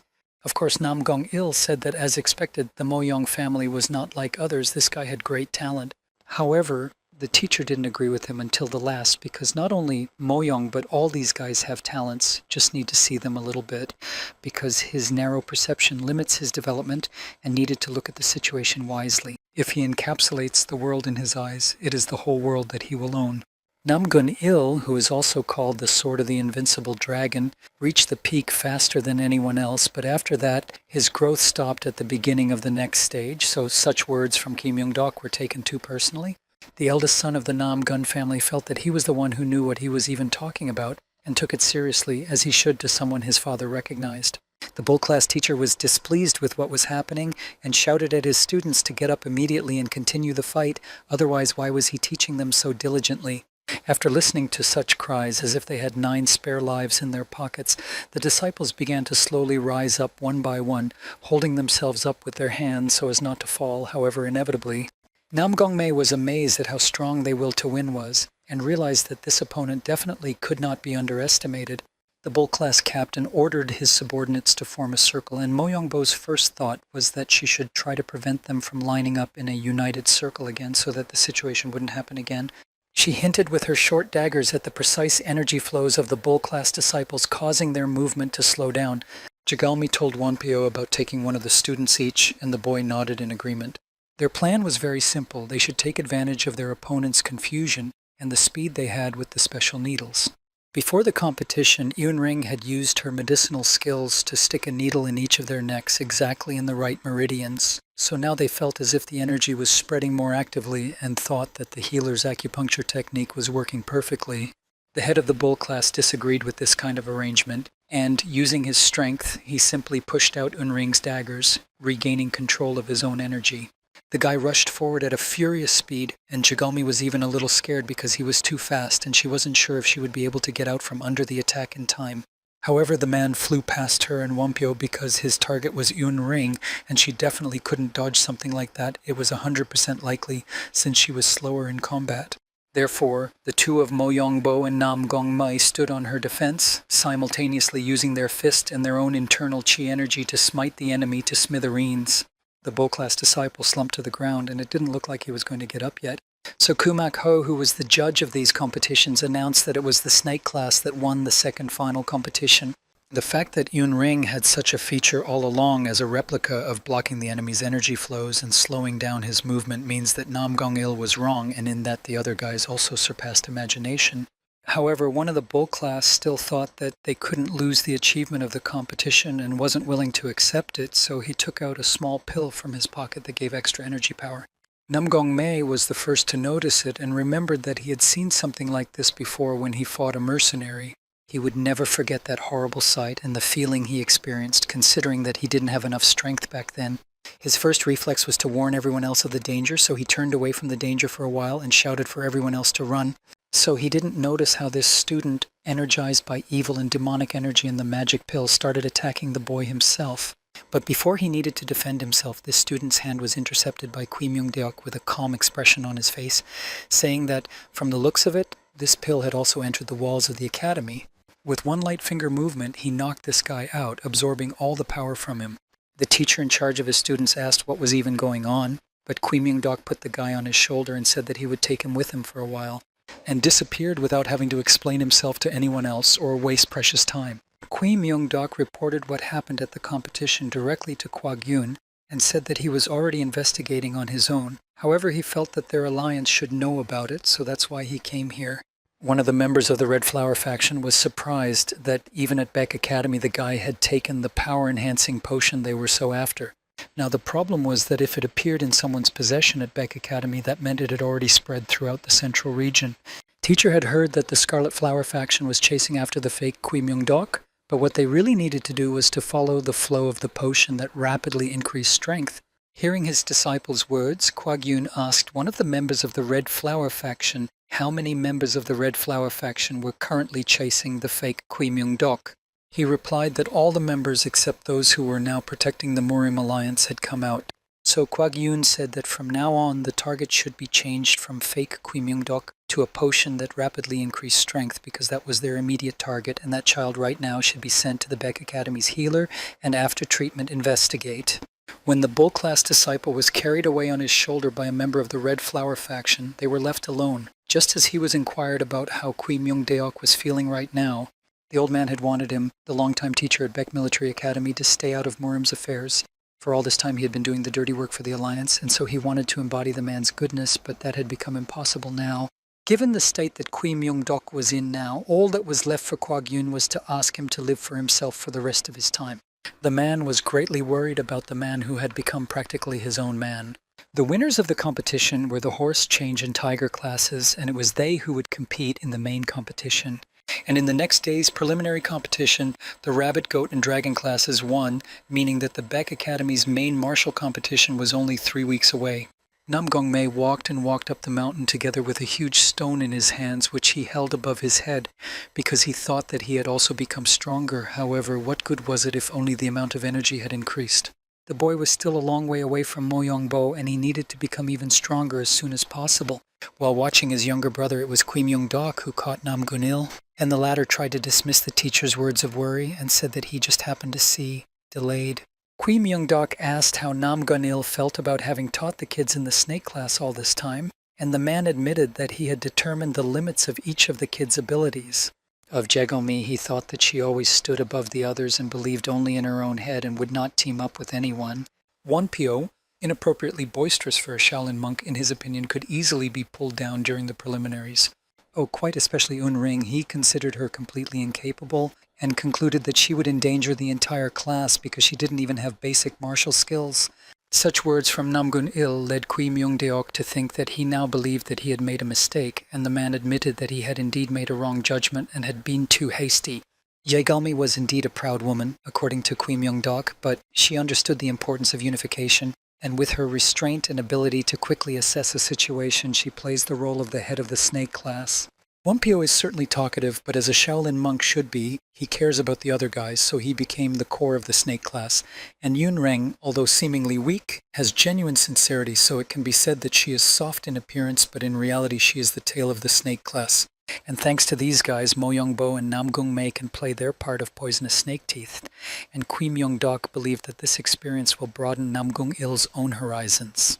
After all, everything around is infinitely intertwined, and everyone has a role to play. This extends not only to the snake class, but also to clans and factions, and everyone in nature and the world has their own value and role. And the fact that Kui Myung Dok made Nam Gun Il his deputy to teach the snake class was to teach him this. Kui Myung Dok asked Nam Gun Il to look at Nam Gun Mei not as his misbehaving little brother, but simply as Nam Gun Mei of the snake class. He really thought and saw that the boy was making great efforts to gain his older brother's approval. As if in mockery of such a high opinion from the teacher, Nam Gong Mei lost his balance and rolled down with the stone. Meanwhile, just recovering from his wounds, young Jun Hyuk went on a combat mission again and encountered the fake Kui Myung Deok. However, when the white masked man said that he had warned him not to pursue him, and he as replied that the red flower checks were no longer pursuing the fake Kui Myung Deok anymore, and their objective had changed to tracking the spread of a potion that rapidly increased strength, the masked man snorted disdainfully, saying that the Alliance had finally realized what was really important. Yang Jun Hyuk said for some reason that Beck Academy, which was under the patronage of the Murim Union, had discovered the potion, and that Kui Myung Deok had personally informed the head of the union about it. Such words drove the fake Kui Myung Deok to madness, because this person thought that it was impossible to believe that the legendary head of the Black Flower faction would teach children at Beck Academy after the faction's disintegration. After all, he is the strongest, the fairest. He sincerely says little, but always cares for his companions like a father. His one move makes the seas open, mountains collapse, and miracles happen. His one glance at his mask makes his enemies shiver. Even after staining his hands in blood, he will never stop on the path of destroying evil, so it is impossible for such a man to teach children and enjoy a quiet life. However, for some reason, absolutely everyone is calling this fake the real Kui Myung Dok, and the man in the white mask with red patterns finally reached the conclusion that he had fallen apart too much on rumors, and decided to go personally check whether Kui Myung Dok at Beck Academy is real or not. So, in the next second, that person evaporated from Yang Jun Hyuk's gaze, and only then did he suddenly realize that he may have brought trouble on his teacher, because now that person knows where Kui Myung Deok is and will come after him. The day of the long-awaited fight between Mo Youngbo and Nam Gun Mei has finally arrived. Kui Myung Dok, in his usual eccentric manner, took the best vantage point by climbing onto a huge rock while everyone else looked on in a stupor. He sprawled out on the rock, telling them not to pay any attention to him, for he had come just to watch. Nam Gong Il, being the judge of this duel, ordered it to begin, reading out the rules. The duel would end with the defeat of one of the contestants, and the use of weapons was forbidden. The boys spoke their words before the fight began, stating that Mo Youngbo of the Mo Young family would challenge, and Nam Gung Mei of the Nam Gung family would accept. The referee gave the command for the fight to begin. Nam Gong Mei assumed that Mo Youngbo had not shown all of his abilities in the preliminaries, and would take off the steel rings one by one, getting faster to exhaust his opponent. However, Mo Youngbo immediately discounted all the rings, becoming incredibly fast. Nam Gun Mei closed in from the strike, but the pressure was so powerful that it was difficult for him to avoid injury. When Nam Gong Mei activated his inner strength, Mo Youngbo instantly landed on top of him, knocking all the air out of his chest. The problem was that there was a huge difference between the two. Mo Youngbo was a true young dragon of the Mo Yong family, while Nam Gong Mei had long been considered a scum in the Nam Gong family.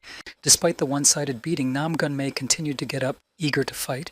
Nam Gung Il, seeing this, realized who was likely to win, but he couldn't just stop the fight. He offered to let Kui Myung Dok watch for a little longer if he felt like it. However, Kui Myung Dok smiled as he looked at his assistant and asked Nam Gun Il if he could see that his younger brother's gaze continued to speak of his lust for battle.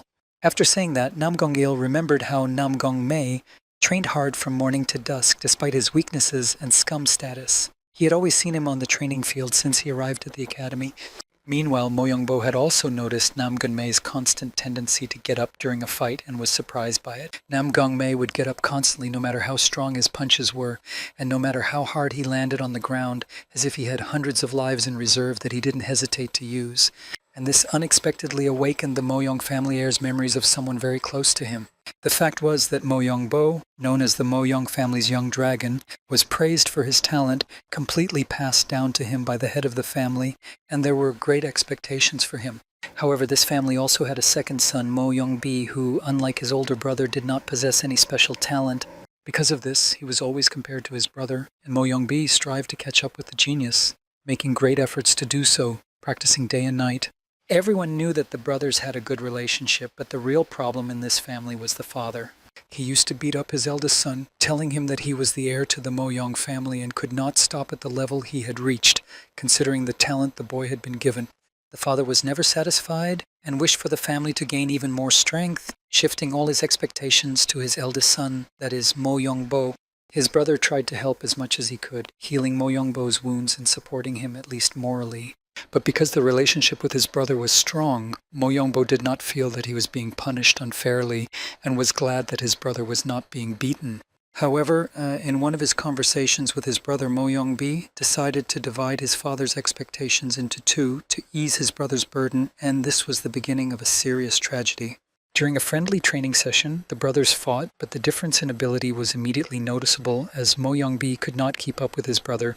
Mo Young-bo had perfectly mastered the image cloning technique, which allowed him to create a light copy of his image with a quick move, so naturally Mo Young-bo lost to his brother. However, neither of them boasted about it or were disappointed for losing or winning. Neither of them were sad about their skills, and when they were resting, the conversation turned to if the brothers had a dream. Mo Young-bo confessed that he would love to roam the world freely, and his brother said that he was very jealous of such a dream because he too wanted it madly. However, since the brothers had a great relationship, Mo Young-bo promised to take his brother with him as soon as he traveled, as they were twins and very close to each other. Mo Young-bo had an idea in his head to trick their father to let his younger brother get at least some approval. At a time when they had a mandatory competition in which their father had to evaluate the abilities of both children, the boys came up with a special plan. The blows were struck from different angles, making it seem like the battle was not only in Mo Young-bo's favor but also in Mo Young-bi's favor. However, their father noticed the foul play and decided to interrupt this pathetic performance by approaching the boys during the fight. He gave Mo Young-bo a serious slap, using his inner strength, not understanding how he dared to put on such a show in front of the head of his clan. The father warned his son that if he saw him pitying his brother even once, he would punish Mo Young-bo instead. Wanting to stand up for his brother, Mo Young-bi admitted that it was all because of him and that he just really wanted approval, so Mo Young-bo decided to take care of him. He said that if the head of the family wants to hit someone, let him hit him. However, such speeches made his father even more angry, and he started beating Mo Young-bi, wanting to teach him a lesson and provoke his eldest son.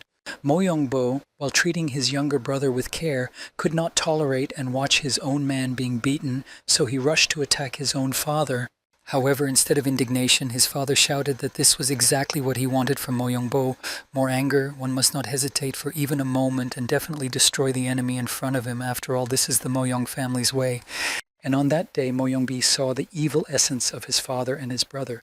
Since that day, a whole gulf had appeared between the two brothers who were previously known to everyone for their good relationship, and it was only getting bigger every day. So now Nam Gung-il felt that Nam Gung-mae reminded him of his younger brother with his steadfastness and good-naturedness, and these memories were by no means cheerful, for he felt terribly homesick. Nam Gung-mae summoned his inner energy again and again, not wanting to be left behind. And Mo Young-bo used the image cloning technique, which was greatly surprised by Nam Gung-il, although as expected, the Mo Young family's spiritual technique was simply amazing. However, he couldn't help but admit that his younger brother's vision technique was working very well since he managed to track Mo Young-bo at such a wild speed. Nam Gung-mae could actually track his classmate with his gaze, but his body was still unable to keep up, so he had to follow the moment Mo Young-bo's feet touched the ground. Finally seeing a pattern, Nam Gung-mae finally decided to use a new technique. To be more precise, this technique had already been used by Won-pyo during the training competition, but in this case it came in handy because it confused Mo Young-bo. Thanks to the second hiccup, Nam Gun-mae managed to grab his opponent's hands and activated his power. Koi Myung-dok felt the energy in the air and realized that it was a perfect balance of yin and yang energies, meaning that the boy could now use the ice crystal energy, and his body had finally formed. Mo Young-bo realized that it would be hard for him to get out of the grip, however he had to necessarily, considering how extraordinary the energy is now surrounded him. However, he didn't have time to do anything as the boy took advantage of his increased strength thanks to the ice crystal in his chest and simply froze his opponent to hold him back. Of course, the ice was not a lasting obstacle for a warrior of such a level as Mo Young-bo, but it did give the boy some time to exhale. He was gradually going crazy, feeling that the picture of Nam Gong-mei and his younger twin brother were layered on top of each other, for he saw too many similarities, and it was really driving him crazy. Feeling the icy energy spreading through his body and starting to surrender his balance, the boy realized that he could keep fighting and even felt a little renewed. The blows were of equal strength, and both Mo Young-bo and Nam Gong-mei suffered. Using another cloning technique, Mo Young-bo created as many as 2 additional versions of himself, and already 3 fists were flying at Nam Gong-mei's face. The punches were unsuccessful. However, Mo Young-bo felt something when he hit right into his opponent's solar plexus. Looking at his hand, he realized that it was covered in ice. And while Nam Gong-il wondered how this was possible when the basis of the Nam Gong family's spiritual techniques is yang energy, that is fire energy, which is completely opposite to ice, Kui Myung-deok was smiling contentedly. After all, ice energy shows an effect that improves defense and protects its own owner. Nam Gong-mei himself realized this as well, seeing the frost frozen to his shirt, the place where the ice crystal was, and realizing that he now had an advantage. He began to gather energy in his hands while Mo Young-bo was still trying to realize what exactly the boy was going to do. Nam Gong-mei, meanwhile, decided to create the Rose of Change, feeling that the last time he had tried to use it, it had sucked all the power out of him, but now he was confident that he could control it. This process required time to concentrate and combine the energy properly, and Mo Young-bo was not going to give his opponent such an advantage, so he immediately rushed to attack without waiting for Nam Gong-mei to finish his technique. At this point, Kui Myung-deok had already taken out his glasses so that it wouldn't be so blinding to his eyes, and popcorn, because the performance was indeed grand. After all, despite Mo Young-bo's attack, the boy stood his ground, and moreover, he didn't even let go of his energy because he had previously had to practice concentration even when he had no defense in the form of an ice crystal, so even now it wasn't something special for him even during the battle. Nam Gong-mei was finally ready to release the Change Rose technique and released all the energy stored in his hands, but still there were no wounds on them, showing that he had finally reached a good body condition that would not be destroyed by such techniques. Mo Young-bo and Nam Gong-mei's strength at this stage differed in their stability, but were roughly on par, so a huge crater was formed between them after the explosion, and the boys themselves were seriously maimed and scattered both sides of this crater. Mo Young-bo once again fell into his memories of his brother. And at this moment it turned out that all this time, behind Mo Young-bo's mask was Mo Young-bi's younger brother, who didn't have the same strength as his older brother. Unfortunately, the real Mo Young-bo couldn't control his strength in the heat of his hard training, so he died, and the younger Mo Young-bi couldn't stop crying because he was very attached to his brother. After sobbing for a long time, the boy found his brother's personal diary and decided to look into it, learning details about his life that he would hardly ever know about. It turns out that he thought that if he became close to his younger brother, Mo Young-bi would be in danger, and as the eldest son of the Mo Young family, he was obligated to fully satisfy his father's will, so he gave himself completely to training. Although everything went smoothly at first, however, his progress gradually hit a wall. However, Mo Young-bo knew that if he stopped, he would cause his younger brother to suffer again, because he constantly blamed himself for beating his father, so he decided to conduct an experiment to break the wall he had hit. Every night he would sneak out of the house to find an opponent, and the more experience he gained, the sharper his senses became, and if things continued to go the same way, he might be able to satisfy his father and protect his younger brother. Considering the principle of his training and battles, it was only a matter of time before a tragedy would occur. After all, this was the first time he had killed a human this way. After all, their skills were about the same level, so he had to make this choice. The trembling in his hands did not stop, and such an action was a huge shock to him. However, after this experiment in which his life was at stake, he was able to break through the wall, and his father was also quite satisfied. This, however, was a terrible injury to the boy's morale, for from that time on, he always saw the man he had killed standing near him, and there was an expression on his face that was not clear to the boy, yet he knew that he was being judged. So, gradually getting more and more caught up in a nervous breakdown, the boy could not concentrate, and the more energy he gained, the more distinct the very person he had killed became, and inside Mo Young-bo himself settled a hindrance that was not as easy to break as that stone wall he was so worried about. And when he realized that he couldn't cope with his strength, he only begged for forgiveness, not to become stronger or anything like that, because he knew he was guilty, but he also knew that he didn't do it on purpose. He only wished that at least a hint of that horrifying guilt would leave him in the form of the ghost of the man he had killed. One last time the boy wrote in his journal that he wanted madly to see his brother one last time, but he didn't have the time. And it was the last phrase that was the catalyst for Mo Young-bi's inner strength, because only now he realized that being the eldest son of the Mo Young family, he had to bear a heavy burden, and he felt that he was not capable of it. After all, his brother had died precisely because he was weak and because he had left his brother alone. At least that was how Mo Young-bi felt now. The boy came to his father, and something in his voice reminded the clan head of his eldest son. However, he quickly corrected himself when he realized that unfortunately it was Mo Young-bi.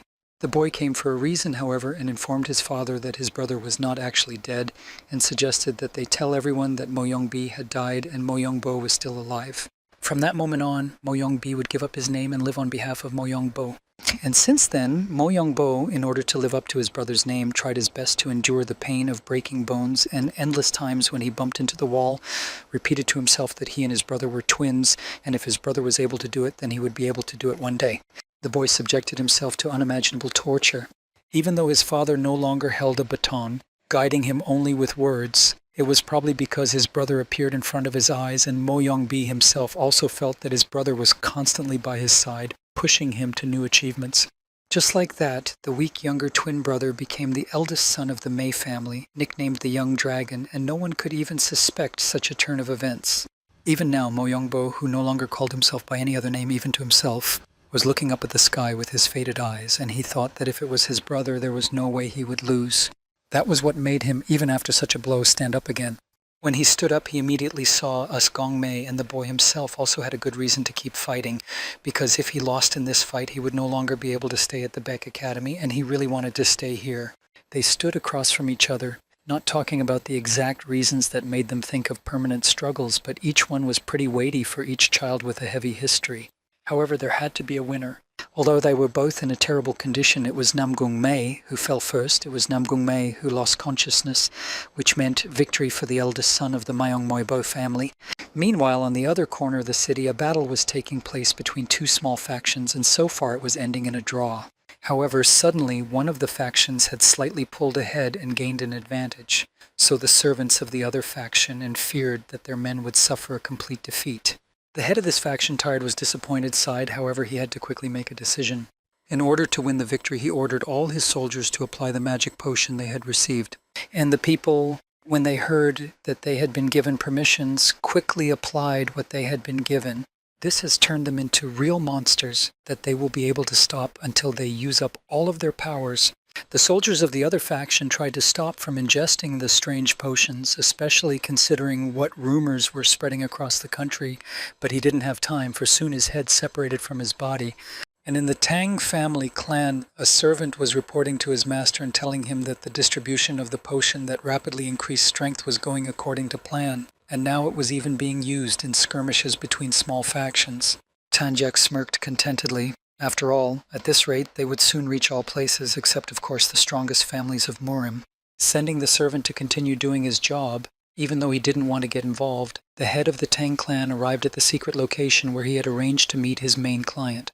He was now reporting that the potions were being distributed as ordered, and lastly he asked what about the people who had been harassing their family. The unknown client said that you don't have to worry about that, because he takes out any stalkers immediately. And for a while the Tan family won't have to do anything because it will be time for Magyo to act. The man was surprised to hear that it could have revived, but it was quickly explained to him that of course revival had not happened yet, but breath had already been breathed in. The biggest surprise was when it turned out that the customer of Tang Jiak, who had ordered all those potions that quickly increased strength and killed members of the Red Flower Group, was someone who wore the appearance of Gui Myundok. Namgano was surprised that he saw it all with his own eyes, for his younger brother managed his energy perfectly, and he was amazed that mutually exclusive energies could create such a striking balance. Gui Myondok again reminded him of what he had said before about the importance of harmony in everything. A shadow can only appear where there is light, and there is a logic to yours that corrects the world when it tries to tilt to one side. From such words, Nam Gong-il, who had been stuck in one place for a long time, unable to break through the wall in his enlightenment, suddenly felt that he had finally felt a breakthrough point. Gui Myondok smiled, saying that genius is genius because the guy just saw the guys dueling, heard a couple of words, and immediately gained insight. However, Gui Myondok suggested that we leave the congratulations for later because first we had to take the two fighting boys to the healer. Namgong-il at first didn't understand why too, if only Namgong-mei had fallen down. However, he soon saw that Mo Young-bo had also fainted, only standing up. Later, that same beggar boy ran through the corridors of that building as if someone was chasing him. By chance, he went into the office where the wounded after the battle guys were lying, and he immediately recognized that young hero who bought him food and did not leave him to die a hungry death. He saw that the boy was badly hurt, so he immediately thought that he should get well as soon as possible so that he could buy the beggar more sweets, and since he had been kind to this boy, he wanted to give Namgong-mei something since he had decided to check up on him.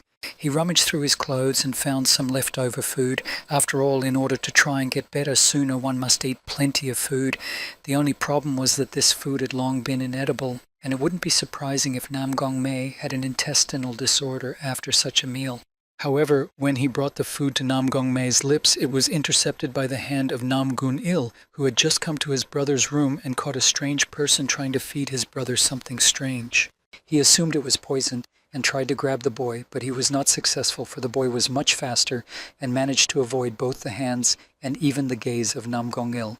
He tried to justify that he was only worried about Namgong-mei, but when he was never heard, he just took off as if he was not a martial arts expert but an ordinary simpleton beside him. Namgong couldn't believe that he had missed this little boy and hadn't even laid a finger on him. A hurrying Chu-deo-kwa looked in the door of the ward and asked the only one in Namgun-il's mind if he had seen the little beggar somewhere, and the guy told him that he had just escaped. Apparently, this was the disciple that Stormblade had chosen as his heir, and being unconscious, Mo Young-bi, in his appearance that he had been in as a child before he was reincarnated as his older brother, was lying in a green clearing and resting when his older brother joined him. Exactly what he expected him to be after growing up. His brother smiled warmly at him and told him he was doing a tremendous job. When Mo Young-bi saw that it was indeed his brother, he immediately rushed over to hug him and cried as he missed the closest person to him. Of course, Mo Young-bo laughed off the fact that even as an adult, his brother is such a crybaby. However, he said that the boy is doing just fine without him. He was reminded that Mo Young-bi always had a habit of underestimating himself because he had already surpassed his older brother and had done an amazing job in becoming the real Mo Young-bo. Unfortunately, the time of sleep was quickly over, and so his older brother dissolved, but the moments that were there were also enough for the little boy. He woke up in a cold sweat and with tears in his eyes, realizing that it was all just a dream. Namgong-mei, who was sitting next to him, thought it was his movement that woke up his classmate because he reached up to wipe his tears, thinking that Mo Young-bo was having a nightmare. For the first time in a long time, Mo Young-bo smiled sincerely and admitted that it was a dream of someone he missed, and even marveled at Namgong-mei's strength, as he had never been so seriously injured after fighting with his older brother. The boy noticed that before Namgong-mei didn't even have internal energy, but now, after only a few months, he had grown so much that he could even compete with him, so no one would be able to call Namgong-mei the disgrace of the Namgong family anymore. The youngest son of the Namgun family also nodded and thanked his opponent for a great fight because of course he was sad because he was the loser, but now at least he could return to his family with his head held high. He felt he was doing the best he could, but there was still a deal hanging over him with his brother that he would go back to the family if he lost, and from that the boy couldn't help but feel saddened. Before he knew it, Namgun-il came up behind them and asked to speak to him outside in private. Climbing up the mountain, Namgong-il asked Namgong-mei if he carefully remembered the agreement they had about returning to the family in case of defeat. Namgong-mei would return to the family with his brother. The boy nodded disappointedly. However, he didn't plan on breaking his words, and since he had lost, it was time to get ready to part ways with his friends. However, unexpectedly, Namgun-il said that unfortunately he somehow can't remember this arrangement, so he will return to the family alone. It was finally time for a heart-to-heart talk, and Namgong-mei asked if his brother knew why he was being so hard on him. When he heard the speculation from Namgong-mei that it was because of the father, the man nodded. However, he said that it was only partly. If it wasn't for the fact that his father blocked the boy's energy flows, then father could have reached the fiery limit and took the family to a whole new level. However, for the sake of suppressing the energy fused with Namgong-mei's body, he lost a lot of his internal energy and was unable to break through this wall, and heaven only knows when else he will have such a chance. And for this reason, the overall strength of the family has noticeably decreased, and it has become more difficult to control it. Namgong-mei surprisingly did not blame his brother for this kind of thinking. After all, he was the future head of the Namgun family. Naturally, he was very sensitive to any danger she might be in. However, it turns out that wasn't the whole truth, for most of all, Namgun-il also felt angry for his mother, who had been unwell and weak from the beginning, and when she found out that her youngest son had been poisoned, she was on duty by her side day and night. And one day something happened, and in the little child then stirred up an energy that was devouring him from within, and so the woman took it into her body to help the suffering child. His father used his internal energy to lock this power in Nam Gongmei's stomach, but the ultimate yang energy was too difficult to control, so he had to make it so that the boy could not use it. And the father, even though there was a risk that his child would be called a disgrace to the Nam Gun family, wished that he would survive. According to Nam Gun Il, their mother died sometime later because she couldn't withstand that poison, and of course, not everything was the little kid's fault. However, Nam Gong Mai, who had caused pain from his mother, had always annoyed his older brother. Besides, he was also too young and probably just wanted to blame someone. Nam Gong Mei confessed that all this time he thought that his siblings and the whole family didn't like him out of lack of talent and blamed his family and his fate. However, the man said that after arriving at Beck Academy, he watched his younger brother and saw how, not fall into his predetermined fate, Nam Gong Mei tried his best and was finally able to show that he had perfect control over his energy. So now he wanted Nam Gong Mai to know that he would recognize him, and now Nam Gong Mei is part of Nam Gong's family and deserving of pride, the younger brother of Nam Gung Il himself. However, suddenly their idyll was interrupted by a sharp sound, and Nam Gun Il managed to push his brother away at the last moment, realizing that he was in danger. And in the same second, he didn't have time to react when a strange force cut off his arm. In the meantime, the obedient servant of his master had climbed up the steep cliff to the mountain and announced that the time had come and that there was now a competition called the Martial Arts Competition at Beck Academy in the Murim Union, and this was the perfect opportunity to announce that Magyo was being reborn. The unknown person in the darkness of the cave laughed contentedly, saying that they would definitely destroy the peaceful existence of the ordinary residents. In addition, the servant reported that the military academy Beck, or also Kui Myung Deok Yi, is now teaching children, and such information made not known to fall asleep. However, he wasn't the least bit afraid, Gui Myeonduk, because in the fight with their leader, a member of the Black Branch faction also received a mortal wound and was eliminated from the ranks of the strongest, so everything would turn out to be even simpler. They were already planning to announce to the world that the Magyo cult was being revived. And Nam Gong Mei couldn't believe looking at his brother. For a few seconds ago, everything was fine, but now he was already bleeding. Nam Gong Il wasn't going to slow down, although he was in terrible pain. However, he needed to protect his junior, and he still didn't understand where the threat came from, so he ordered the child to hurry back to Beck Academy. However, he didn't have time. A voice from the darkness mocked the lost hand of Nam Gun Il. He shouted at him that stop pouncing from the darkness. Better come out and show himself for who he really is. The strange-looking old man with the demonic internal energy surrounding him, Tsu, continued to mock. Besides the old man with the red power surrounding him, there was also an old man with the blue power surrounding him, and that was the only difference in their appearance. At least in the difference in character they did not, because although they had the same goal, yet they clashed and started discussing who should attack and how, and even started getting personal in their insults. Nam Gong Il was still an excellent warrior, even with one arm, so he sent a destructive force towards these two. However, they easily repelled this attack, and this was a huge problem for the man because it was one of his strongest attacks, and after that he was even afraid to imagine the level of these elders. They were the blood demons, the twins No Kyung and Yin Kyung. Nam Gong Il realized that this encounter would not end well, so he ordered his younger brother to run to the Alliance right now and report the situation to them. Since they were just now getting things right, and Nam Gong Mei had a special sense of justice, he refused and said that he too would fight because he couldn't leave his wounded older brother and run away.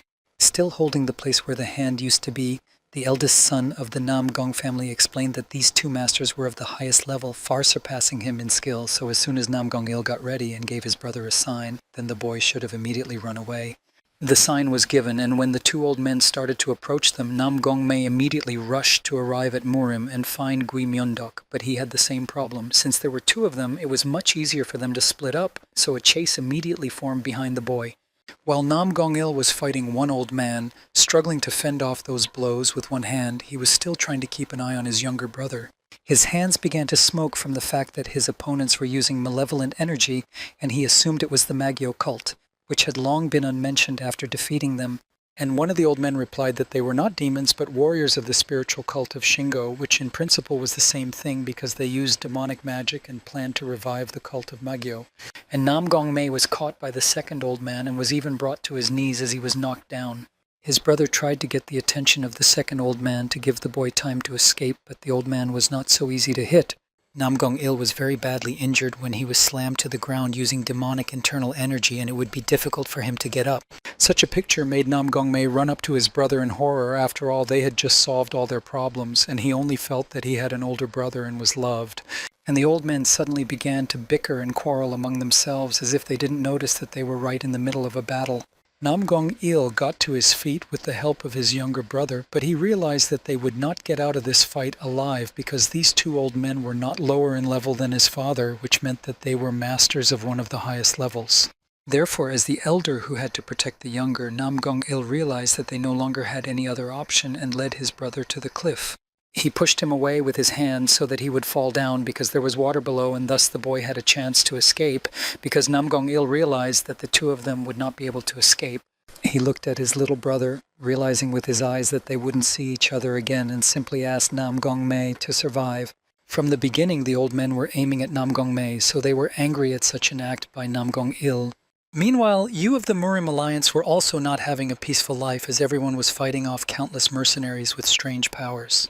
Trouble does not come alone, and all the teachers at Peck Military Academy had to stand up for the academy. However, they still did not understand what these mercenaries were all about, as they were behaving very strangely. When the Tiger class teacher was fighting one of the biggest warriors, she realized that her blow had affected something inside him, and the man suddenly began to swell as he was a living bomb. It was only at the last moment that On Young-wee, with the help of her ribbons that she could control, tossed the man upwards in order to prevent the bomb from exploding on the ground and hitting anyone. These were very dirty methods, and now the woman was very curious to know who the people were who had instigated such an attack. It wasn't easy for the students of the snake class, the only class that the teacher of the sheep class came after, and ordered them not to resist but to follow him because his goal was to kidnap these kids. Chigalmi, as the eternal analyst, tried to analyze his actions and understand why they planned to kidnap them specifically. And when the man applied his energy, it turned out to be a concentrated death energy that couldn't be studied by an ordinary alliance master, for it was too vicious. Gui Myeondok appeared and dispelled their doubts by intercepting the man's hand, saying that he hadn't realized that the sheep class teacher was from the Magyo cult. The males hummed because he still thought he could handle Gui Myeondok himself, whom he recognized immediately. However, it was useless, for in the next instant his head flew off his body. When asked if they were okay, the kids said they were fine, because even though Jagalmi was a little frazzled due to the fact that she was the only one to enter the battle, everyone else was fine.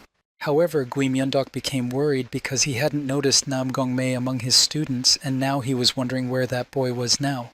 The students of the snake class told the teacher that Namgong-mei went out for a while with Namgong-il, the teacher's assistant, and the man thought that if he was together with Namgong-il, everything must be all right, because Namgong-il is a very strong warrior.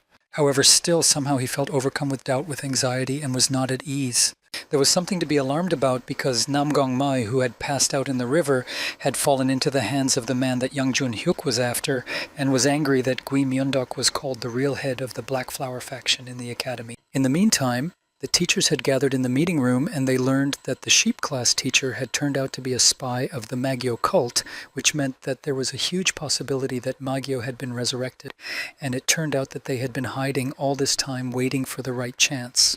The problem was that it was unknown how many other cult spies were lurking within the alliance, and they all needed to be caught. There was a conflict between the teachers because, if you think about it, the guys from the Bulls class were in a strange state during the fight, and some of the teachers started to talk to each other about who was to blame. An uproar began, for the teacher of the Bulls class was not happy about being talked down to. The others also began to take the side of either the person who suggested that the Bull class was also involved, or the Bull class teacher himself, and confusion began.